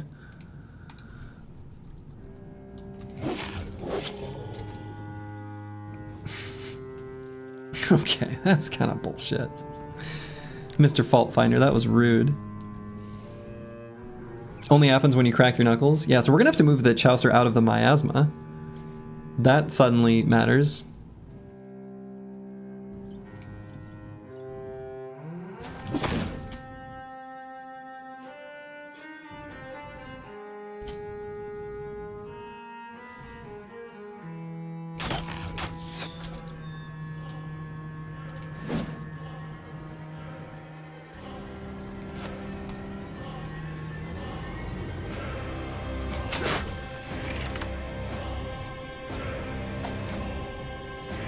Do I indom? I mean, no. Do I put the dog down? He can't kill him next turn. We do have, like, 9 lives. So even if he gets 2 more 5%, he still can't do it.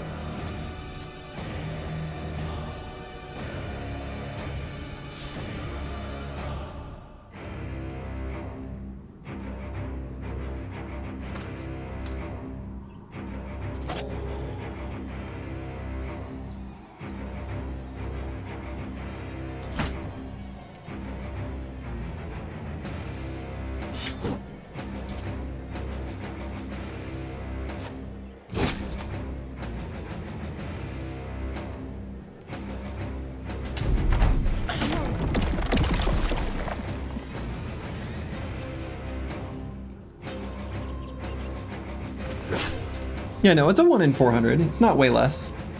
1 in 400 is correct. That math is accurate. That is the chance.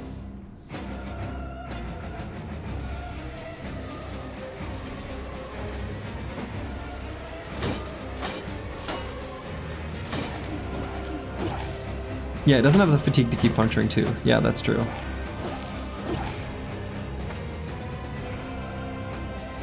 Okay, we want to make sure that Furious Sheep doesn't get too surrounded.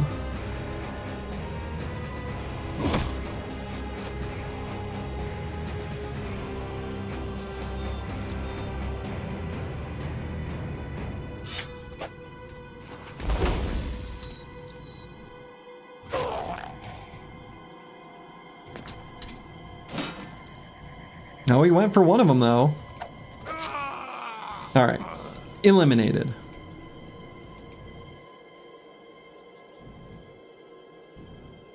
And I think Furious Sheep's actually okay. This Flesh Golem's pretty messed up.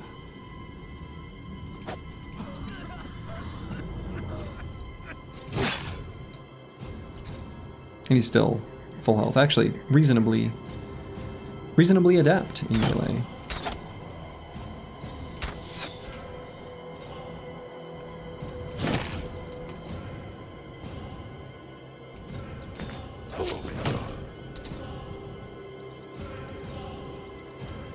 So we're gonna get a couple explosions done here.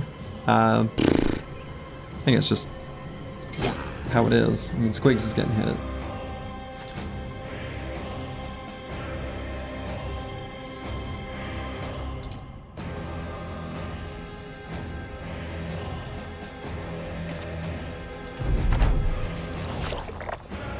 No, they wanted to do he wanted to do the pull instead. I guess to pull him onto this so that the other guy can explode it. Exploded the other one though.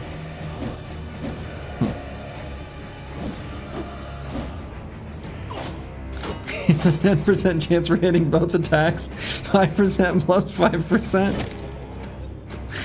Oh my god. Choppy Cat, that's chef's kiss. Beautiful.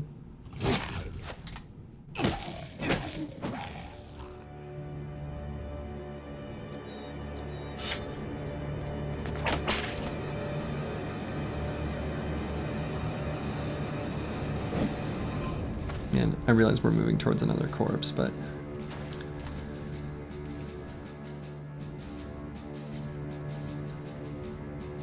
do we do the mythical Flesh Golem punch? Does this happen to us again? Hold up. Does this happen to us again? This isn't enough damage, right? Hold on. Hold on. Hold up. That might have done it. Could we be so blessed? Will the run provide us this simple pleasure? It wouldn't. Would it? It might.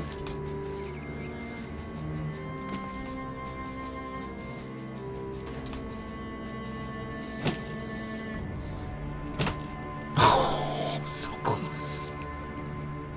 Don't screw around. I mean, we had no other... I mean, he can't attack with a ranged attack.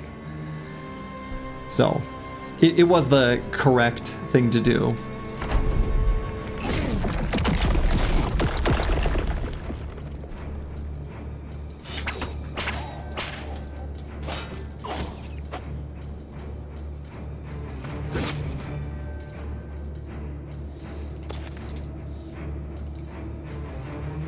Let's see, I suppose we stand in the miasma just to hit this Flesh Golem. Gotta help out Boilerplate there.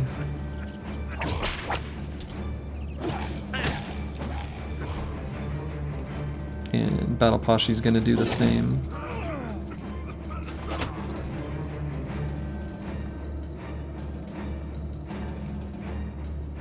He could double swap with quick hands and attack with the pike, right? Oh.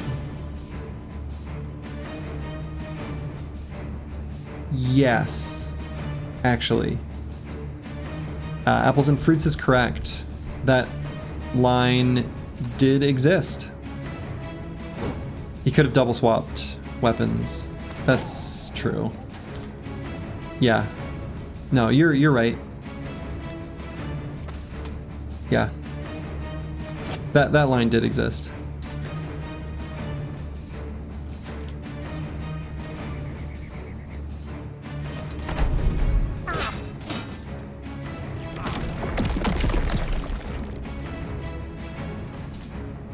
Alright, so we're just gonna move away from all the corpses and miasma.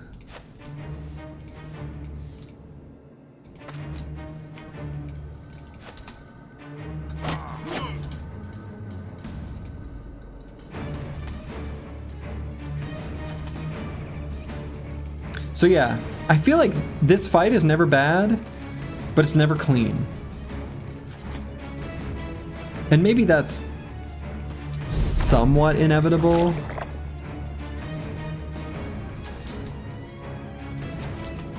But just in time for some spicy legendary location. Just in time, Eaglidub.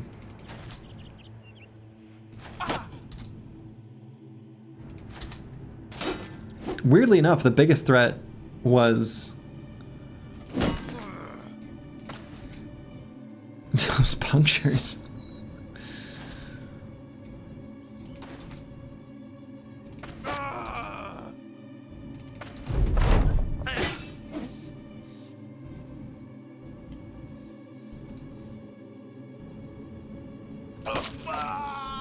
Okay. You feel like it goes as well as any ambush fight goes, just kind of chaotic? Yeah, that's true, but I always feel like there's like a lot more scattered damage just because of the corpse explodes. I don't know. In any case, that is one legendary location checked off. The high ground that guy was on looked rude. It was rude. It was rude. Thank you for updating the command, the Chaucer. So one nice thing about that is since we are using warbows in this run, and I kind of wonder about the increased viability of, I mean, I guess here, you just don't have to take bow mastery. But like, using a warbow, especially with the Bloodletter's reach, really is kind of nice. The extra bits of damage they're handy. They're pretty nice. Yeah, the quiver is definitely relevant. Like this quiver is it's pretty sweet. It really is. So we'll go ahead and equip it.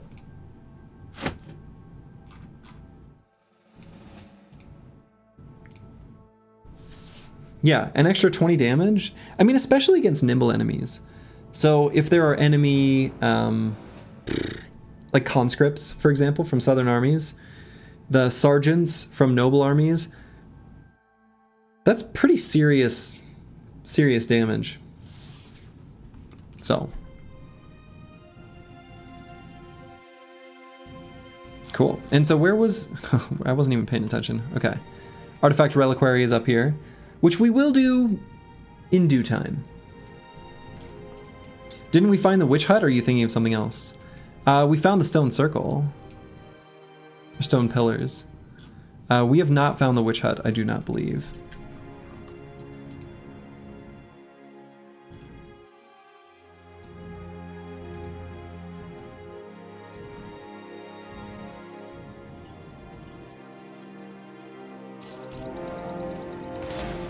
It's relatively easy to farm a plus hit bow from Goblin champions, and that one is excellent versus goblins when used with this quiver. That's true. That's true.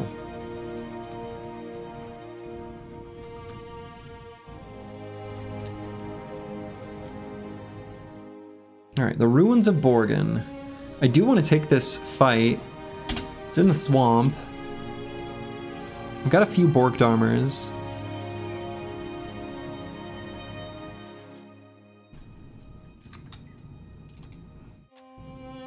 Will it be nighttime when we go here? Looks like it will be.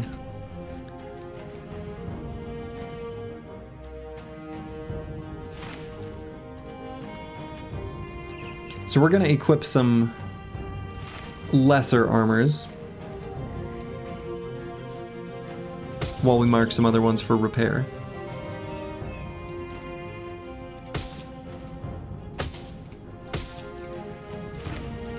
Oh, whoops.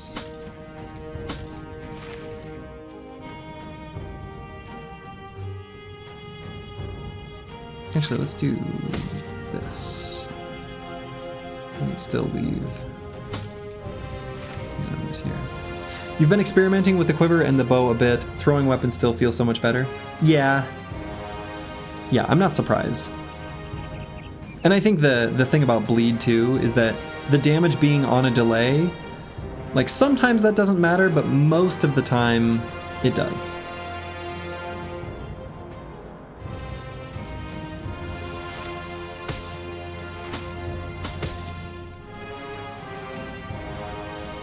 All right, let's see what's here. The ruins of Borgen.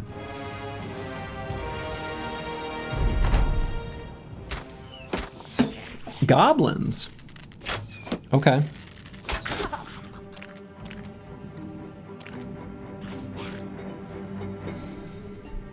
Boy, these two spots of murky water are really annoying.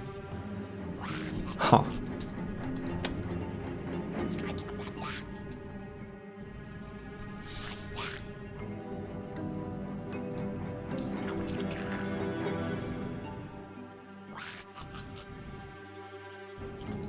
So what makes them so annoying is I can't... Oh. Oh, I'm dumb. I was gonna say I can't move to here in spear wall, or excuse me, shield wall. I can. Good thing it's night. Yeah, good thing it's night.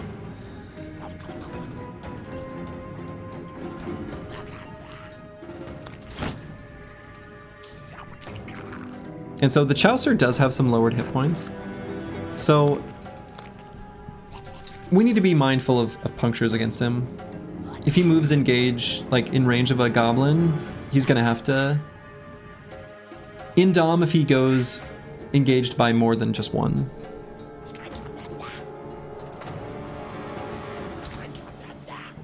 So...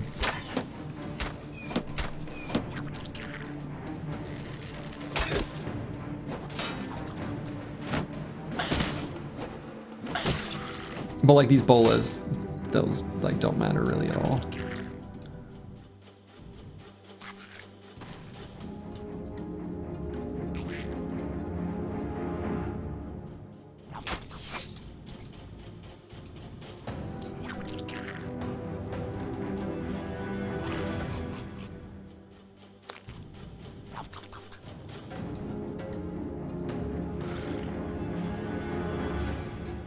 You think bows are underratedly awesome against orcs?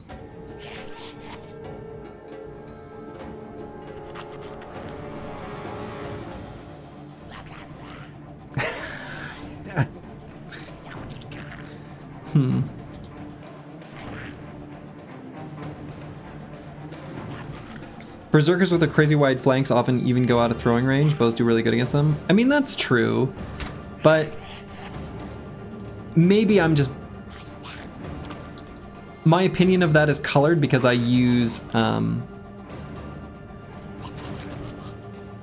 you know, I extensively use spear bros, and spear bros just keep the berserkers away and make them irrelevant so easily.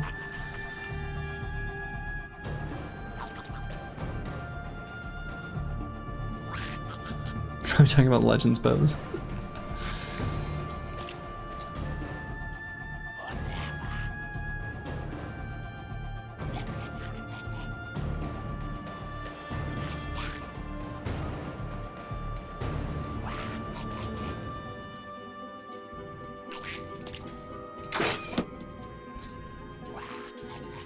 And we do have anticipation on squigs, so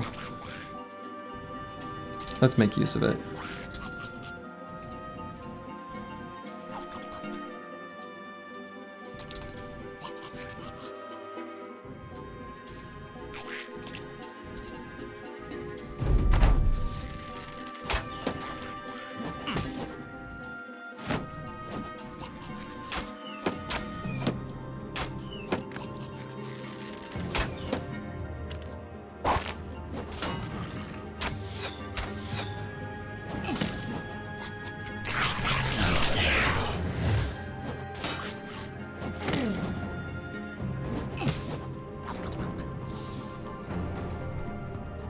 Slowly but surely, we make our way up the Lego staircase.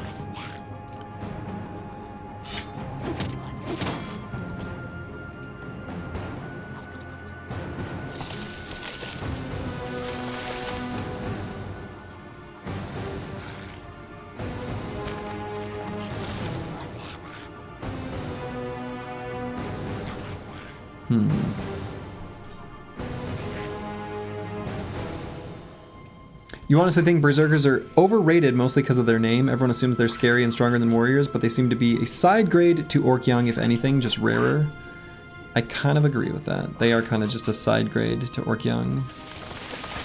They have the potential to do serious, serious damage, kind of out of nowhere. Much more than Ork Young. But, yeah. Yeah, they are a threat that has to be addressed, right? I mean, they are capable of doing serious damage. That is true.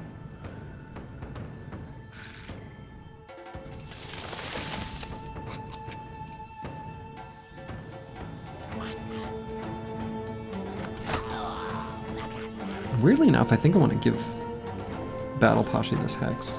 I don't know, maybe not. Maybe I leave Disco Nick there.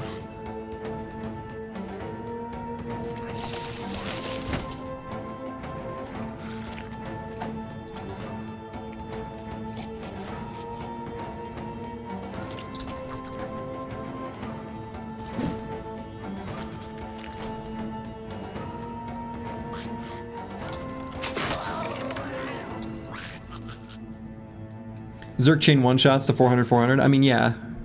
I think it's like, if you don't know that you should be taking 9 lives or Steelbrow on your Forged Brothers, yes, Berserkers will seem very threatening. But if you know that one weird trick, then they're not so bad.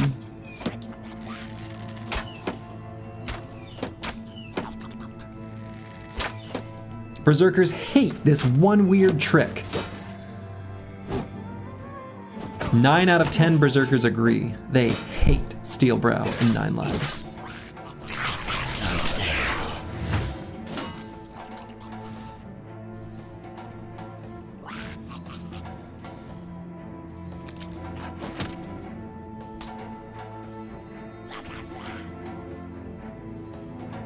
And I think we get in here so we can attack the Shaman. Lovely.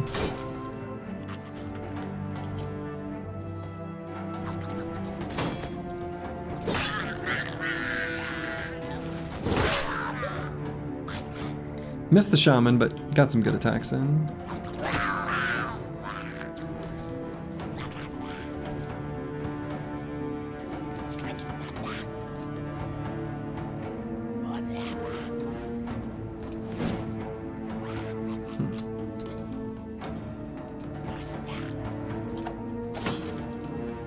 You know, maybe should have done Indom with half my AP there. Probably should have.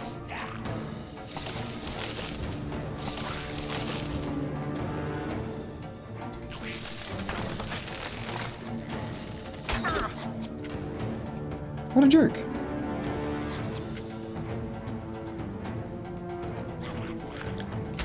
Alright, let's push forward now. Is time.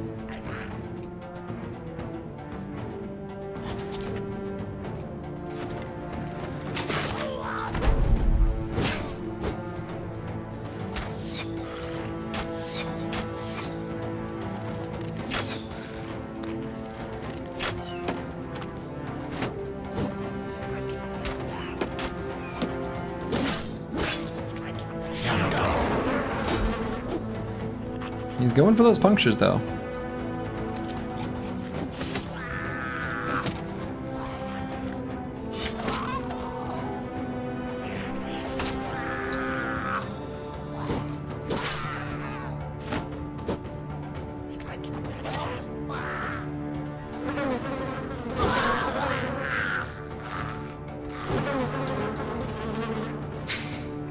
I love how that sound plays every time you attack.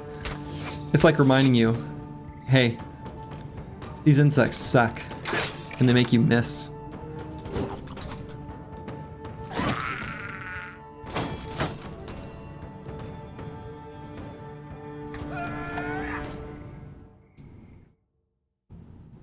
Assassin is in danger? Who's Assassin? Day90?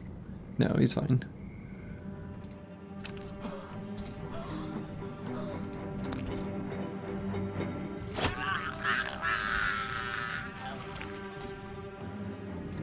What is the lore origin of the Orc Berserker? Is it the same as Dwarf Slayers in Warhammer?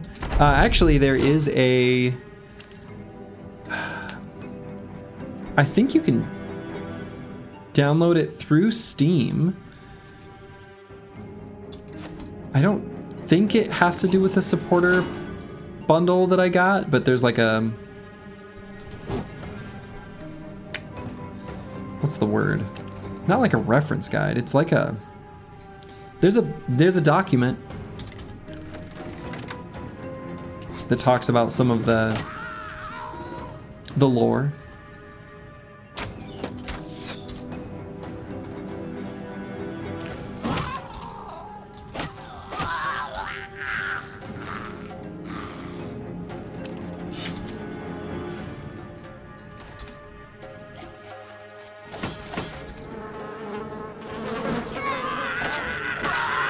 Lore and artbook.pdf. Yeah.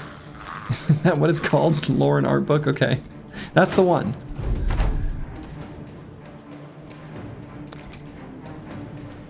Is it literally just called lore and artbook? That's very funny when I'm like, you know, it's a book. It's got like lore and art.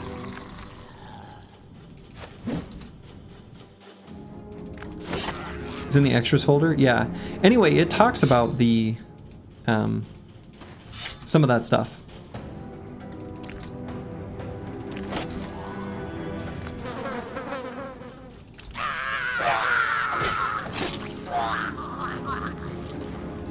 Alright, that nerd, unfortunately, is gonna get away. He's too fast. Okay, nice little fight. No shinies, but that's okay. We got ourselves some ammo, and we got some tools. We'll take it. Yeah, the Caretaker comic book. Yeah, that one's very cool.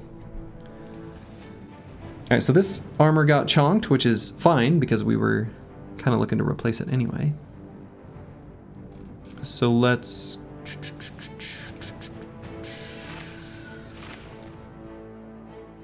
put those armors there. We should Twitcher... I mean, do I fix up one of these? I guess so.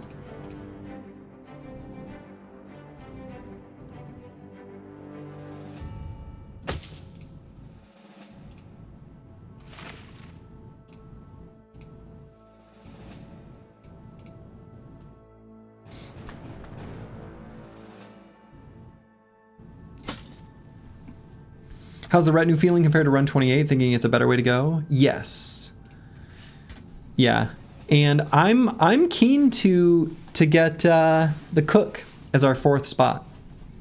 I'm convinced. I do think that will be just like handy. It will make it so that we are able to just like spend tons of time out here at a time when we will first kind of start to be able to, and that'll let us farm famed items a lot easier.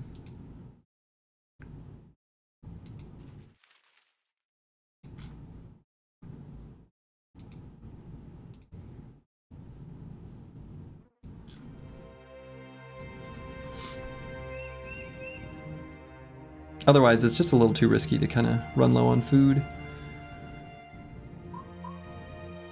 13th bro makes that even... Yeah, that's true. One more bro equals one more mouth to feed. Did we ever get an event? Yeah, we got an event down here. It was a curse word hurting himself.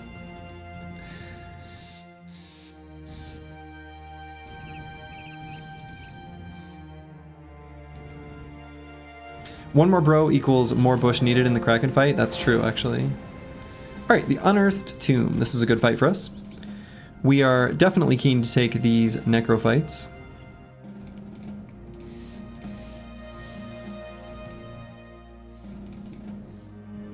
We can just leave him behind in reserve. I mean, that's the problem with the Kraken fight, is we're going to be putting most of the team in reserve. So an additional bro means one more bro who has to be out on the battlefield. We kind of want as few as possible, realistically.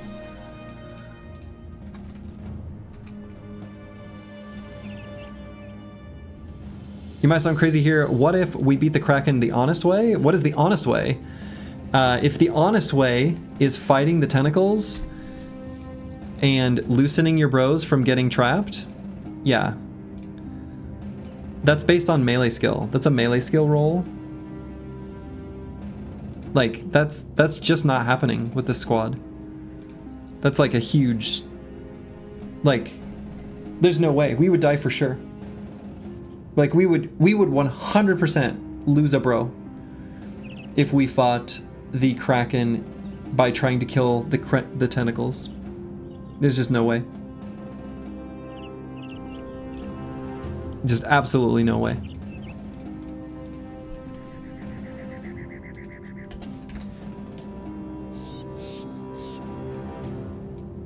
Alright, I'm gonna move the Chaucer to the center so that he can run forward if there's any ghosts. Yeah, so I saw five units appear there. Probably 5 ghosts. So yeah, let's get the Chaucer further forward so that he can absorb the ghost screams.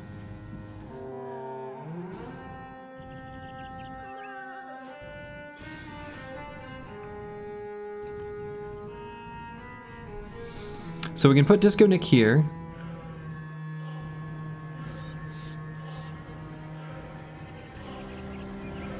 To spear wall for next turn.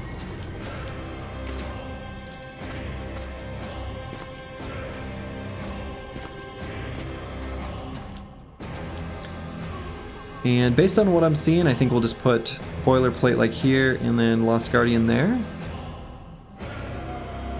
Or I suppose maybe Lost Guardian here, Boilerplate there. Or Boilerplate here. Yeah, so then Lost Guardian there. Some choices.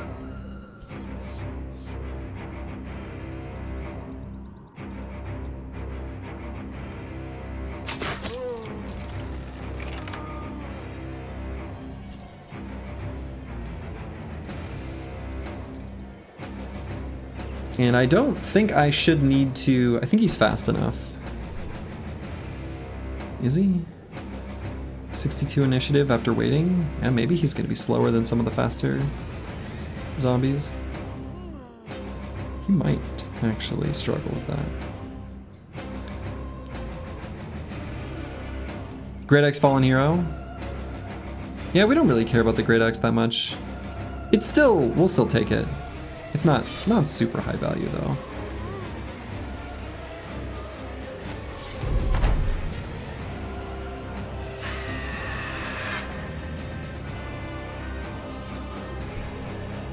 Did he really just move in melee with my unit? Wow. Wow. The disrespect. You can go for a ranged whip crack. I think we back up so that Misha Twitcher can get one attempt at it too.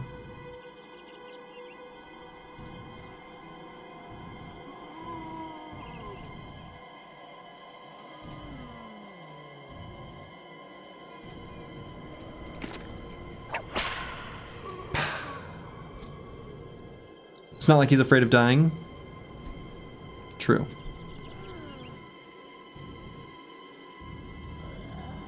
Also, these 2 units are too close to give him Lone Wolf. I was originally gonna try to do that, which I now realize is not a thing here, huh? Oh well, that's okay. And I could maybe back up so that Boilerplate isn't subject to 2 Geist Screams. I probably should.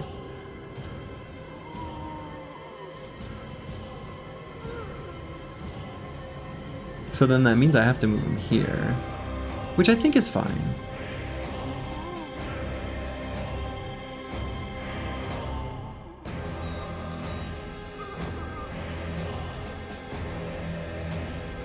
Yeah, let's get him closer to the squad.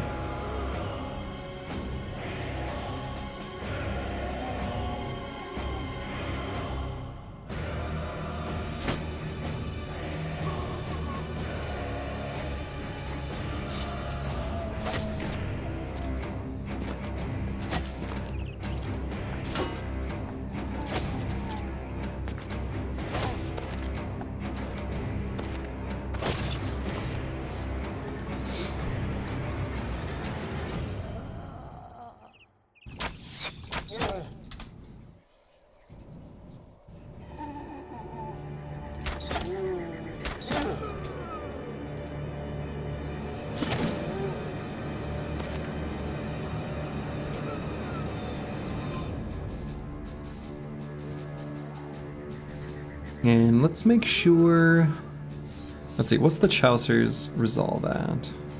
105? Yeah, let's move Squigs just one hex forward.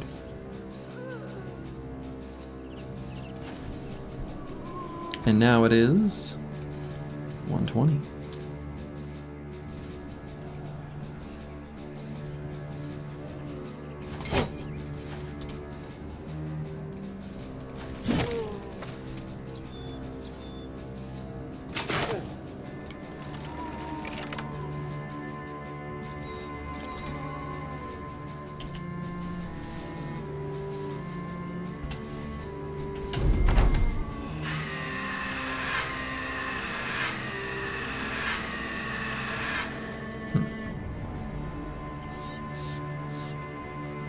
So probably rally just for Disco Nick and Boilerplate. We can also get kills to bring their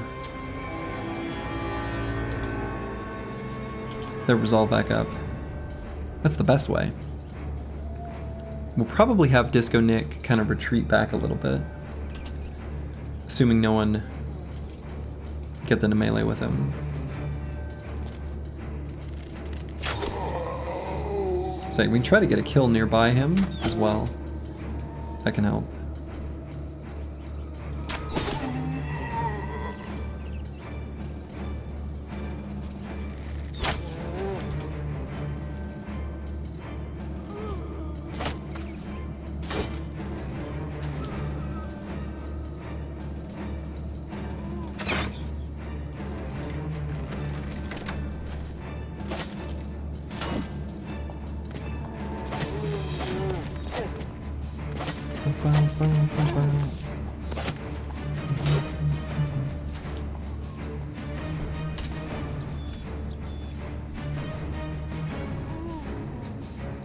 And I'm considering pushing up just to here. That way we can try to get some whips on this Geist.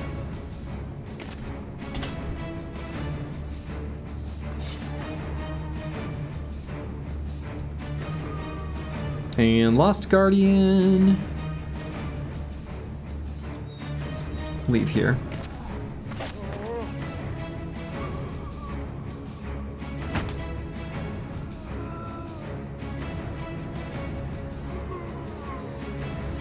The turn order here is a little annoying. That the Fallen Hero is kind of slotted in between Disco Nick and Battle Pashi, because I don't want him to engage Battle Pashi. Like at all. Yeah, okay.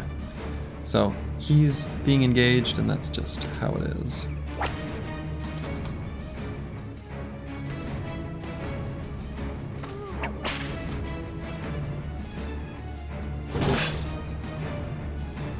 I mean, he can try to move out of zone of control, but I don't think I'm going to do that against a Great Axe. Kind of feels like a stupid idea. Even just saying it. It's pretty dumb. But we can move Lost Guardian up here. That is going to let like a couple of them sneak through, but I think I'd rather kind of help protect these two flanks in case he does go to fleeing. Also gives him a ally adjacent to him.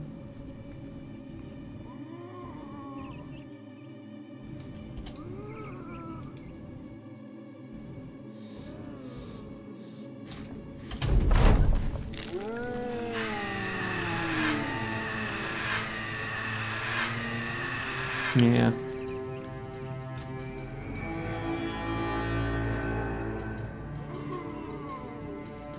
All right.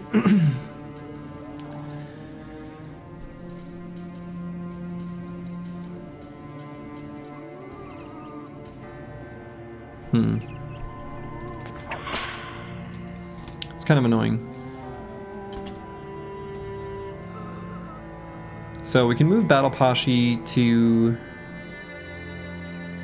What's the best way?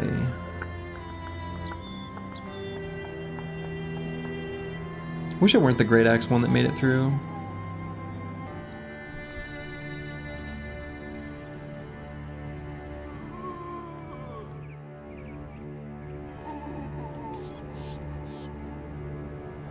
Yeah, I mean, I guess we just protect the other hexes. That's just the way it is. So we can put Battle Pashi here and do a reap through here and just prevent surrounds. Oh, I could have... My mouse was misbehaving. That's alright. I wanted to do the reap here. So boilerplate's already... Yeah, so let's just move insane here. Spears have not served us particularly well in this fight, actually.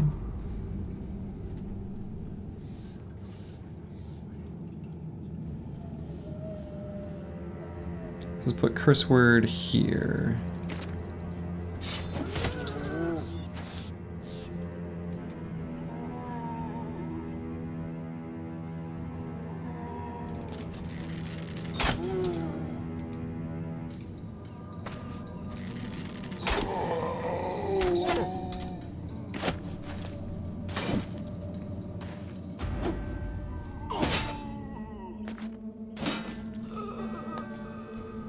So definitely spear walling there. It's pretty important.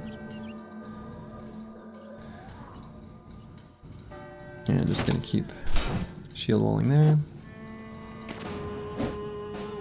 There's no necro here too, right? So it's just the fallen heroes are never gonna get beefed up.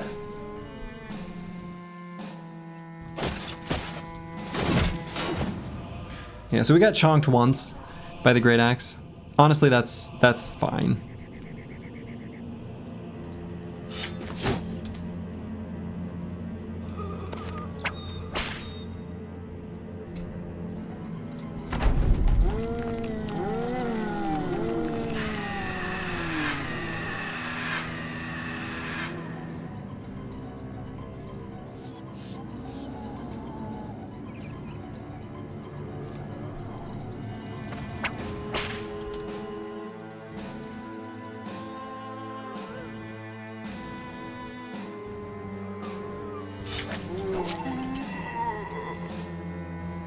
Okay, let's try to rally and get Disco Nick in it. Okay. Speaking of lore, anyone else read the books? I have not, but I do still want to, and do still intend to.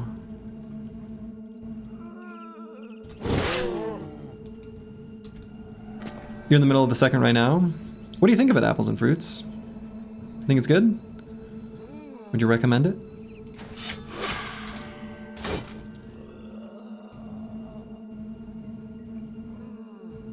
Baron Von Pone, thank you for the raid.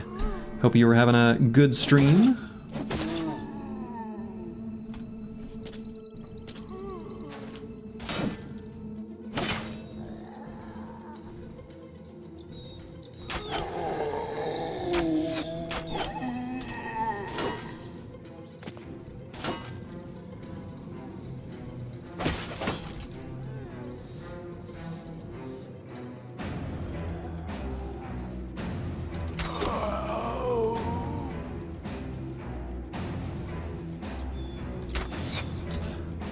So he's gonna go there, which I think is fine.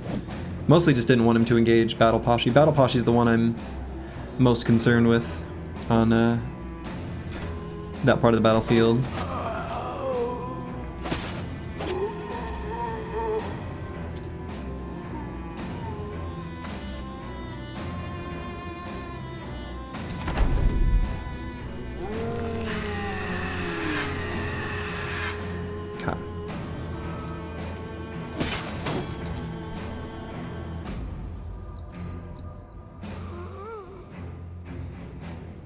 And I guess I could put D and dice here.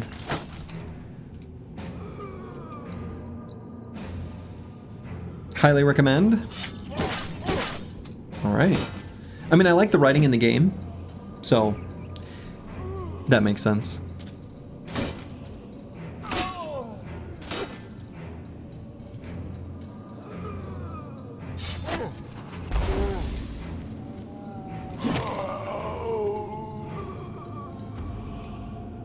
Okay, and let's move over here just to be ready to do a rotation. Again, I think we're fine, but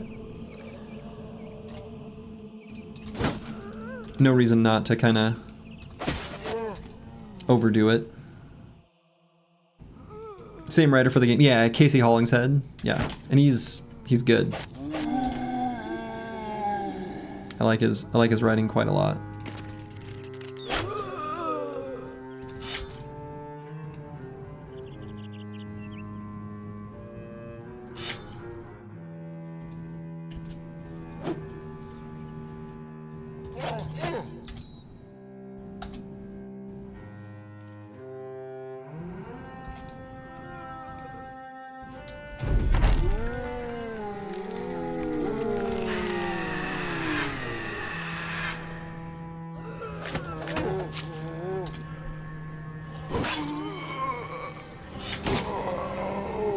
You've been enjoying the first book despite questioning your resolve in literally the second chapter.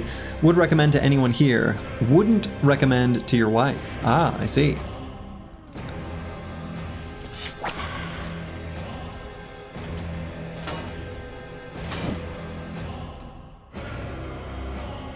Well, Battle Pashi's health is still okay. Do a reap.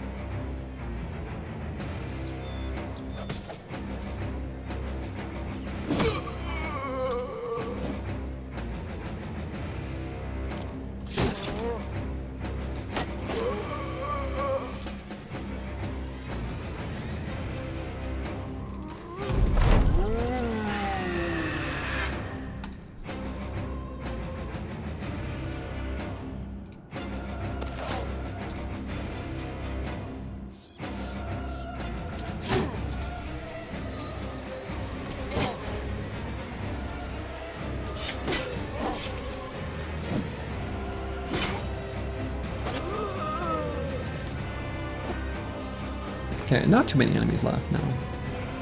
You hear people talking about these Battle Blood books, but you never heard anyone say where they get them. Yeah, I think you can find them on Amazon. I don't know that they're popular enough to really be found too many other places, but first one's on Audible. You got yours from Amazon. Yeah, if you look up Casey Hollingshead, you should be able to find somewhere to get them.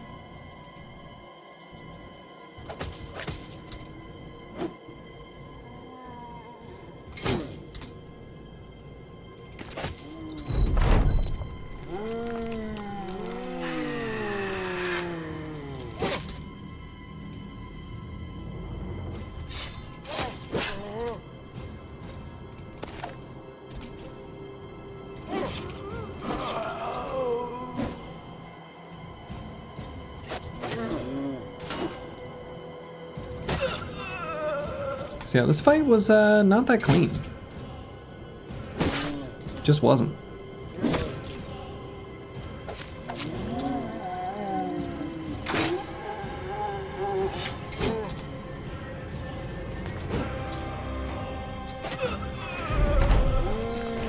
Hello, Dispolzini. Yes, that fight is over. The fight of the new legendary location. It's a cool fight though. And that's as much as I'll say.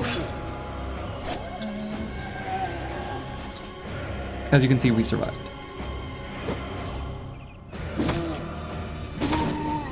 Or did we? Okay. Cute little fight. Not Not very clean though. Not very clean. We did get a padded kettle hat.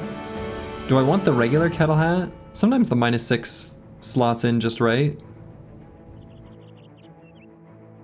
Yeah, sure.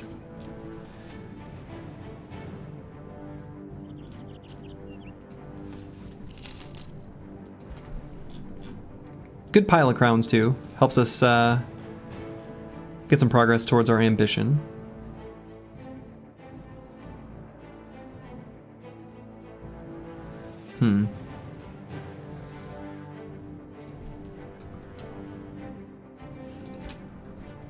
Yeah, using a lot of tools.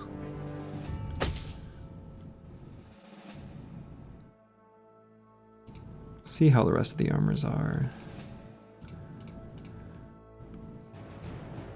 Yeah, basically just battle poshy. Let's see. And squigs, I want to give something different actually. Maybe this one?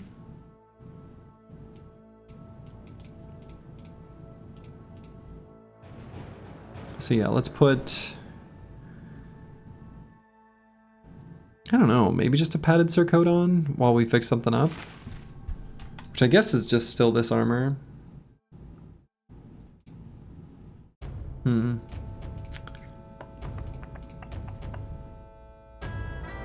Yeah, I guess that's fine.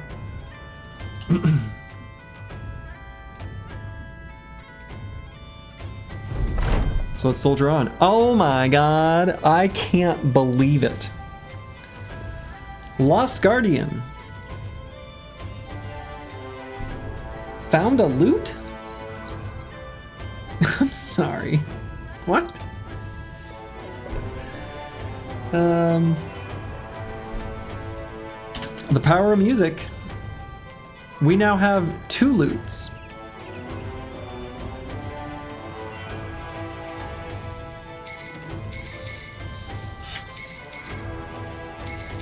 Incredible. The run has been blessed. Sometimes you just need a bird to poop on you to feel blessed.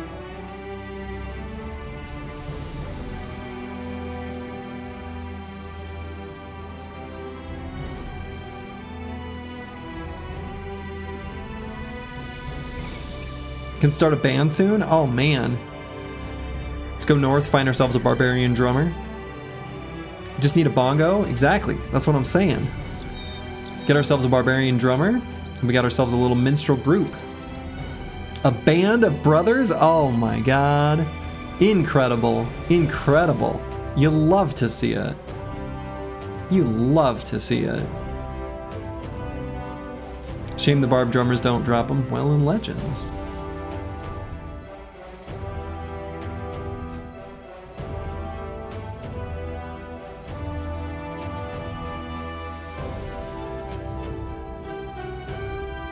Alright, making our way through this swamp. Unholds. We don't need to fight unholds. Don't need and honestly don't want to fight unholds. We already returned the unhold hides to the crazy lady in the stone circle.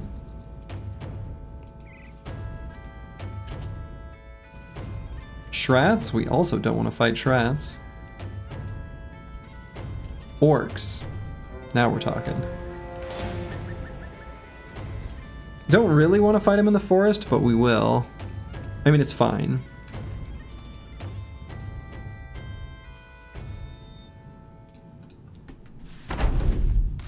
You saw some of my YouTube, my music vids on YouTube. Do you think you could play a lute? Oh, yeah, definitely. If it's got frets and strings, they're all similar enough.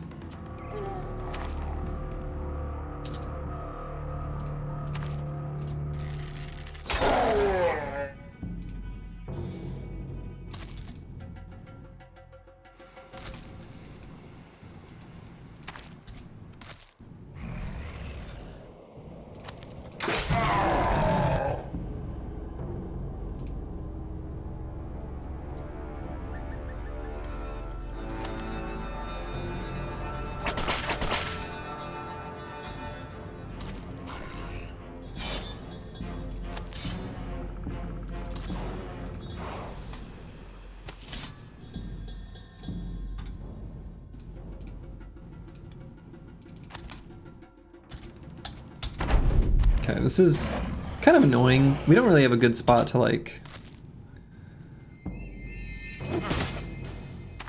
hit them.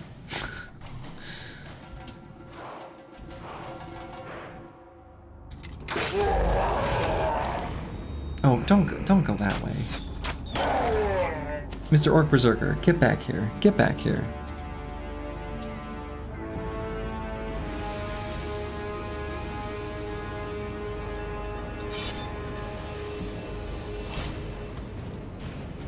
I mean, I guess I could like back Disco Nick up or something. We can get in attacks that way.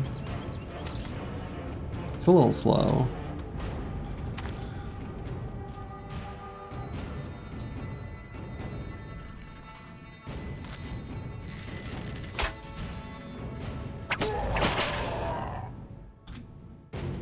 Yeah, fighting in forest terrain is just annoying.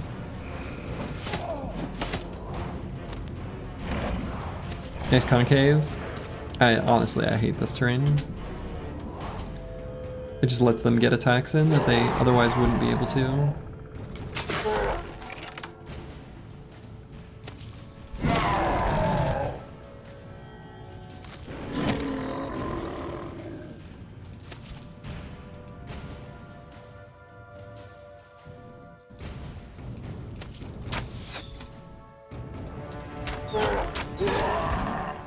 Makes us use more ammo than I'd like. Overall, not what I want.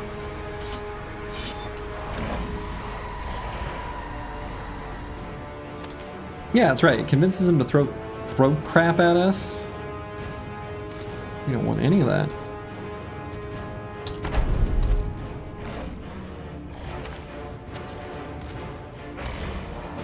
Makes this guy want to dance.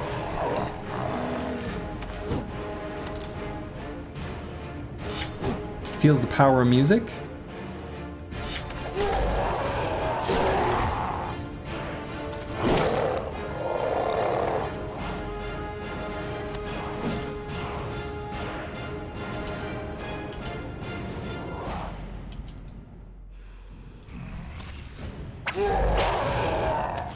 Makes this guy run away.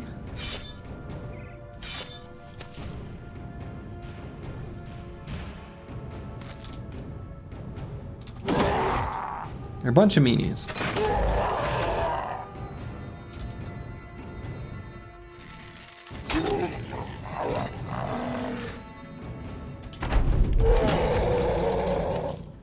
That guy just charged us?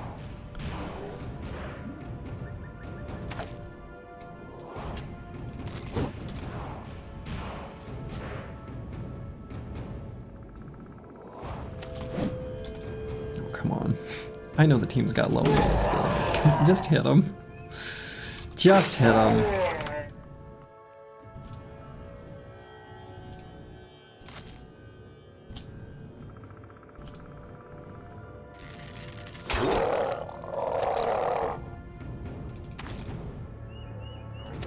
If an Ork Berserker is literally mentally incapable of retreating, what is their thought process while fleeing?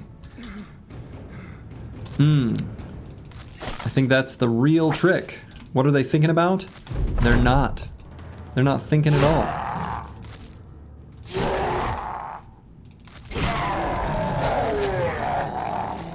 Advancing backwards? There it is. They're advancing backwards.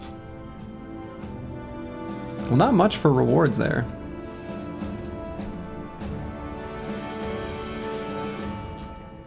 But whatever.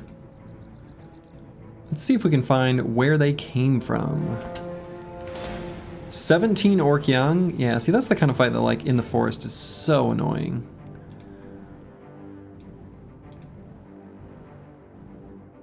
That one doesn't feel like it's probably worth. Huh, I wonder where they came from.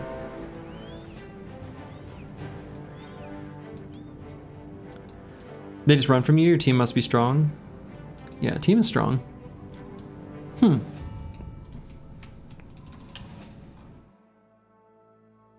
let's make our way north towards the Barbarian Madman. We do want to find some more orcs to fight. I think we'd... for the Barbarian Madman fight, we are unfortunately going to be doing it with the two-handed spiked mace, which I don't love. But I would like to do it with some mushrooms. I think would be good. You had a pretty big storm come by yesterday. A couple of local magpies came and took shelter from the rain on your patio and under a bench. You took pity on them and threw out a small piece of pork fat. It's the third time today before lunch that one has come back and started singing on the patio to get attention. That is cute. Deadweight. That is so cute. Just looking out for your fellow living being. Good on you.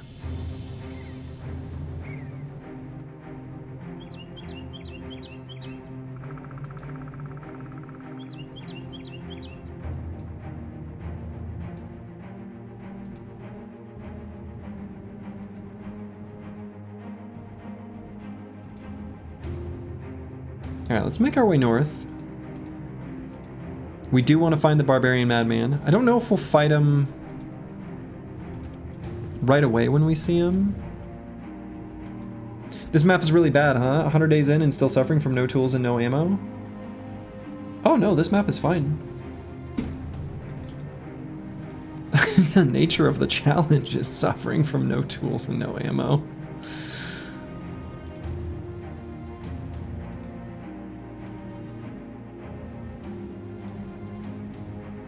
When you can't enter towns and buy tools and ammo, I'm pretty sure this is, at least to an extent, inevitable.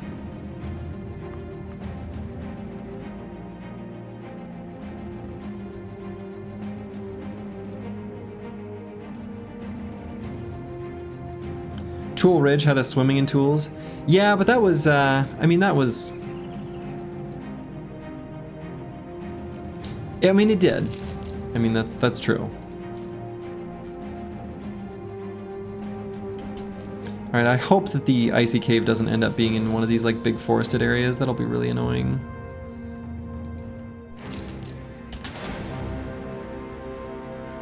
All right, cute little Reaver camp. I think we'll leave our situation just as is. And engage. Just 5? Well.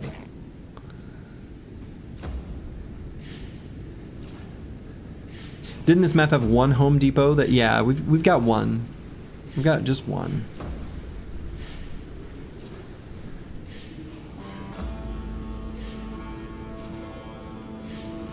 Let's see.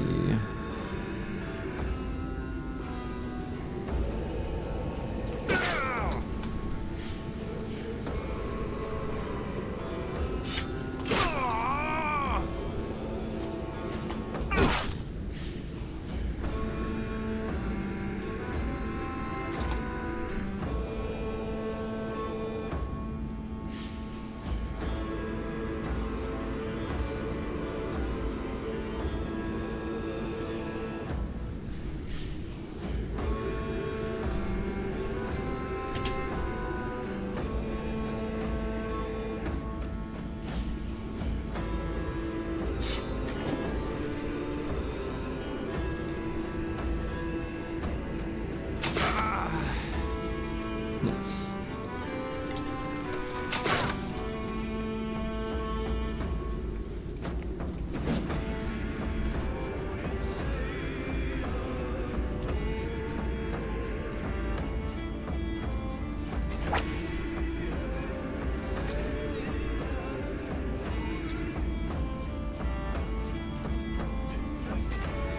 Well, I don't know if I did this quite exactly how I would have ideally wanted to, but...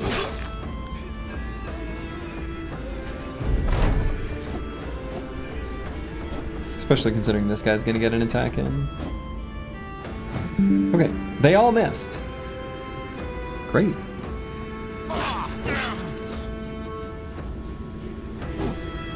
We're very lucky. They didn't have to miss, but they did.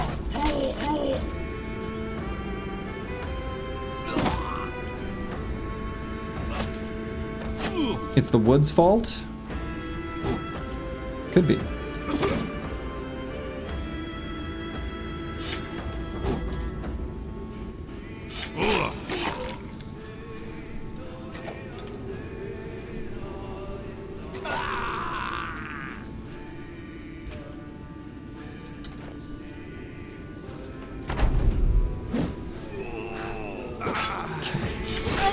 Very lucky.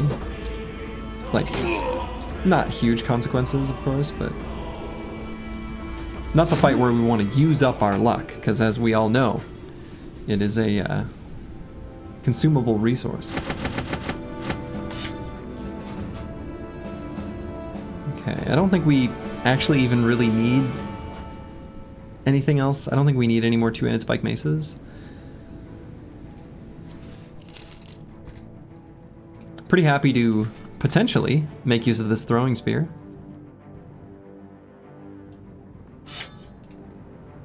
We'll hang on to the net for when we need it, but the throwing spear could come up. You know, I don't know, could be relevant at some point. Guess we can get a fresh fire lance?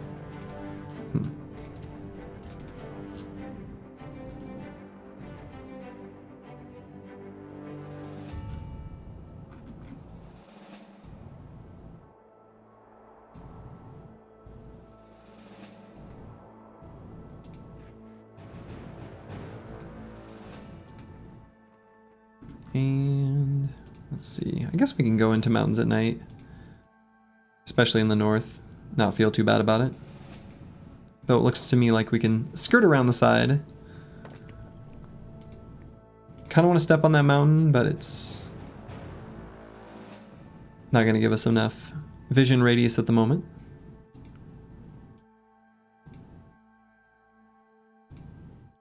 A lot of forest here. Okay, the Forbidden Arts Sanctum. Wow, that's a fun sounding camp.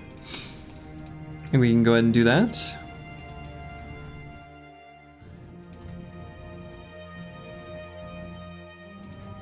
Doesn't look too bad at all. We are running low on food though, so we're going to need to rectify that at some point in the relatively near future.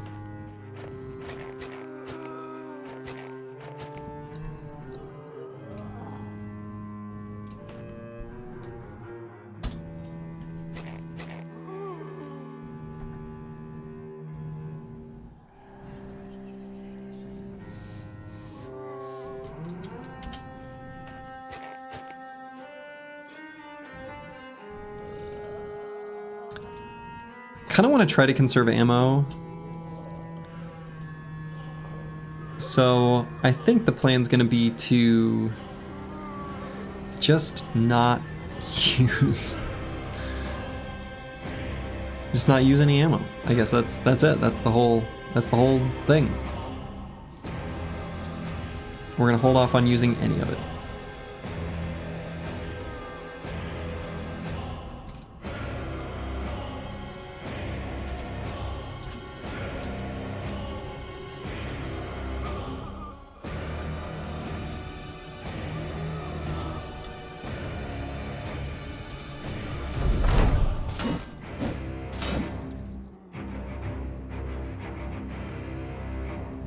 So Geist are doing their old hop diddly do, their little skip guy. We're gonna see if we can whip crack one of them. Otherwise, we'll just set up for spear walls.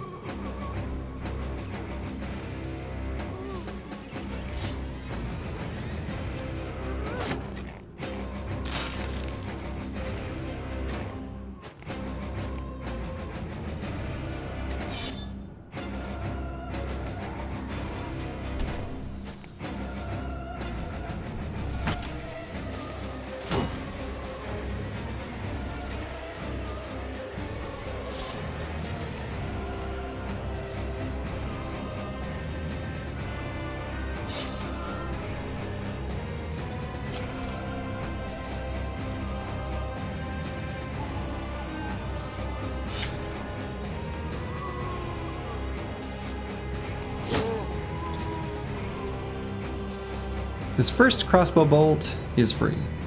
So this one we can fire.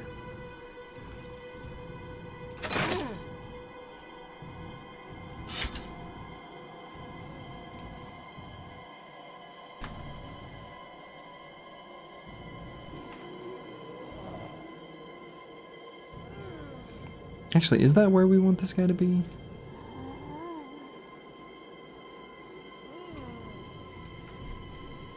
Yeah, Squigs can be here. I think that's okay.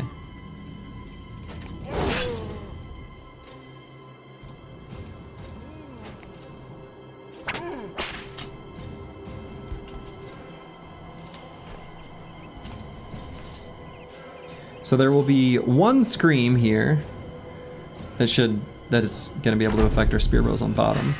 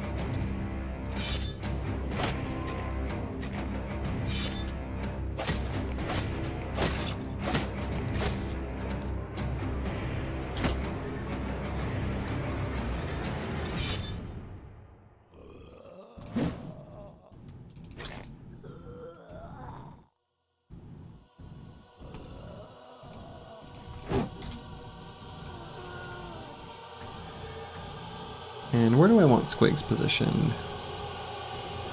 Maybe here? Seems okay.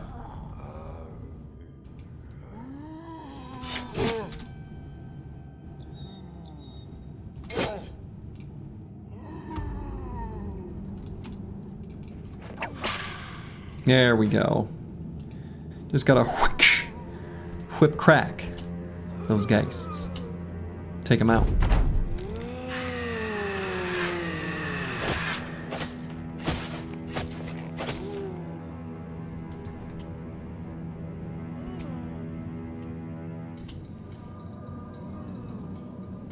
Nothing better than a whip crack? Exactly. Whipworks.com.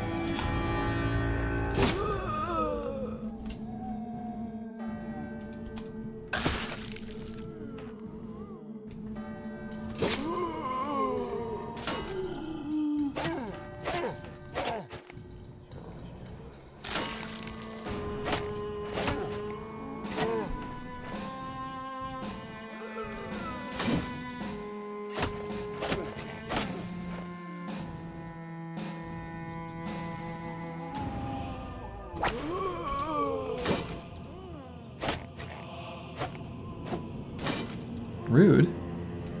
That was rude. That zombie's rude.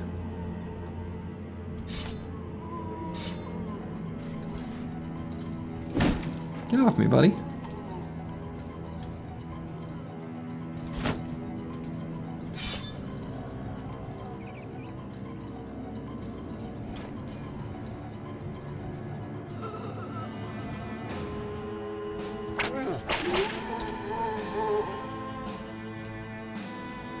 And do I want to put Furious Sheep here? I guess it's okay.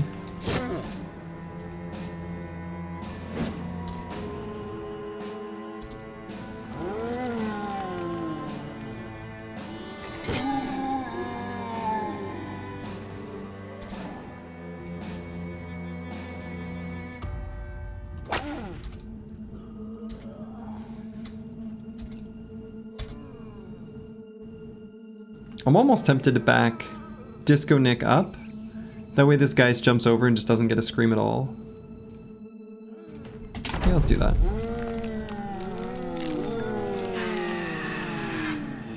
Or he goes down there. I mean, that also works.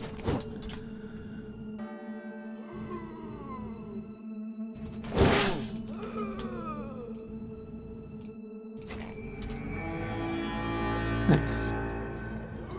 Lovely, lovely, lovely.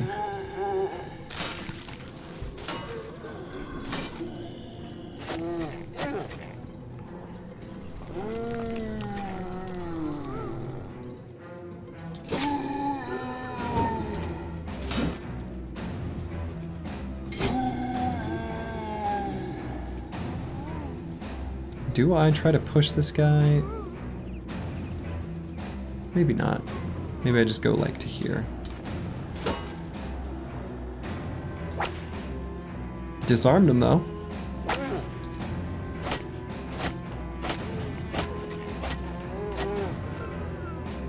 Didn't matter.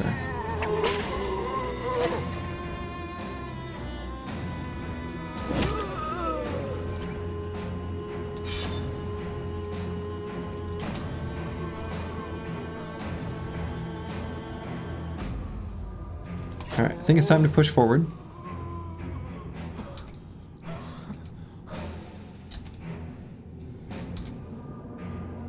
We're just about out of fatigue to be spear walling anyway.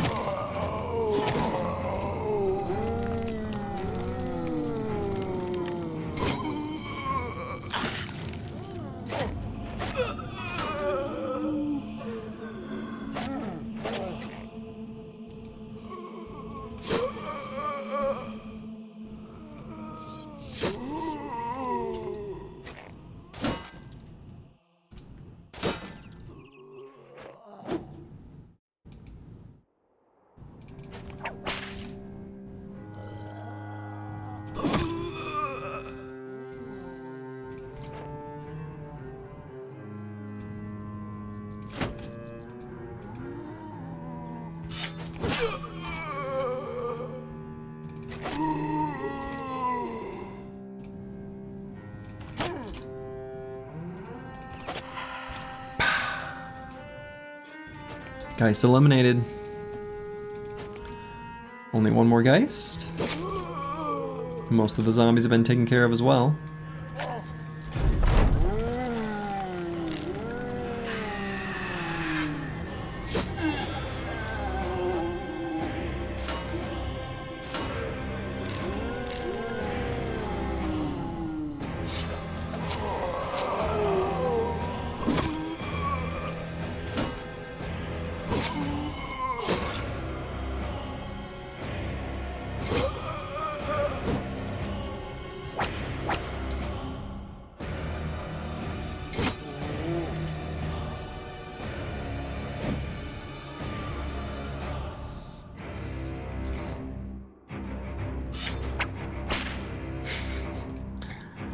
Squad's not very accurate.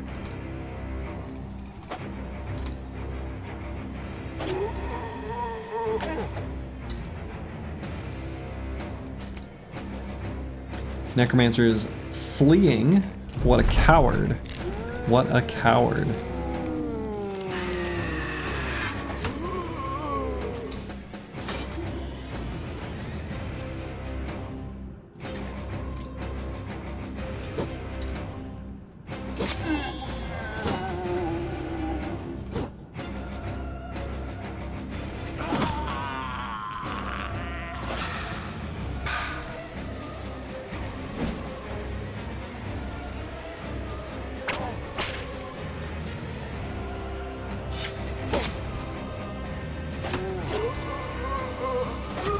Okay. If a zombie gets downed for the first time but a necro picks him up before the next turn, does the zombie still have his extra life? That is a great question, Medieval Man, and I don't know. I don't know how the necromancer resurrection interfaces with the zombie's ability to naturally resurrect. That's a great question, and it would be a good one to know the answer to. And I don't know it.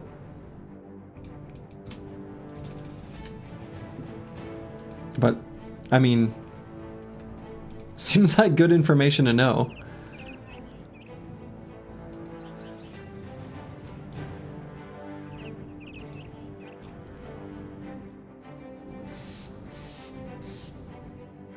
You feel like the Necro wouldn't even do it in the first place?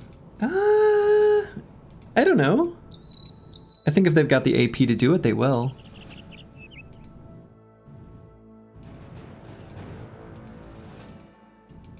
Though, maybe that doesn't ever become relevant. Well, yeah, I guess I don't know.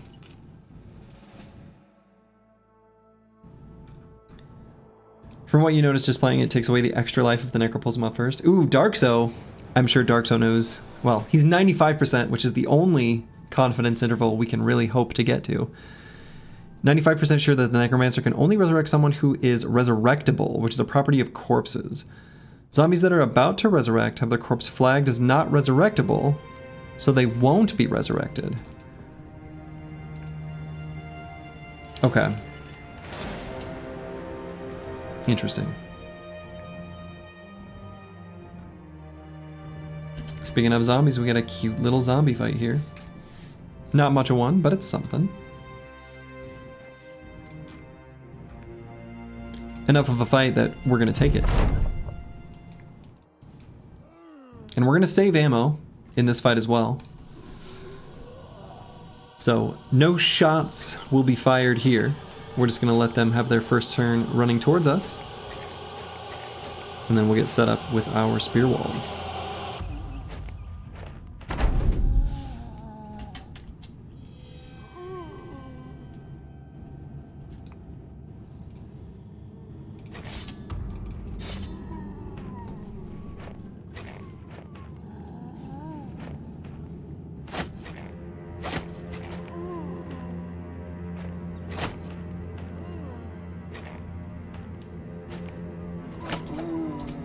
Also, Darkso, I appreciated that you were 95% confident. Don't think I didn't notice.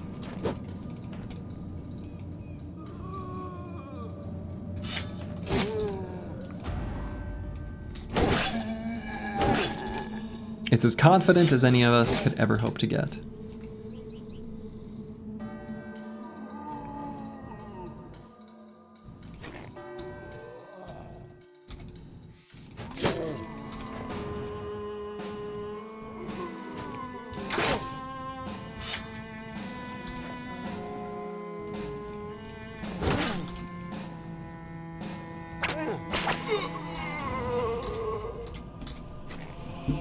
Okay.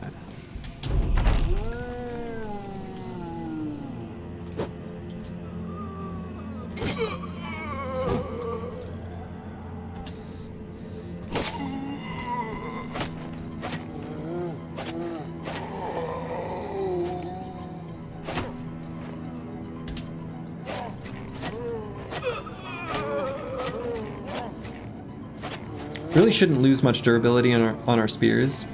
They don't have much armor on them, so the attacks that we're doing against just raw hit points don't affect the durability of the weapon.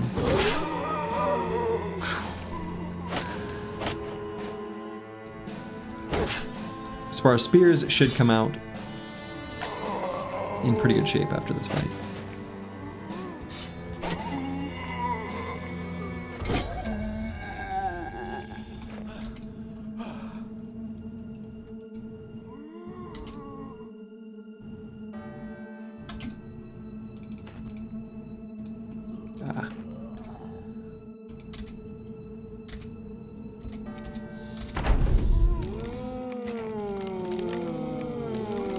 Except with Pledge, remember that shit kills 99.9% of all bacteria guaranteed. See, I think that Pledge is lying to you.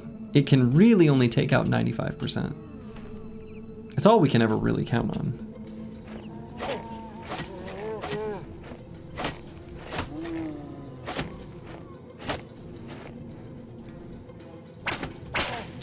Unless, that is, we're talking about the power of Pine Sol. That's different. What if it attacks twice? Is it cheat? Is it cheating? You can't do that. You can't attack twice. Where would you get that second attack from?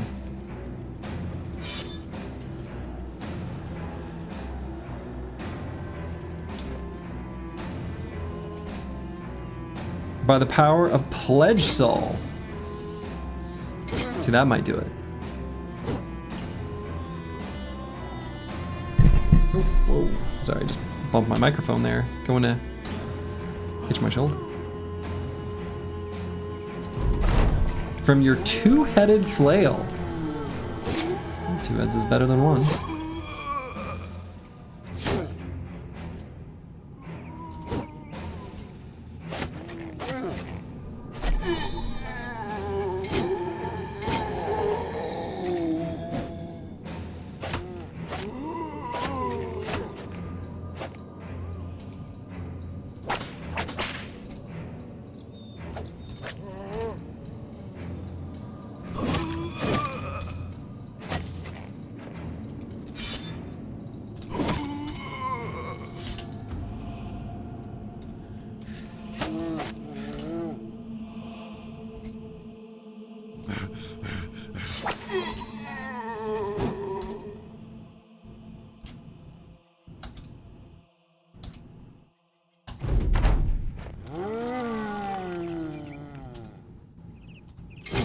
Zombie numbers starting to look pretty thin.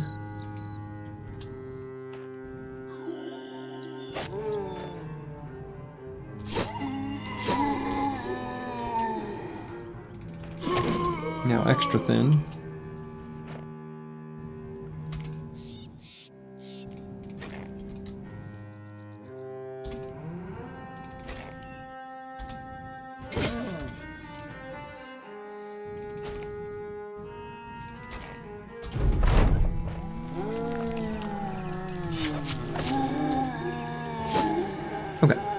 So yeah, no damage taken, and 6 tools acquired from the fight. So that's just from the scavenger. That's kind of nice. So, strictly speaking, technically, tools positive.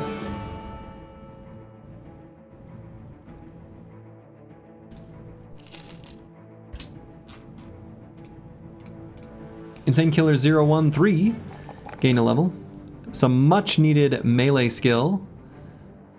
And on this brother, I think we'll just simply grab Resolve and feel pretty happy about it.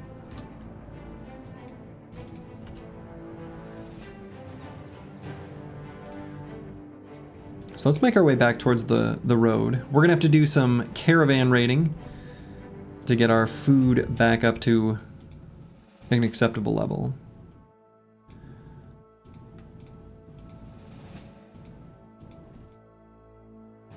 We're gonna see if there's any camp just like right up here near the road, which is very unlikely, but you never know. So unfortunately we didn't find the icy cave in this little journey. We haven't explored that much of the snow, of course, but the sheer amount of forest, I don't love that. I don't love the amount of forest that is in the snowy north, because the icy cave can spawn in the forest, and its discoverability radius is then super small.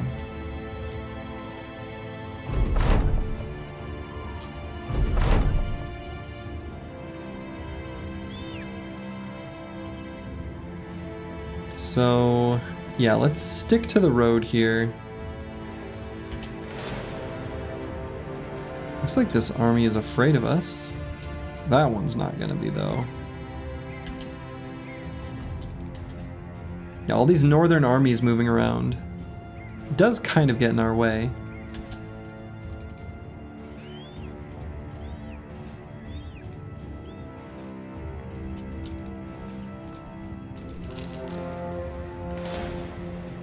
Yeah, so there's a little zombie camp there. We're not gonna be able to take it out, though.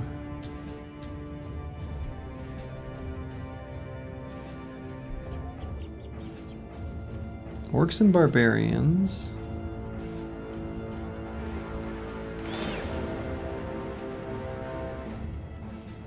Okay, so we do want to fight these barbarians because we want their food. We don't want to fight them in the forest, though. Let's try to lure them. There we go. That's where we want to fight them. But yeah, we want their food. We're a little bit low. We'll take anything we can get.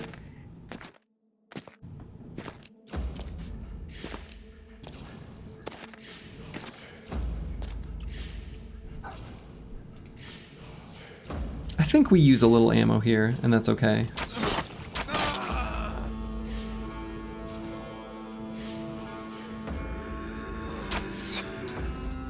Barbs on the chase, both of them with only 17.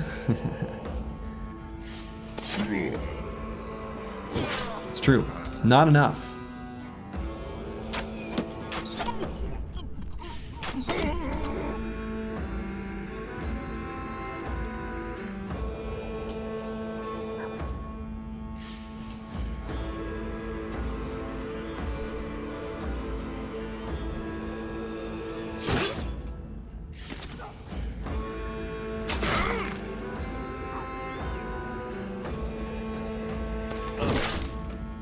Want to make sure that Reaver doesn't get an attack in.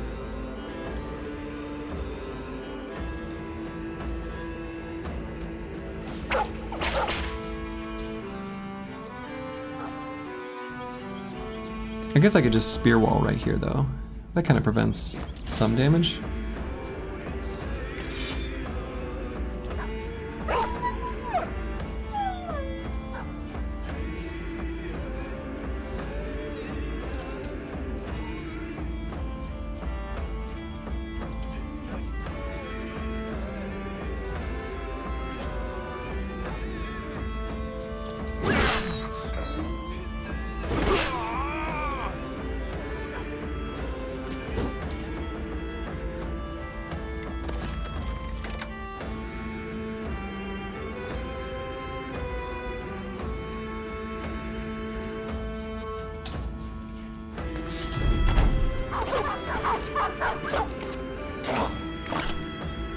Spear should prevent a little bit here, not too much.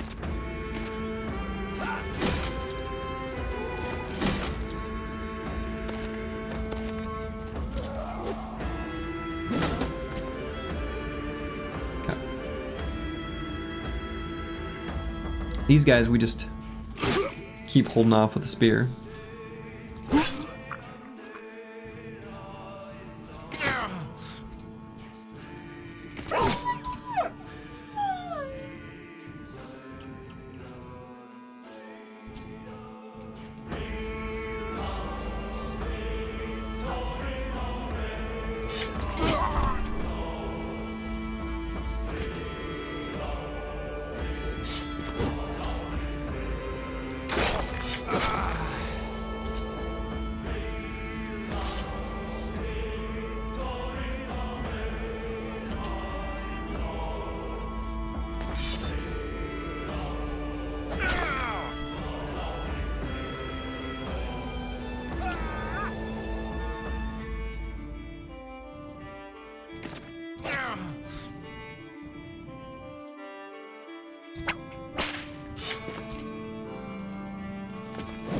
Okay, pretty much neutered him. There's not much else they can really do to us.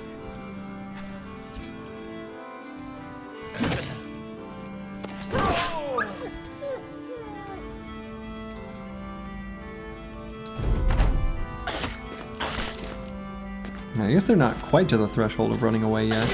They're close though, I'm pretty sure.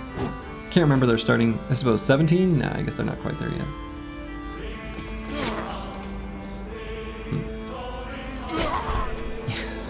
The lunge when you've already spent a little fatigue is pretty bad, huh? This barbecue brought to you by Big Swordlands. Classic barb EQ.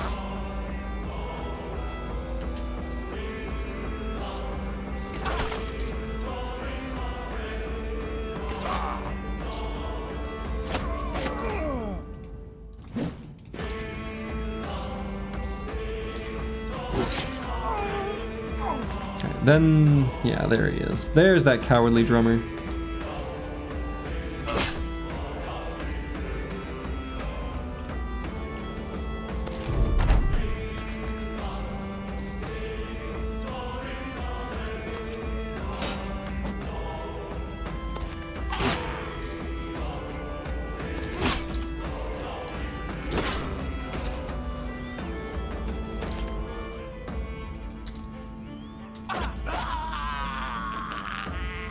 Alright, I think this Reaver just gets away. That's okay. The Reaver and the Drummer can go tell the story of, you know, the big, mean, scary Northern Mercenary Company. 20 ammo and a decent little chunk of tools, though. That's pretty nice. That's very nice. Misha Twitcher managed to gain a level up.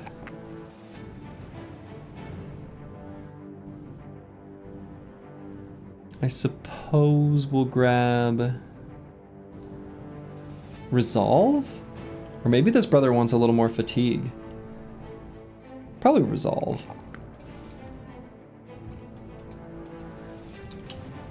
And we did gain a little bit of food. There we go. That's the kind of stuff we're looking for. And we're not going to use any ammo. So we'll let them make their way towards us. Take them out. Like the olden days.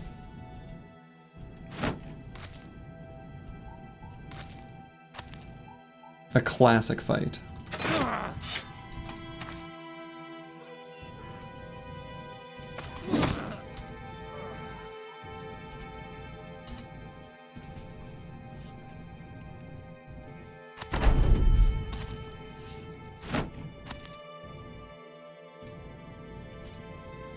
How is the run going? Well, Hardy One, the run is going great.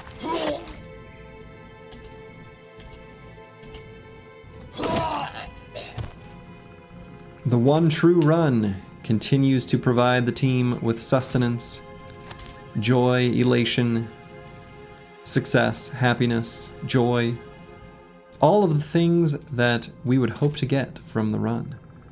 It provides.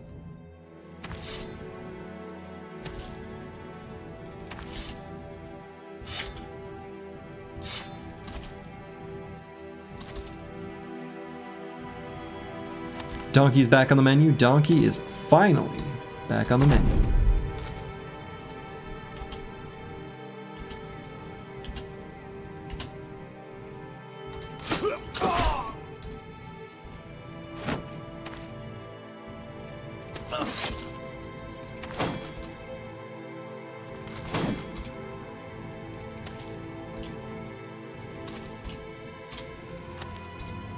Wow, that is a brave caravan guard. Will not break, but will still die. There we go. There's the food we were hoping for. And a little bit of ammo. Just to, you know, sweeten things up just a little bit. Okay. Make our way just to a clearing here. And I think that is a good place for us to call it for the evening. The team made some pretty good progress. We didn't get quite as many shinies as I would have hoped from this run, or this particular stream. I will probably not be back tomorrow. It depends somewhat on the weather, but it's looking like the weather is probably good enough that my outdoor event is probably going to happen. So, I'm gonna raid a, I don't know, someone who I used to watch a decent amount, who has been grinding some Age of Empires 4, which is a game I played once upon a time and still kind of enjoy, I'm kind of intrigued by. So I'm gonna send you guys over to Fitzbro. And I think that's gonna be it for me for the evening. So to all of you, wherever you are in the world, make it a good one. This is The Run. Ta-ta.